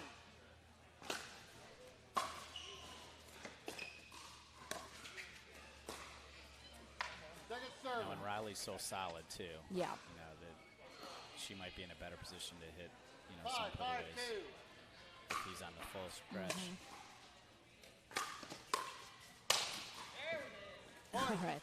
That's what he was looking for before. He had a little more room to work with. 1 minute. Same form, though. Same That's graceful right. leap. On that return, what I would like to see out of Austin, Porter's serve is incredible, and it's hard to get a good return on it. And also, it makes it more difficult to get in behind it. So on that last return, you saw Riley wasn't getting all the way up to the kitchen. I think if Austin could float to the middle, just kind of give a presence in the middle, give Porter something to think about. Yep. Until Riley's able to get up to the kitchen and join him. Yeah, just absolutely. extend the point a little bit longer.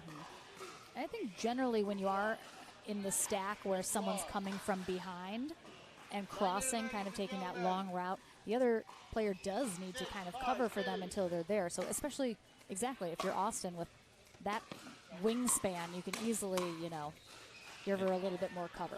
And it doesn't even have to be out of a stack. Just on that last one, they were Sure. straight up. He can still float to the middle and go back to his original position.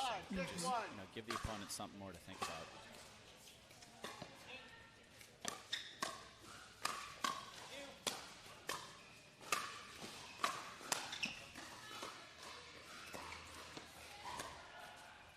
Nice. That was, wow, great job from Cheddar running that down and a good drop back in. Oh, no. Great point all around. That was a really nice lob. Yeah, I think it's the first lob I've seen so far from Austin. Way to disguise it. 6-6-1. Yeah, just perfectly done. Cross court over the non-dominant shoulder. Second server. One of the hardest shots in pickleball is taking that ball out of the air and dinking it back into the kitchen.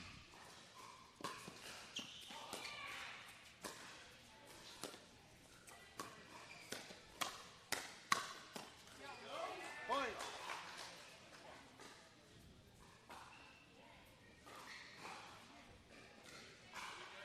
Yes, you are. 7-6-2.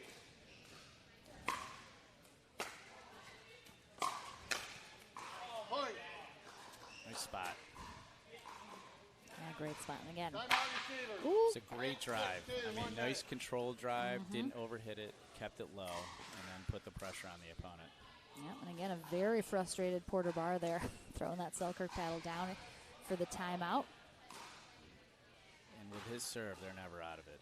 Oh, I no. know he's got to feel like, all right, I just get the ball back. And I'm sure Riley and Austin feel the same way. He can't get the ball back because he could run off 4 or 5 points. Yeah, I mean, they're only trailing by 2. That's nothing in pickleball. But running out of room here at the end of this third game. If Bonert and Chikatalov take this third game, they are the gold medalists here today, and Cheddar and Barr will have to settle for silver. All right, looks like we're ready to come back a little early. Receivers, you have 1 remaining timeout. Servers, you still have 2. Time in. 8-6-2.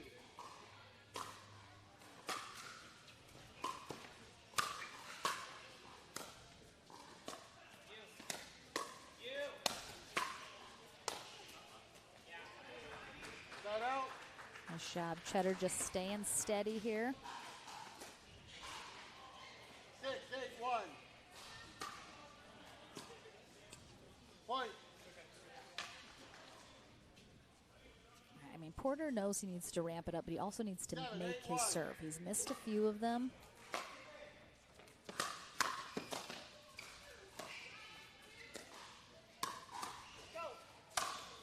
Nice. Second server. So Riley's done a good job, a couple points just going out of the air. 7-8-2. Again, I haven't seen her go on the ground versus Porter.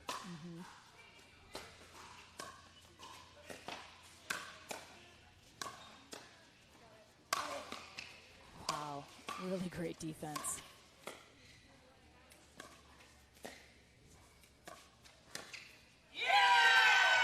Point. They both, Okay, I just need like a meme of both of them. Just like straightforward staring and screaming. Yes, you are. Yes, I you feel like are. they're in the movie 300. Just like kicking someone off into a hole. Oof. Side out. That was a good run. All right, we got a game here. 8-8 in the third. We are going to have that men's alternate doubles gold medal match following this one for anyone that's wondering. Second server. 8-8-2.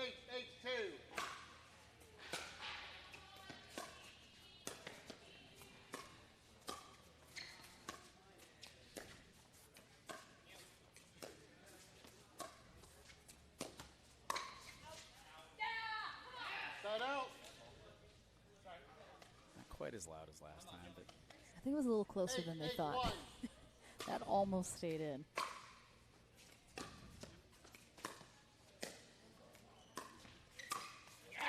Oh, body shot. I mean, the downside of being that big, that's a lot of body to try to get out of the way. 9-8-1.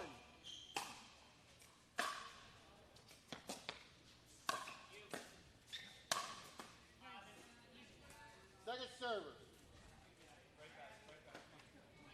Cheddar and Barr, for the most part, I think have done a really great job just staying in it. They haven't kind of, none of their body language suggests they're not going to go for every single thing, even if they think it's a long shot. I agree.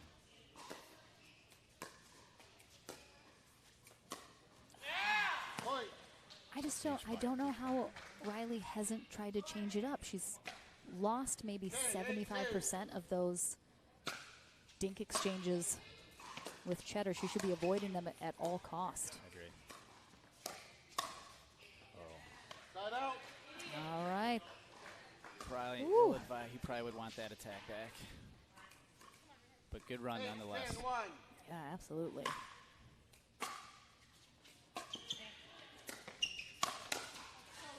Point. 9-10-1.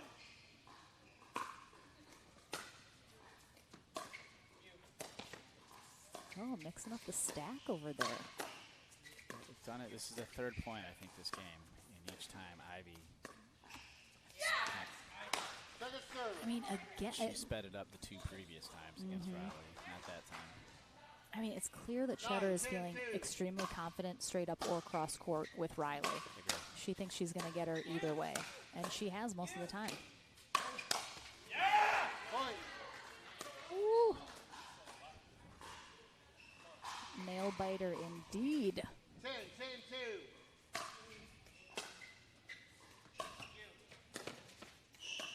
Way to get down.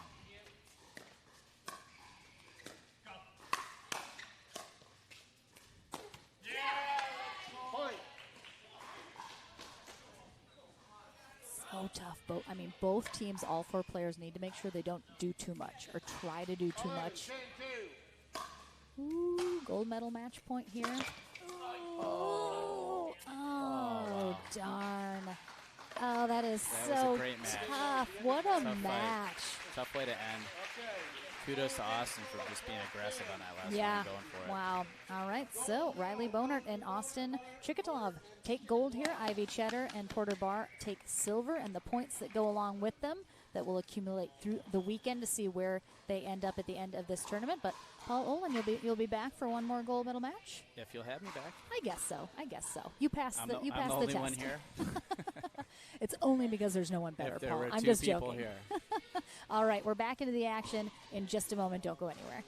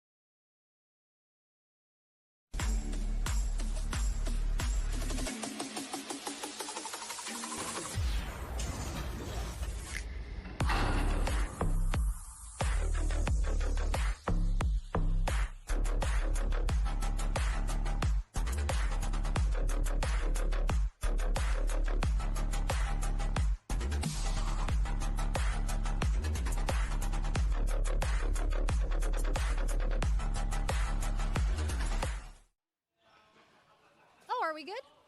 Mitch. Unbelievable. Look what he just tried to do to us. That is so rude.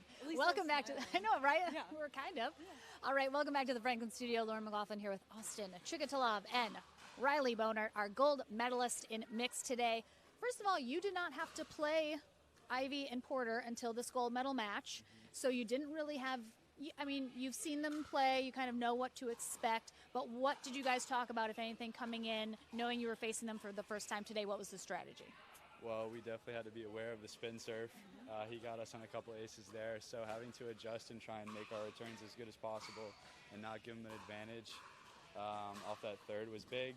And then obviously Riley had to dink cross court a lot, and they were battling, and I think it was good. I think they played really even. I don't know who won the matchup, but it was regardless, it was fun to watch, and I tried to help her out as much as I could, but they have really good hands, so it's tough to attack, but we came out on top, so grateful. Absolutely. It was a tough one, very, right down to the end, bit of a nail biter. It did seem like you were struggling just a little bit, especially in those cross-court dinks with Ivy. What were you kind of telling yourself to just mentally stay in it? Were you trying to mix things up a little? Were you trying to just kind of power through? What were you thinking as you were getting maybe a little frustrated with that? Well, so I love my forehand dink, so it kind of just decided to leave me for this match. So I was getting a little frustrated for that because, I was getting low and everything, but Ivy had a really good slice forehand dink, and I was obviously struggling with that. So I was just trying to power through it and trying to just get the ball over the net and not make the ball perfect. For sure. And I know you are, of course, trying to use your length and your height and be aggressive when you can. Do you feel like you keep it in check a little bit and you're waiting for the right moments, or do you always kind of have it in the back of your mind that you're trying to do that? Where's the kind of balance for you? Yeah, so I think a lot of it is how we set up the point and how we're dinking, and then I can choose my points to be aggressive and attack. So she creates a lot of opportunities for me, and sometimes I like to try and speed up and create opportunities for myself. So it's just about finding the right times and not forcing it, because I feel like when I force it, they're able to read it and counter very well, so then it doesn't really work out. So just trying to mix it up and be unpredictable, I think, is the best strategy for us. Yeah. Well, you guys played very well. An exciting match. Managed to avoid that tiebreaker to 15, which is a little helpful. A little unlike most tournaments, you just get points now for your first place finish that accumulates for the weekend. As you're going into tomorrow, does that kind of play a role that every day is like you have to do well each day to end up on top at the end? Does it change anything for you? I mean, a little bit. I mean, I'm just still kind of wanting to win because there's a lot of money on the line. Just get gold every time. Yeah, I mean, that's pretty fun. I mean, I came here to win, so that's fun. Well, but yeah, I don't. One gold in the books already. Two more to go, maybe. I mean, exactly. Fabulous start. So fun to watch you guys play today. Really well done. We have our men's alternate doubles gold medal match coming up next, which will conclude our first day here at Chicken and Pickle for Next Gen Dallas. Don't go anywhere. We're back into the action right after this.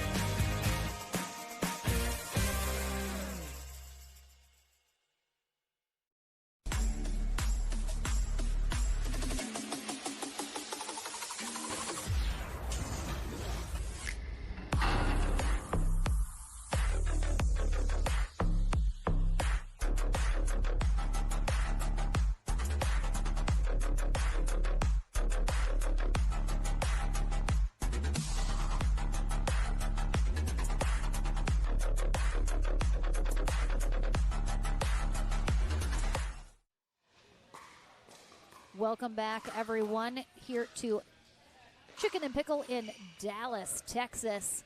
Lauren McLaughlin here. We just concluded our mixed doubles day, and we have one final match to go. It was going to be just a couple minutes, though, because our men's alternate bronze medal match is being played right now, and we will need to wait for the outcome. They're in Game 3 right now, but we have Spencer Lanier and Garrett Whitehead in our gold medal match, waiting for the outcome of that bronze, which we will play here on center court coming up in just a moment. So wanted to give you a quick update. They are in Game 3 of that bronze medal match. It is Jack Foster and Ercilio Cabieses taking on Mike Anderson and Nick Garza, both out of San Diego, California. So we'll keep everyone posted. However, just wanted to give a quick shout out. Our final Next Gen tournament is coming up in the middle of November in Kansas City, Kansas. I will be there. If you have a young pickleball player that has not experienced Next Gen yet, absolutely try and get out there if you can. It is such a fun, unique experience. And registration is open right now on pickleballtournaments.com for that Kansas City final Next Gen event of 2022. But breaking news, we have our 2023 schedule as well, ready to put out there for our 3 Next Gen stops next year. We will be back in San Antonio, Texas in February 17th through the 19th for our first Next Gen of 2023. In the summer, we are in Orland Park, Kansas, Overland. I need to learn how to read. It is tough, guys. Reading is hard. Stay in school. July 6th through the 8th, we are in Overland Park, Kansas for our second stop. And then again, finish up the year in 2023 in Grapevine, Texas. Ooh, that must be a new location. I don't even know where that is. Where are we going? We'll find out. November 17th through the 19th. Those are not open yet for registration, but put them on your calendar if you are a parent of a Next Gen player. If you are a player looking to play for the first time next year, those will be our 3 Next Gen stops for 2023. So exciting to add those to our schedule. The entire APP schedule is also out online now on social media or our APP website, so you can check out the entire full slate of schedules and tournaments for 2023. But we will take another short break, and we're back into the action here with that final gold medal match of the day. And again, it looks like our players have switched ends over in Game 3 of that bronze medal match, so somebody's got at least 6, and I apologize, I do not know the score there. Oh, hang on, I might be able to hear Courtney. 1 second, she's loud. Hang on. I feel like it was 7-1-2 maybe. I think Jack Foster and Ercilio Cabieses are currently winning in Game 3. So we'll keep you posted, though, on the outcome. And then, as I mentioned, Spencer Lanier, Garrett Whitehead in that gold medal match. We'll take a short break. Don't go anywhere, though. The conclusion of our first day coming your way right after this.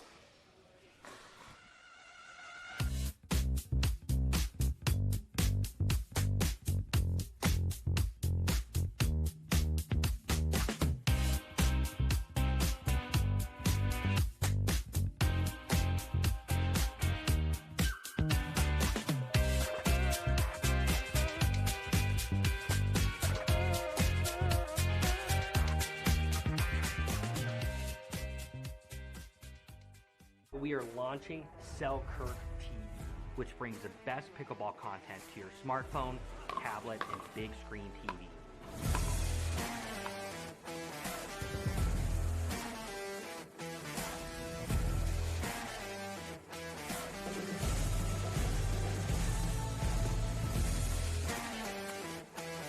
This is 24/7 Pickleball, proudly brought to you by Selkirk.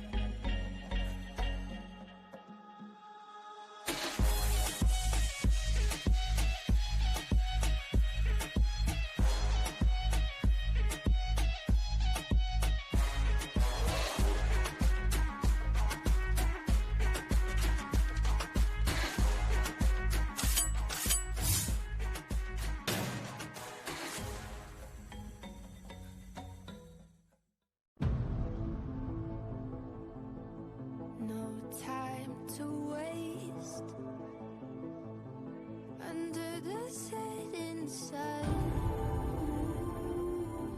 into our wildest dream. Follow me into our wildest dreams, our wildest dreams.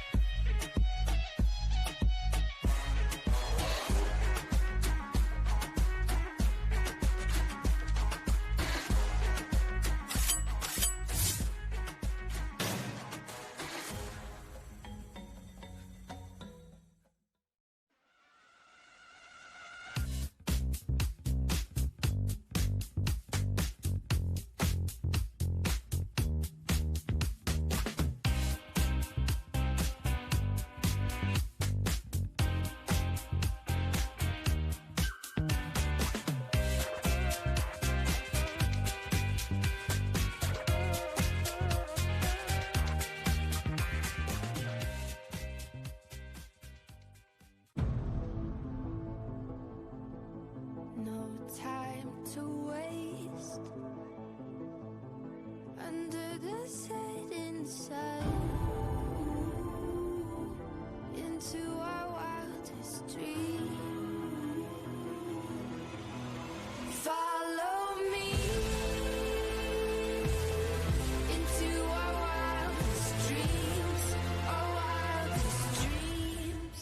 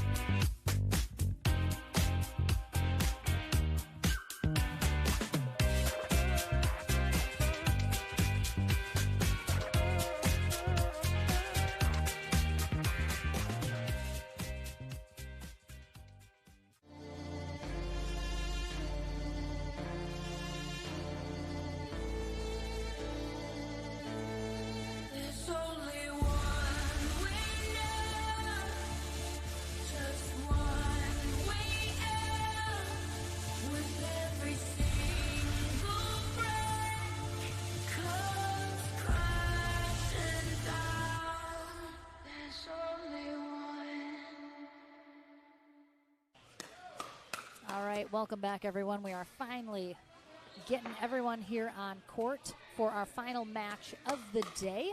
Thank you so much. I have been delivered my Diet Coke with lime. I'm a happy camper. So thank you so much for joining us, everyone, here at Chicken and Pickle in Dallas, Texas, for our next gen event. We have one final one of the year in Kansas City, middle of November, to wrap up 2022. But as always, these are super fun events, very unique, nothing else like them in pickleball right now. So always a great time, get introduced to some new players, and one of those players, well, two of these players might be new to people at home. I am familiar with Garrett Whitehead, who is in the white. His partner, Spencer Lanier, though, I am getting introduced to for the very first time here, and he is from the Pacific Northwest. He is 19 years old, out of Newberg, Oregon.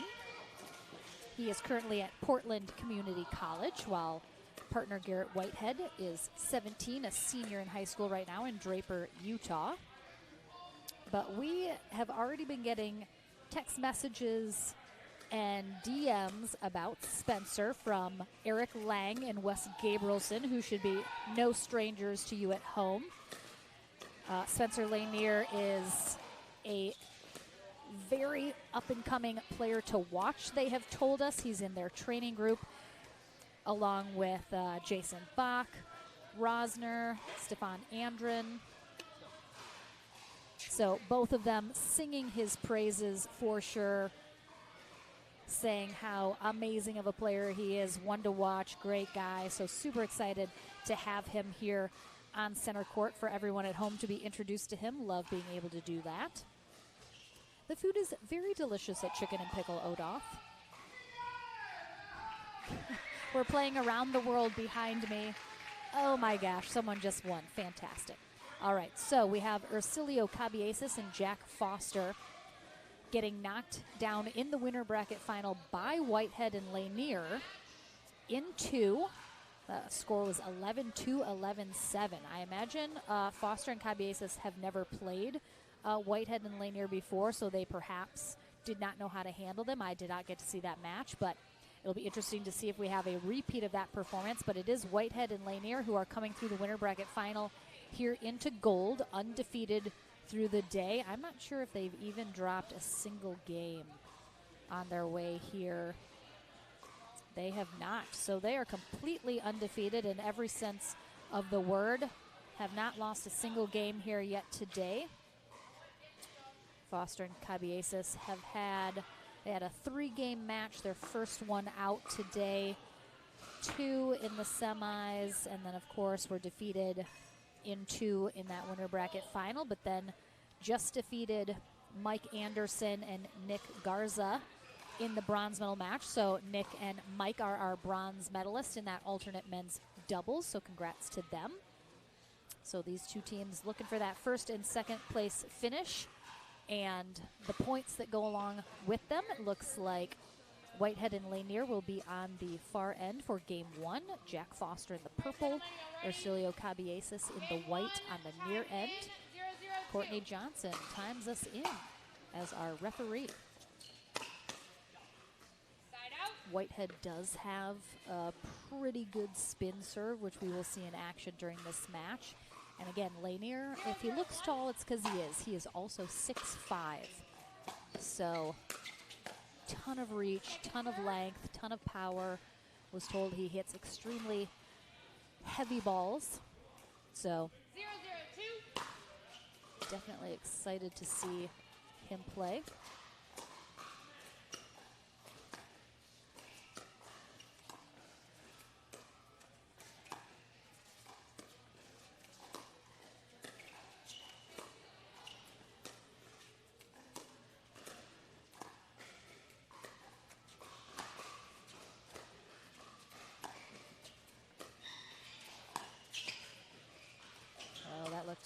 Out. And that is called out. A little bit long on that lob from Cabieses, but I like the idea here early on in game 1. 0-0-1. Scotty watching from Greece. I love it. Thank you for joining us.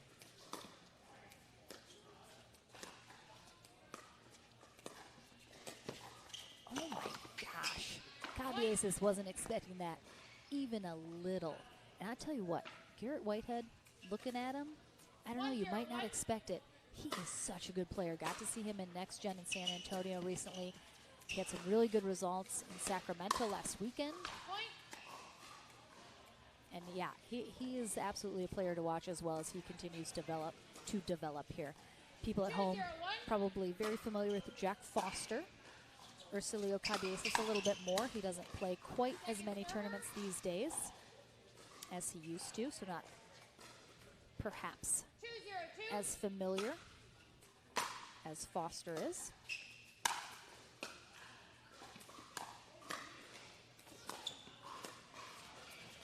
Side out.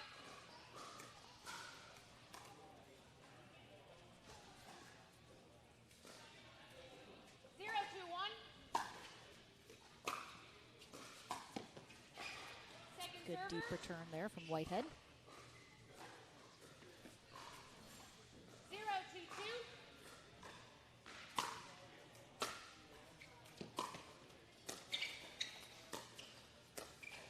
Point.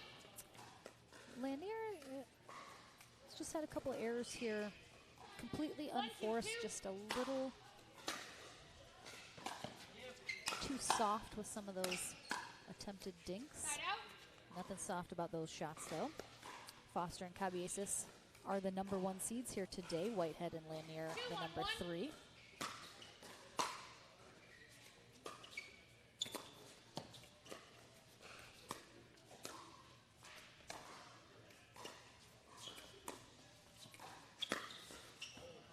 Second server. Little overshot there on that ATP attempt.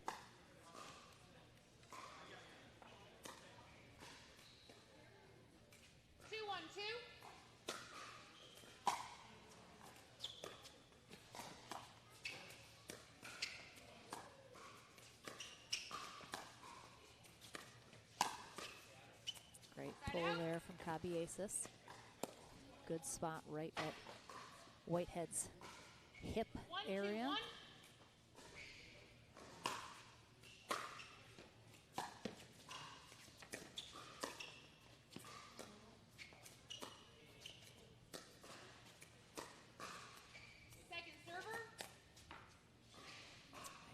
there from Lanier on that backhand cross-court dink exchange with Foster.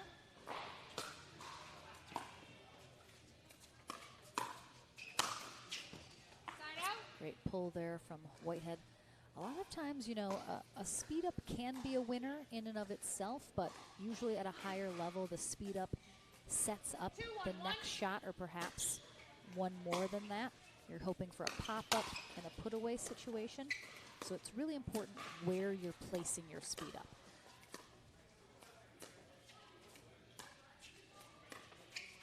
Good lob there from Whitehead. And again, Lanier's got the length, so he reaches and easily takes that next shot out of the air, keeping Foster pinned back at that baseline, not letting him get back up.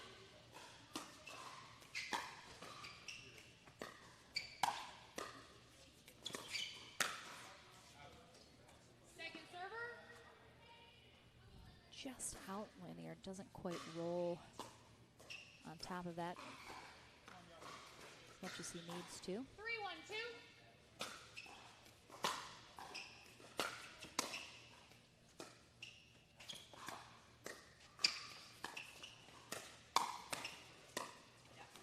I'm telling you right now, I am getting serious doppelganger flashbacks here of Lanier.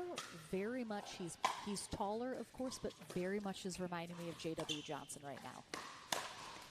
His sort of slower movements on the court, doesn't do a whole lot, very calm, very steady. Doesn't look like he is going to be showing much emotion, if any. But I'm seeing some definite similarities here to the style of J.W. Johnson. 2-4-1.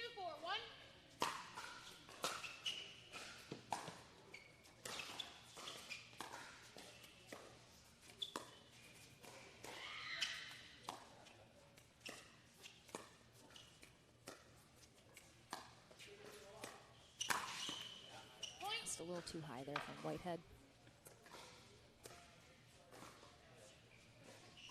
3-4-1.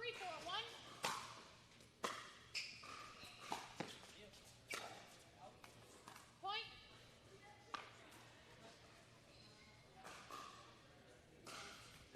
Have seen quite a few matches today where it's been a little chaotic, extremely fast-paced. This sort of style of play much more reminiscent of, you know, watching the pros play. Oh boy, wow. Huh? It was the ball that touched the net. But he didn't? No. Second server. Yeah, it's a tough Ernie there. Yeah. But sneaks it over. But we're tied up at fours here. And we do have the stack switch from Lanier and Whitehead now. Side out. While Lanier has the height and the length, I do think between himself and Whitehead, I would consider probably Whitehead to be the more aggressive player. Someone that I would maybe even think would be better on that left side. I like that they're switching it up occasionally. You gotta remember, you gotta, it's based on the player, not based on, you know, a player's size.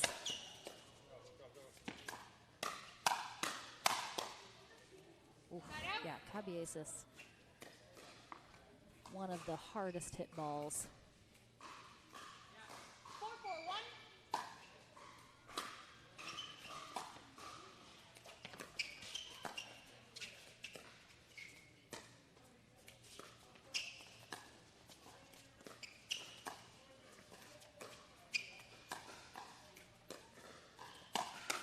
Oh, wow.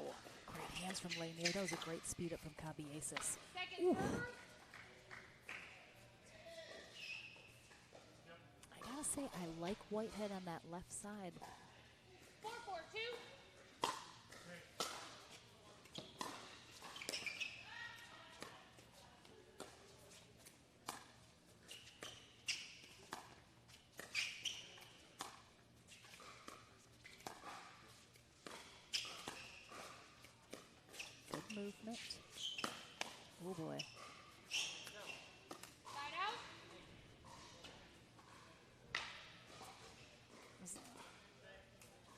tee-up from Lanier was a little low. I think that might have been going long if Foster had let that go, but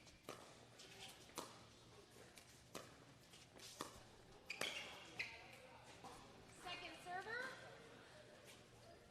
almost jumped in front of that one as well. 4-4-2.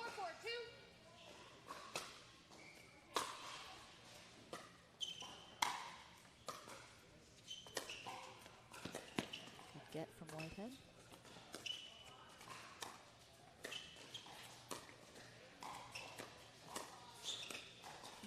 Yeah, Lanier takes a step back off that kitchen line, puts himself a little out of position. I think he was sort of expecting that shot to come somewhere else. So Jack Foster, 21 years old, out of Vero Beach, Florida, while Ercilio Cabieses, 23, out of Estero, Florida.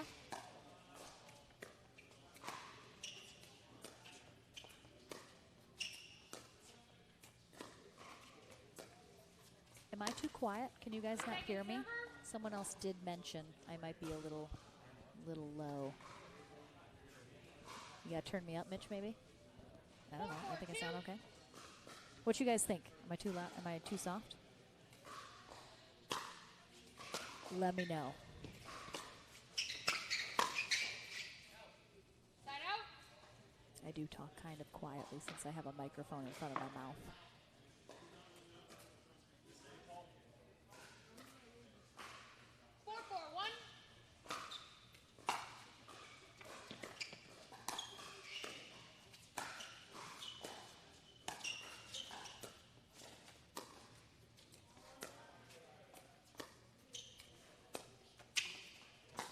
Was that good? What was that? Was that even an ATP?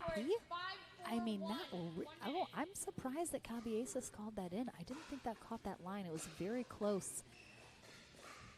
It's almost like a slice. So he tried to kind of curve that in a little bit, but okay, cool. Thanks, guys. I'll try not to whisper. I'll use my outside-inside voice. So a timeout here from Foster and Cabieses. An interesting timeout as Whitehead and Lanier only take a 1-point lead here, but Foster quickly called that timeout. He seemed to be definitely a little frustrated with how things were going. Just decided to use that timeout, not letting any momentum build, hopefully. We'll see if they can indeed squash any momentum that Whitehead and Lanier are looking to build here. Ooh, there's a spin serve. Foster. Whitehead hasn't really been cranking up that serve recently, but aces Jack Foster coming out of the timeout, and he's going to try for it again. Cabieses with the short return. I'd like to have seen Lanier attack that short return. You get a short return. 6-4-2. You gotta generally be looking at the drive.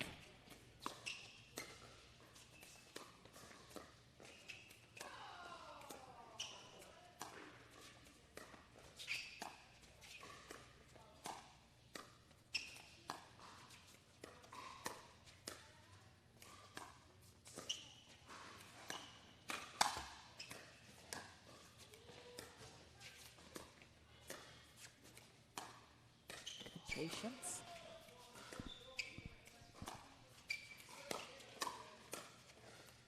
Side out. And just Lanier decides to speed that up, I think at a bit of an inopportune time, a little too low to attack, created a bit of a high sitting ball.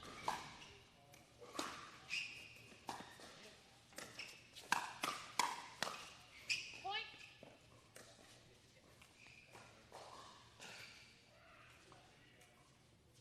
Five, 6-1.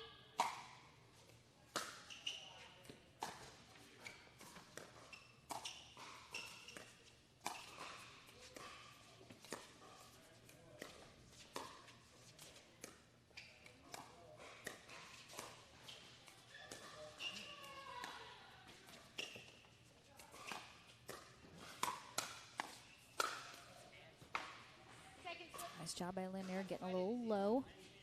Bending those knees so he has a better shot. That slightly awkwardly placed ball.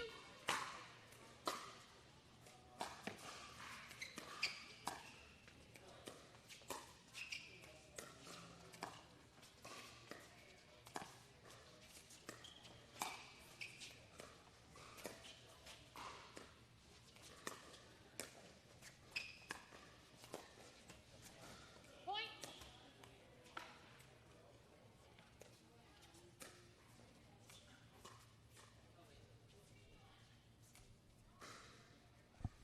6-6-2.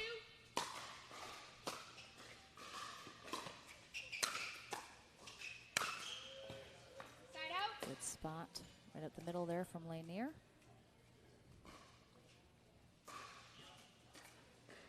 Yeah, Foster going to cover a little bit more of an angle, doesn't get it though. Arcilio lets that go. He thinks it's going out. Whitehead keeps that in down that sideline.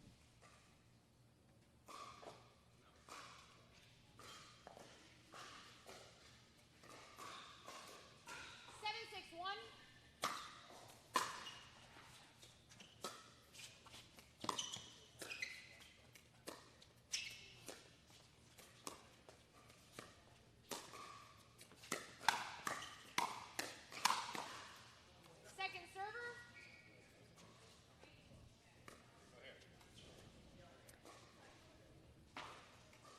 Watching Lanier for the first time, I'm definitely getting the sense that he is a very steady player, good at the soft game, very consistent. Doesn't look like his style of play is a quick style of play. It looks like he definitely kind of likes to settle into these rallies, prefers a drop versus a drive. Receiving team score is And we're going to have a second final timeout here from Foster and Cabiesis. Again, I do think Whitehead is probably the more aggressive player between the two. I think Lanier, I'm not sure how long he has been playing for at just 19, but again, he is the same age as JW. I do see some similarities. I think Lanier, you know, has got so much height working at his advantage. I think a little bit more power, perhaps a little more speed at the right opportunities would serve him really well. He seems to be very kind of a cautious player, I'd say. He's definitely waiting for the right moments. He's not being impatient. I think maybe a little overly cautious. I'd like to see him take a little bit more risk. I'd like to see him poach a little bit more, be a little bit more aggressive. Haven't seen any earnys from him besides in the beginning when he hit off the net. I'd love to see him earning a little bit more, or at least threaten the earning. I mean, he's 6'5", for goodness sakes. You gotta be a threat on the other side of the net at that height for sure.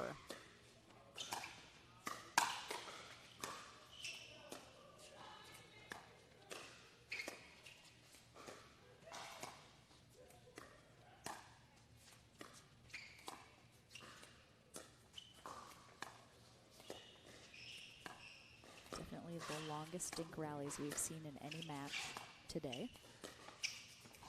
Hands down.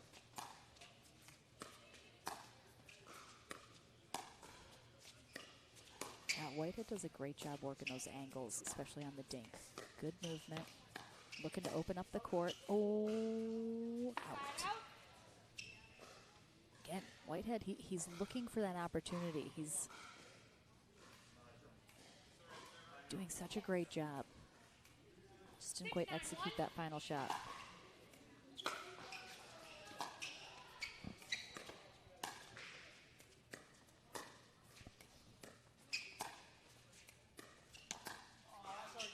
second server.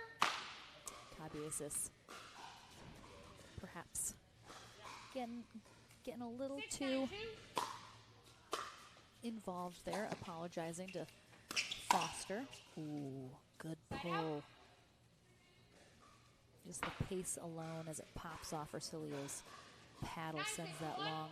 A big side out again, 2 points away from taking game one here in this gold medal match.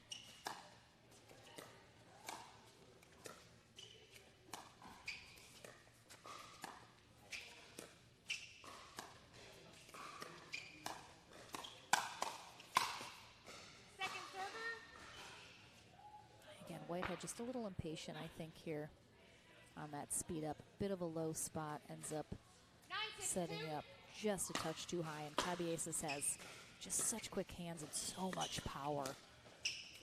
Just got to really find the right moments if you're going to attack him.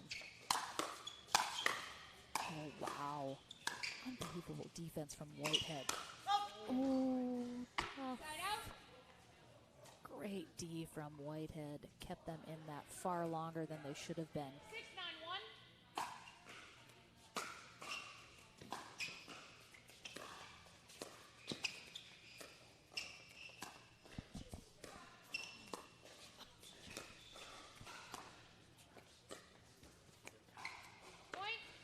I'm not sure Whitehead has put a dink into the net this entire first game. Definitely an error he doesn't make often.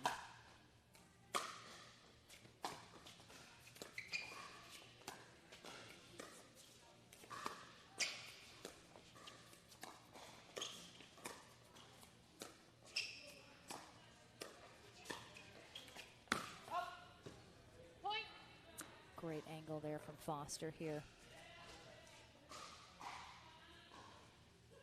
Yeah, I mean, Whitehead had it. He just had, his paddle face was far too open. Did not close that paddle face and keep it so he could pull that back inside the court and just puts it right down the banners. We're going to have a timeout from Whitehead and Lanier now as Foster and Cabieses just 1 point away from tying it up here. And since Foster and Cabieses are coming through the bottom half of the draw, they'll have to win the 2 out of 3 and a tiebreaker to 15 if they want gold.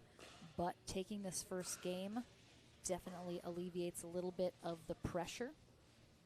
Puts them in a good position, forcing Whitehead and Lanier to win the next 2 if they want to avoid that tiebreaker match to 15. 15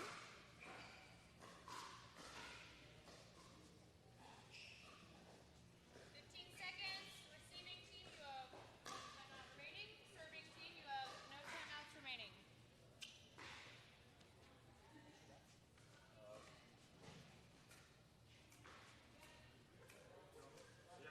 All right, gentlemen, time in. 8-9-1.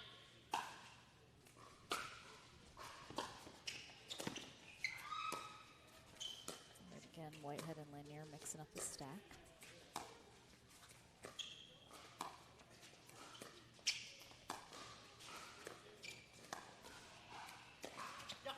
Point. All right, so after I say I don't think he's dumped a single dink into the net, puts another one in for good measure. And we are tied up at 9. Oh, that was a nice little flick there from Lanier. The previous one was a little tough, but that one he floats right into the back of the court, really well placed.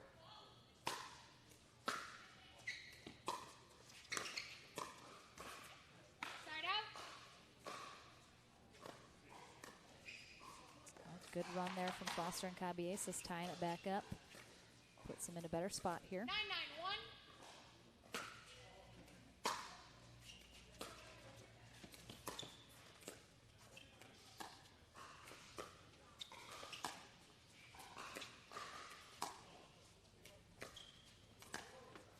Great job by Whitehead. Did he get it? Again, I mean, look at Cabieses pulled completely off of his feet. 10-9-1. And Lanier able to float that next one past him. Game point here.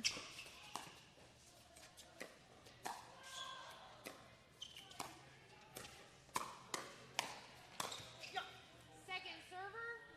A little confusion in the middle about who was taking that floater. That could have been the game winner right there. That's tough.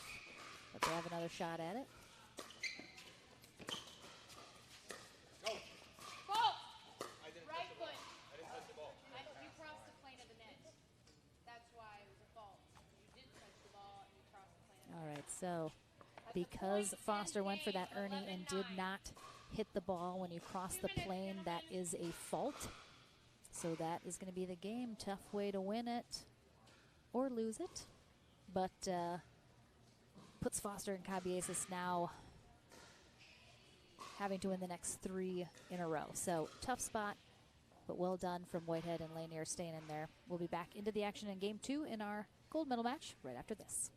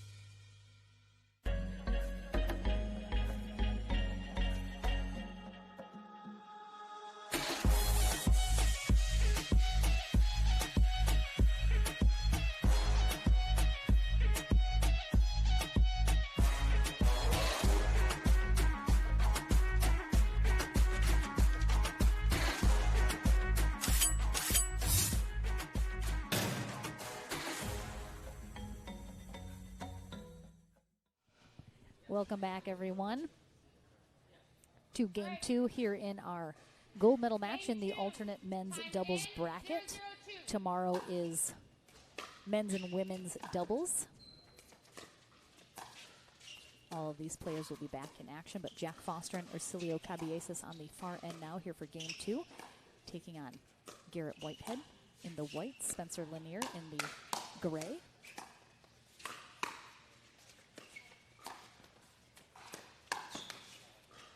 Good hands there from Cabieses.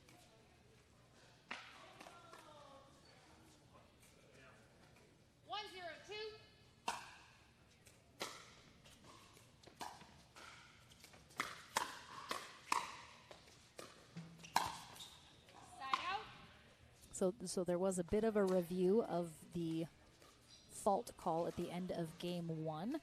And just to clarify for everyone, there is a invisible plane. You simply have to break that plane. You don't have to go all the way across to the other side. Very similar to, oh, what a pickup from Whitehead. So very similar to a foot fault on the kitchen line. All you have to do is touch that kitchen line ever so slightly with your toe, and that's enough for a fault. You don't have to go to the other side of the line. It's very similar to the plane of the net. So it's not like your whole foot has to cross. It's simply if you break that invisible plane, which could be done with, you know, half an inch of your foot. But I do think that was a good call from our referee. Side out.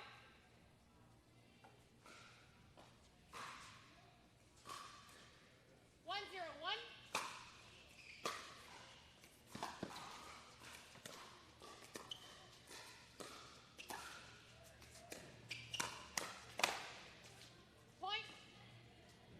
Two's better than none. Little paddle collision there in the middle between Foster and Cabieses.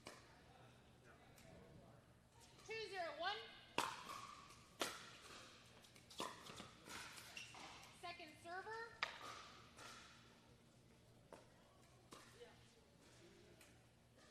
2-0-2.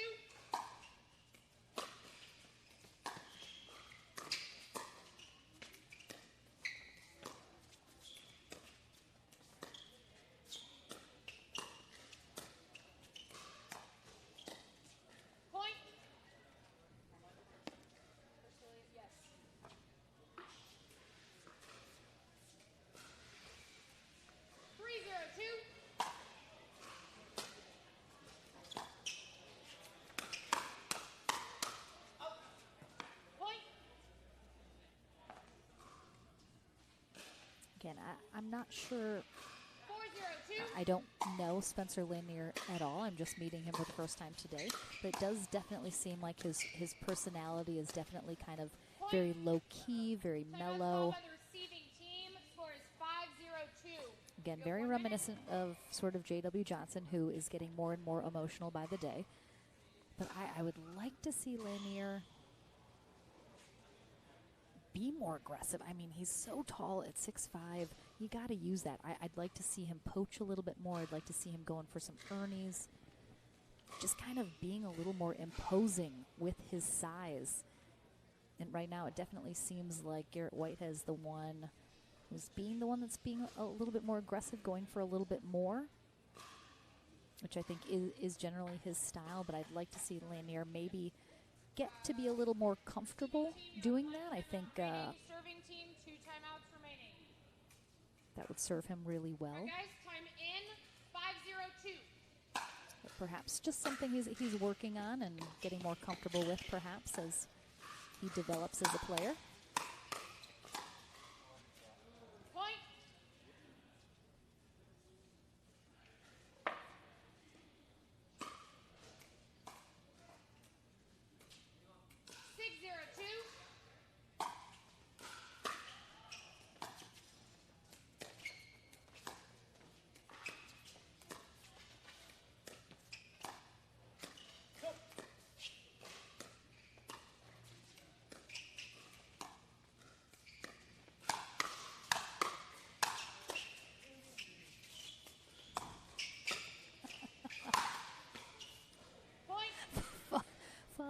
Foster wanted this one. Cabieses snatched it right out of his hands. Foster said, fine. Next one's mine.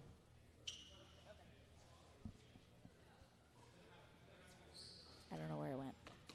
Someone getting it? Oh, we got it. We got it.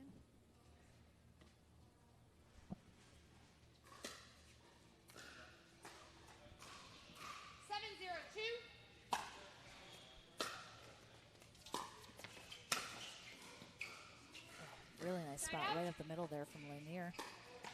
Right on that tee. 0-7-1.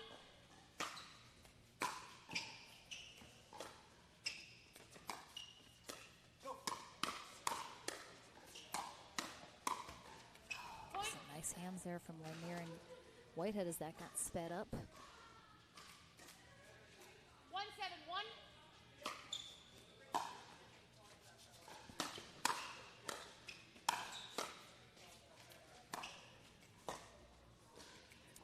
There's a couple times Lanier has reset the ball that I'd like to see him actually be aggressive with. 1-7-2. I think he's had some missed opportunities here.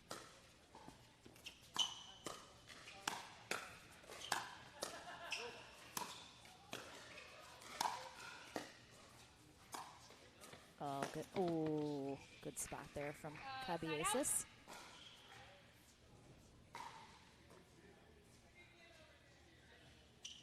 But I've harped enough on Lanier and him being more aggressive, so I'll stop now. I said my piece.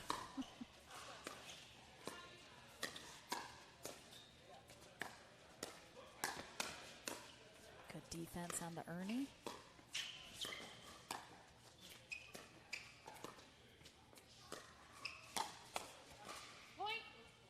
Again, that's a tough spot. Cabieses put that in a really good spot, but if Lanier had anticipated that maybe a little bit better, he could have put that forehand up and perhaps kind of smacked that ball back down. Instead, he blocked it at a bit of an awkward spot, but 8-1-2.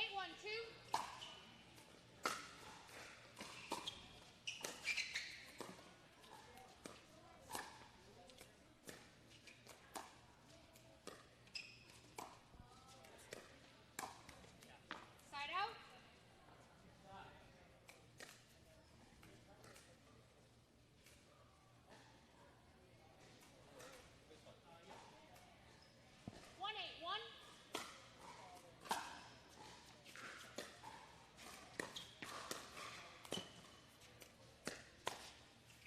I mean, Lanier shaking his head because even though he came out on top of that, he knows his ball was sailing well out.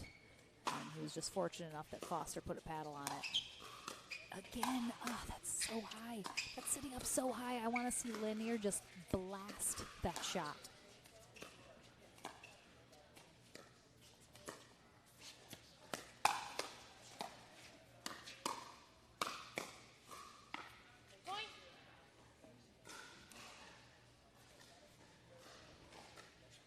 Nice job by Whitehead finishing that.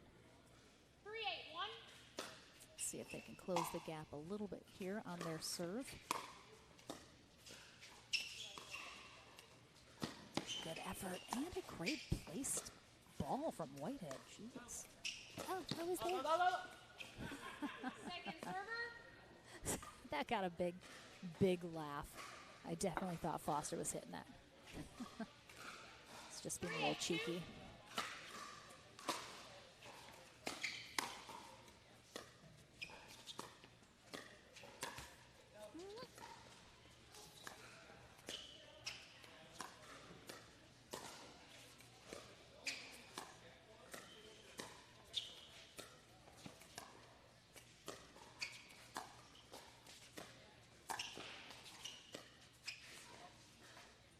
Side out.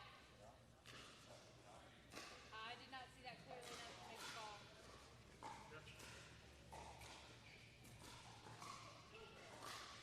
8-3-1.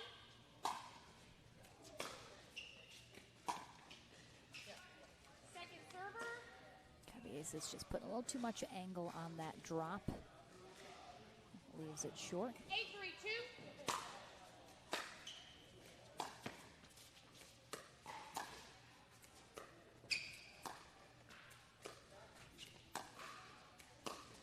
Oh, too good. Side out. Oh, Whitehead working that angle, pulling Caballese wide. Caballese thinks it's coming back at that angle. Foster not quite ready to cover that middle. Perfect pull. 3-8-1.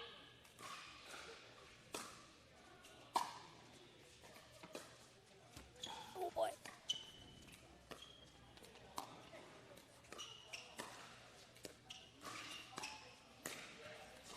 Second server.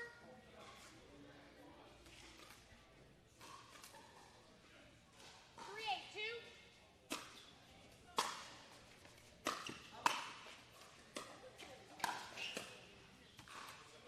Side out. So Whitehead and Lanier still having some trouble converting on their serve when they're getting the side out. 8-3-1. They've done a good job holding. Oh boy. Good recovery off the net there for Second Whitehead. server.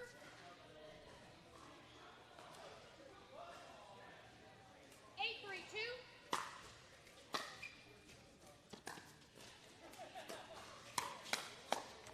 Side out. All right, again, big hold. Have held Foster and Caballese at 8 for quite a while here now, but they have to make a move here. Got to string together a couple points here. Second server.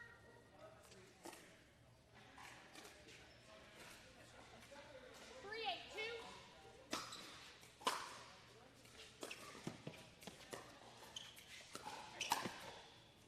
Side out. Really nice anticipation there from Caballese. Recognizing Lanier going straight up. Nice little hop, skip, and a jump across that kitchen corner. Just like that, back with the serve.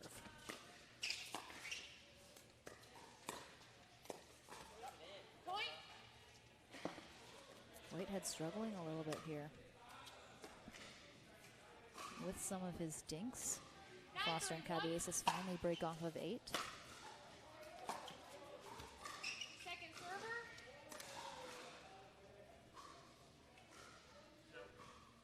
9-3-2.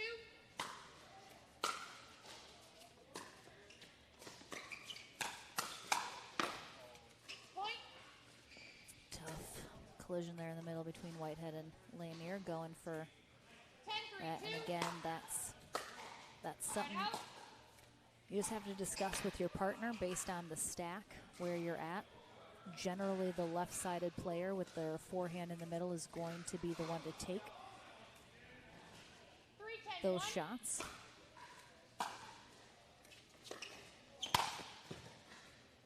Just too easy for Cabieses. Whitehead just serving that shot up on a silver platter. Almost said a bad word, guys.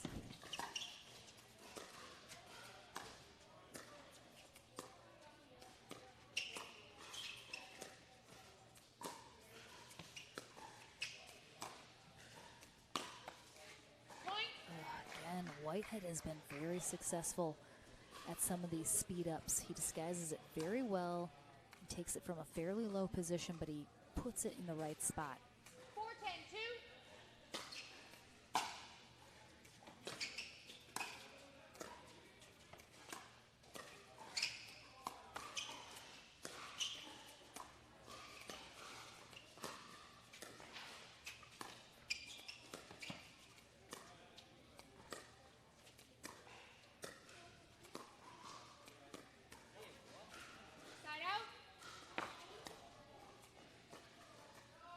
Back to a game point here for Foster and Cabieses to force this to a third.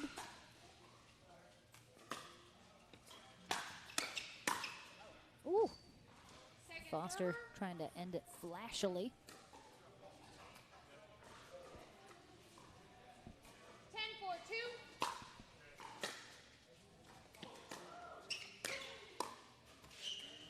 Side out. Big hold. Again, Whitehead and Lanier, though, if they cannot convert these holds into points on the scoreboard, it is all for naught.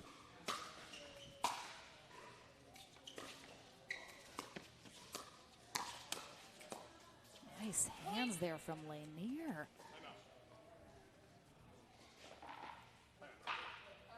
Timeouts called by the receiving team. All right, we have a timeout here called from Foster and Cabieses. Again, only 1 point put on the board here for Whitehead and Lanier, and a timeout gets called immediately. Foster generally is a player that I would say is pretty good at calling timeouts. Pretty good about using them. Doesn't sit on them too long. Again, they have a game point. They want to maintain that, so they see even just the slightest glimmer of momentum building for Whitehead and Lanier, and they're going to try and cool that off immediately.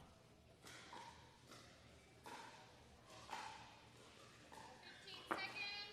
Receiving team, you have 1 timeout remaining. Serving team, you have 1 timeout remaining. All right, gentlemen, time in. 5-10-1. Point. Yeah, it seems like Foster's guessing correctly on which way the ball is going to kick. He's just not guessing how far it's going to kick.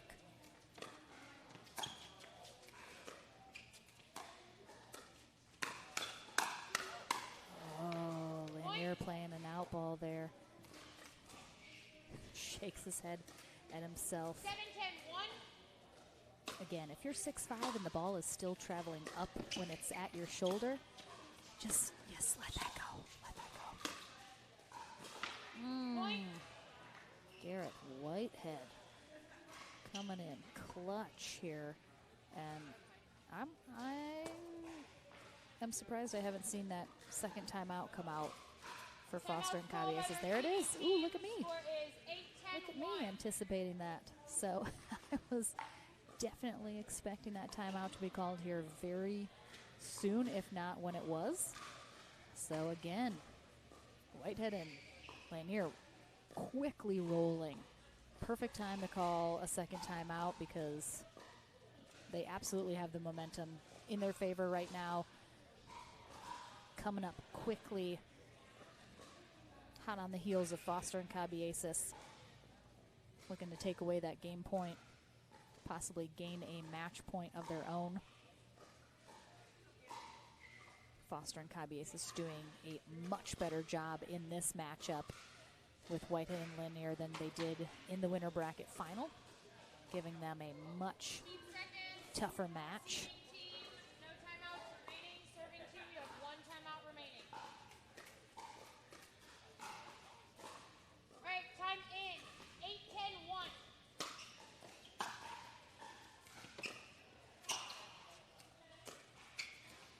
They're still on first server.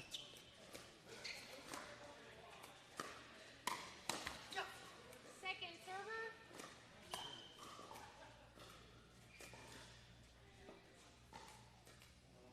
8-10-2.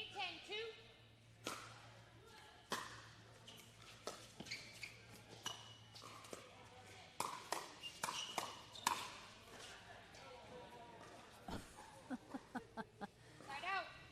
Nothing like a little help from friends when you're about to fall into the kitchen. Good splits. Oh, a little, Caballés is just making sure. Really good hold there coming out of that timeout. Another game point opportunity here.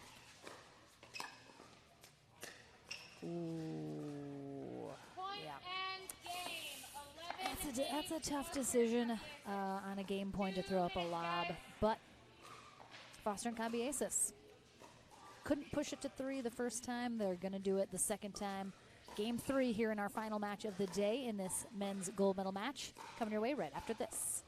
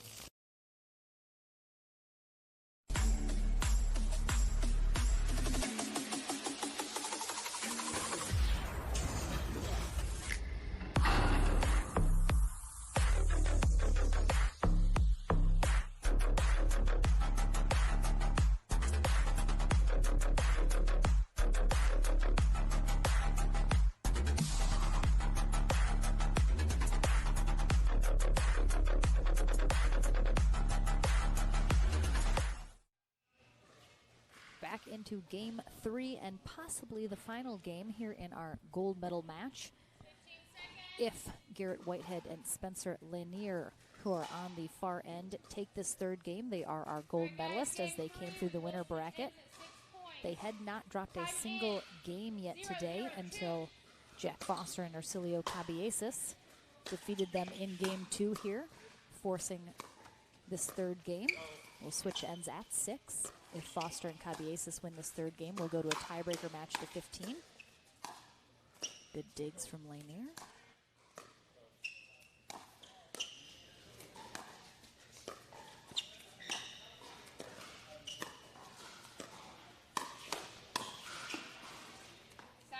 Good start here to this third game. Nice rally. Spencer Lanier, I think, the brand new face here on court, 19 years old, out of Newburgh, Oregon.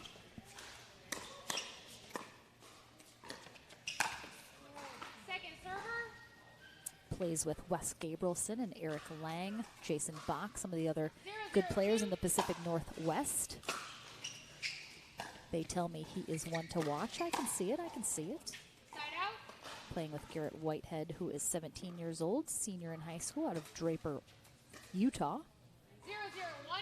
Have gotten to see Garrett at a couple next-gen events. Very impressive young player. He's going places, no doubt. They take on slightly more established players, Jack Foster and Arcilio Caballés.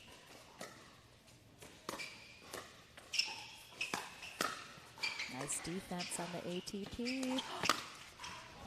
Oh my gosh. I don't even know what happened just there.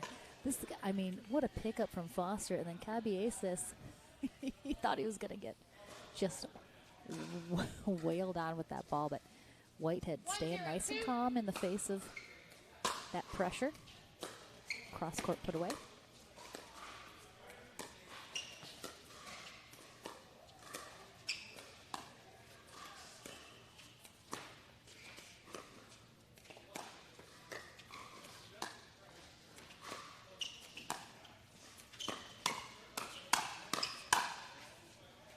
Point.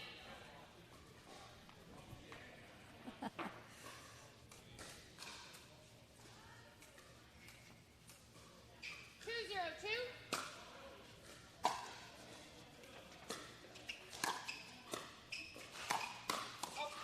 Point. All right, nice start here for Whitehead and Lanier. Timeouts called by the receiving team for a 3-0. Cabieses tries to call Foster off of that last shot, but can't quite get his paddle out of the way, and we're going to have a timeout as a result. Whitehead and Lanier up 3-0 here in game 3. They'll switch ends at 6.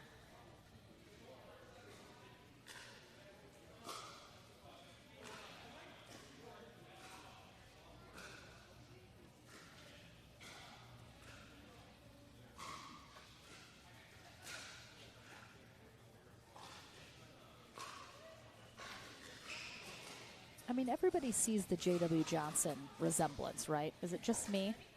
I'm not crazy, am I? Receiving team, you have 1 timeout remaining. Serving team, you have 2 timeouts remaining. All right, gentlemen, time in. 3-0-2.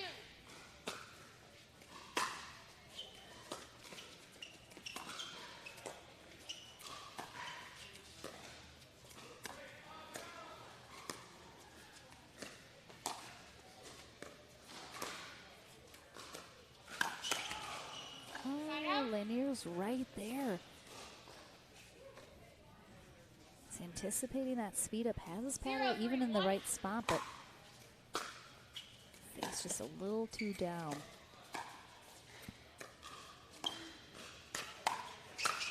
Oh, got just what he wanted. Good spot right at Cabieses' upper body. Look where Lanier pulls this shot. Right at that right shoulder, forces the pop up because Cabieses is not going to get a good paddle on that. Follows it up with the put away.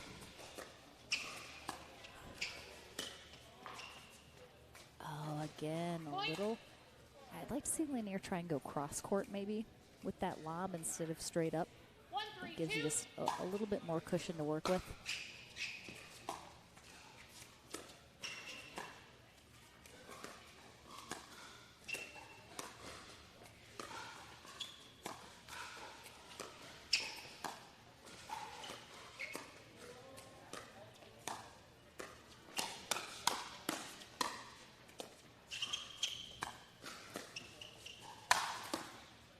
Point.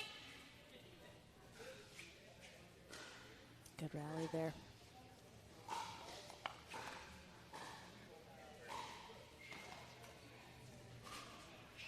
Two, 3-2.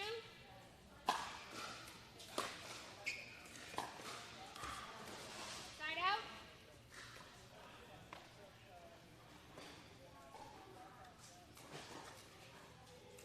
Three, two, one.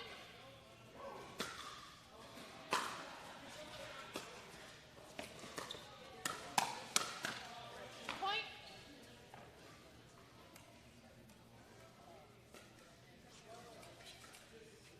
Four, two, one.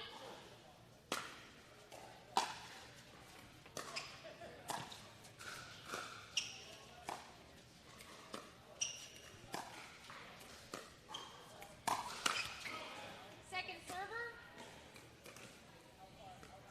Yeah, definitely seeing some frustration out of Lanier here 4-2-2. as he has not come out on top of some of these speed ups from Cabieses, and he knows he's there. He knows he's right there. He's anticipating it well. He's just not able to execute. Point. Garrett Whitehead running around, taking that shot with his forehand. Pull up the middle. 5-2-2. Oh, yeah, that looks like it was going to be a tough serve there for Whitehead to complete. After the toss, that ball kind of was floating away from him and very low.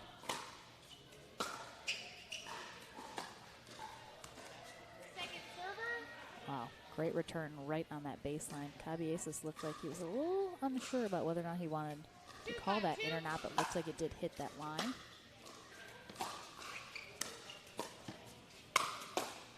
Good pickups for Foster.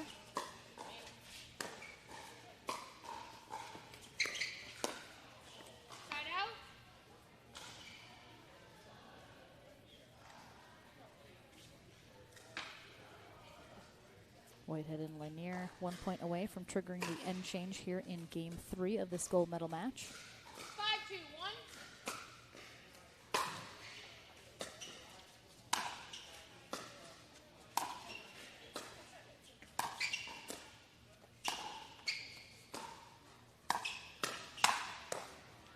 Good hands from Cabieses, staying on it. Back and Lanier up off that line, shot after shot. 5-2-2.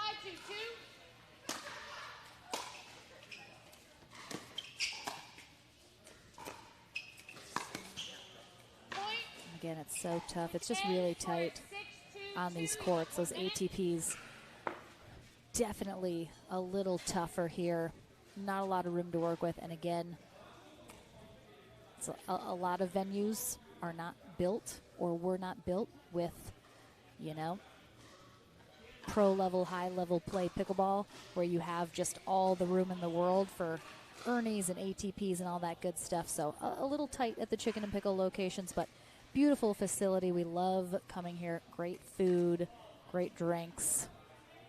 Always so many people at every location enjoying all the non-pickleball activities as well. Always so many first-timers playing pickleball, but they have bags outside, shuffleboard. They got picnic tables, TVs. Good stuff all around. If you've never been to a Chicken and Pickle, definitely check them out. 6-2-2.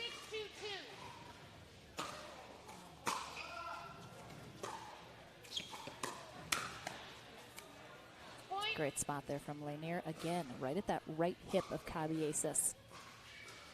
If you're going to speed up the ball, the placement of the speed up is very important. You don't want to just speed it up willy-nilly.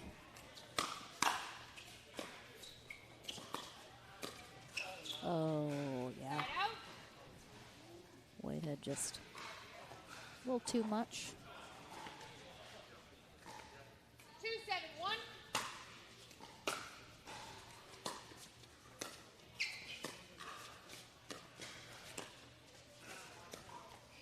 Point. Yeah, Lanier changed his mind about taking that shot out of the air, let it bounce, and then just didn't fully commit to the next shot. Server.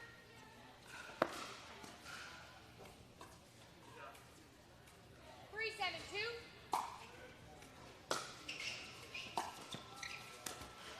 Ooh.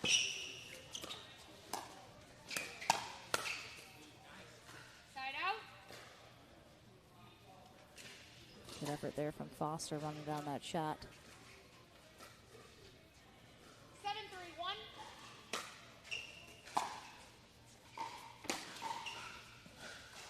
Second server.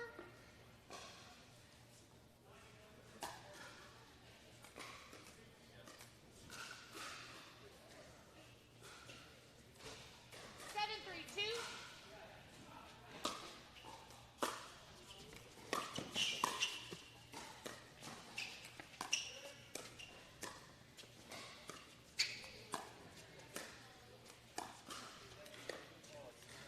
Side out.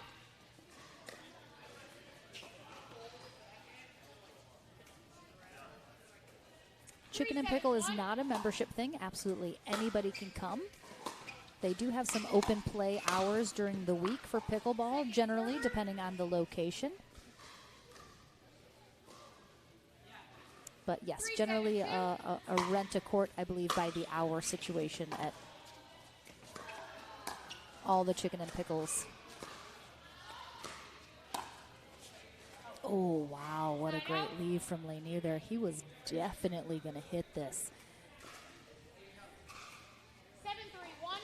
But good decision at the last moment to let that go.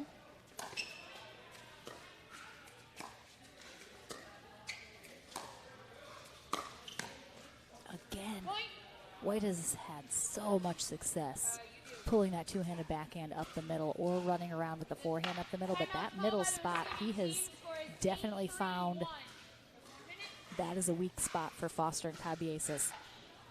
Either they've left it a little too open or they've collided in the middle.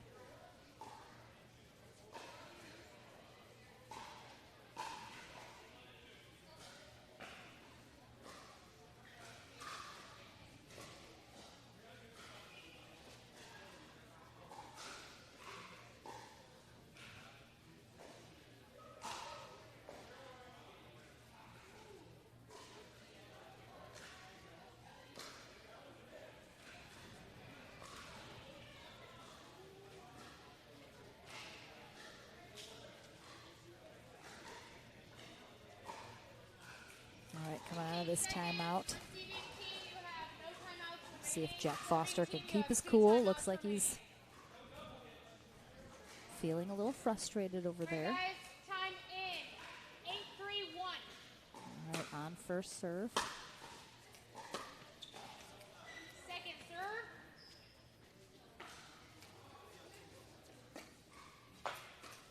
8-3-2.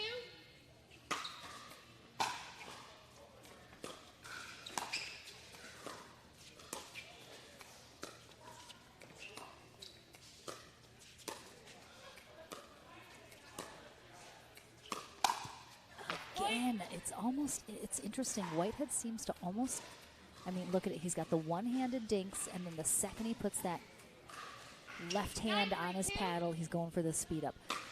I don't know if that is his tell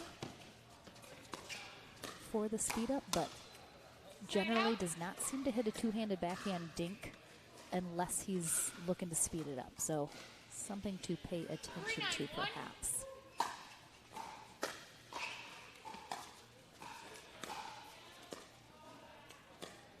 Okay, so that, yep, there's the two-handed, very aggressive dink.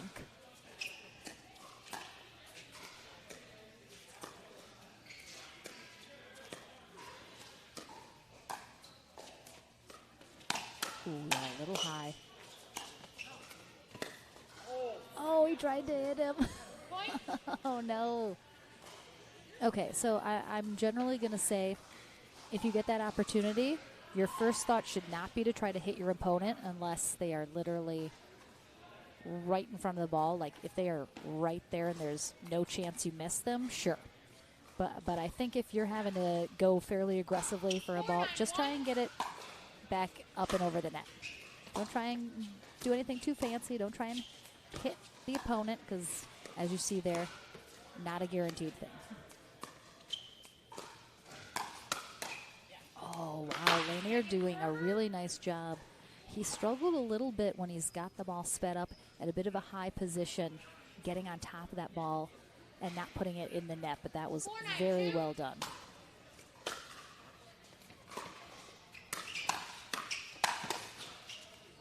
Point.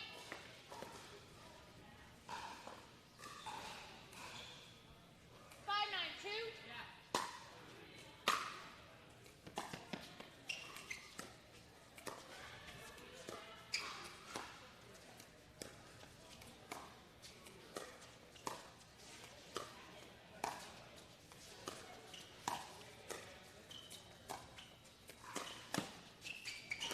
I'm really surprised they're targeting Whitehead as much as they are, considering how successful he has been speeding up his shots. Point. That's my bad. That was my bad. Yes. 6. Yes. Yes. 6-9-2.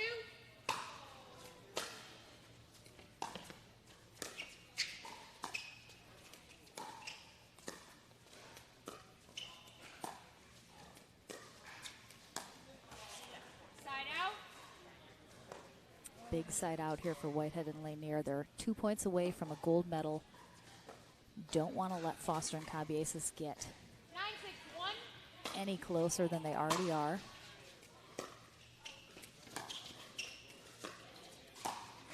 Yeah. Cabieses read it perfectly. Covered the middle, read the speed up. He's there. Gold medal match point.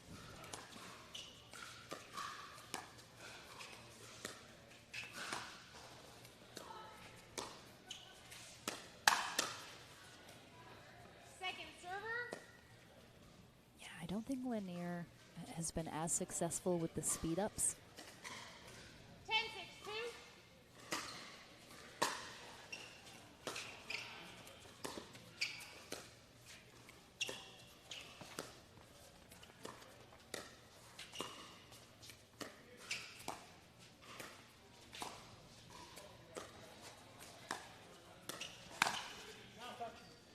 Oh, thought he might have clipped him. That is a lot of, ooh, it was close. But he got that 6'5" frame out of the way. And Garrett Whitehead and Spencer Lanier get themselves a gold medal first place finish here in the alternate men's doubles. Jack Foster, Arcelio Cabieses takes silver. We'll head to the Franklin studio one final time and then sign off here from Chicken and Pickle Dallas. We're back tomorrow morning, though, 9 a.m. Central Time for our men's and women's doubles day. Lots of pickleball action still to come from Dallas this weekend. So we're in the Franklin studio, and then we'll see you in the morning. So thank you so much for joining us. Back in a bit.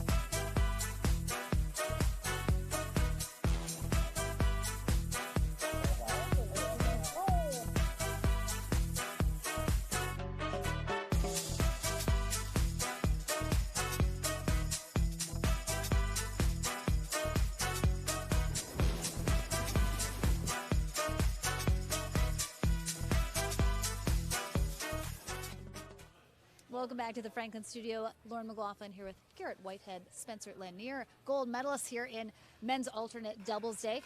Like a lot of teams, you are a brand new partnership here today. A lot of times you just kind of, see which of your peers are coming, try and pair off accordingly. What did you guys talk about coming into this weekend that you wanted to do as a partnership? I don't think we talked before today. Well, what did you talk about today, Garrett? Oh, strategy on the opponents mainly, and which side we usually play. You guys did seem to mix it up a little bit on the stack, kind of seeing which worked better. Do you feel like you guys throughout the day kind of made adjustments as you went along, seeing which worked better for you guys? Yeah, totally. Garrett told me that his hip, he kind of pulled it, so we were deciding him on the left is better because his right hip, whenever he lunged on the right side, it was hurting. So we decided to just go him on the left, reduce the pain, and play better, and we won. So. I mean, yeah, it seems to have worked. Are you playing together tomorrow? We are not. No. Okay, who are you playing with tomorrow? Anthony Gonzalez. All right, is that a first-time partnership as well? No. Okay. He's from Utah, likely. So. Excellent, Utah guys. All right, perfectly. Well, again, we'll see you guys tomorrow. Congratulations on the gold. You, sir, got a lot of shout-outs from Wes Gabrielson, Eric Lang, from that crew. Anything you want to shout out to the Pacific Northwest crew? Shout out Team Rude, Travis, Jason, Julian, I got to shout out I know, names. don't miss Will, anybody. Eric, Wes, Aaron, and I've forgotten. All right. And Eric, both Erics. All right, there we go. You know way more people than I know, like in total, right? Like, I need some friends from him. Do you need any shout outs? No, not You're like, really. no, I don't. I'm It's fine. just me. Yeah. Me too. I'm just like nobody. All right. Well, congratulations. Really well done. They took you to 3, but you managed to get it done in the end. So congratulations. First place finish and the points that go along with it as you work through the weekend. Thank you so much for joining us for day 1 here at Next Gen Dallas. Again, tomorrow morning, 9 a.m. Central Time, we're back for men's and women's doubles. We'll see these guys again, along with all the other players that we saw today. So join us tomorrow from Chicken and Pickle Dallas. And until then, we'll see you. Have a good night.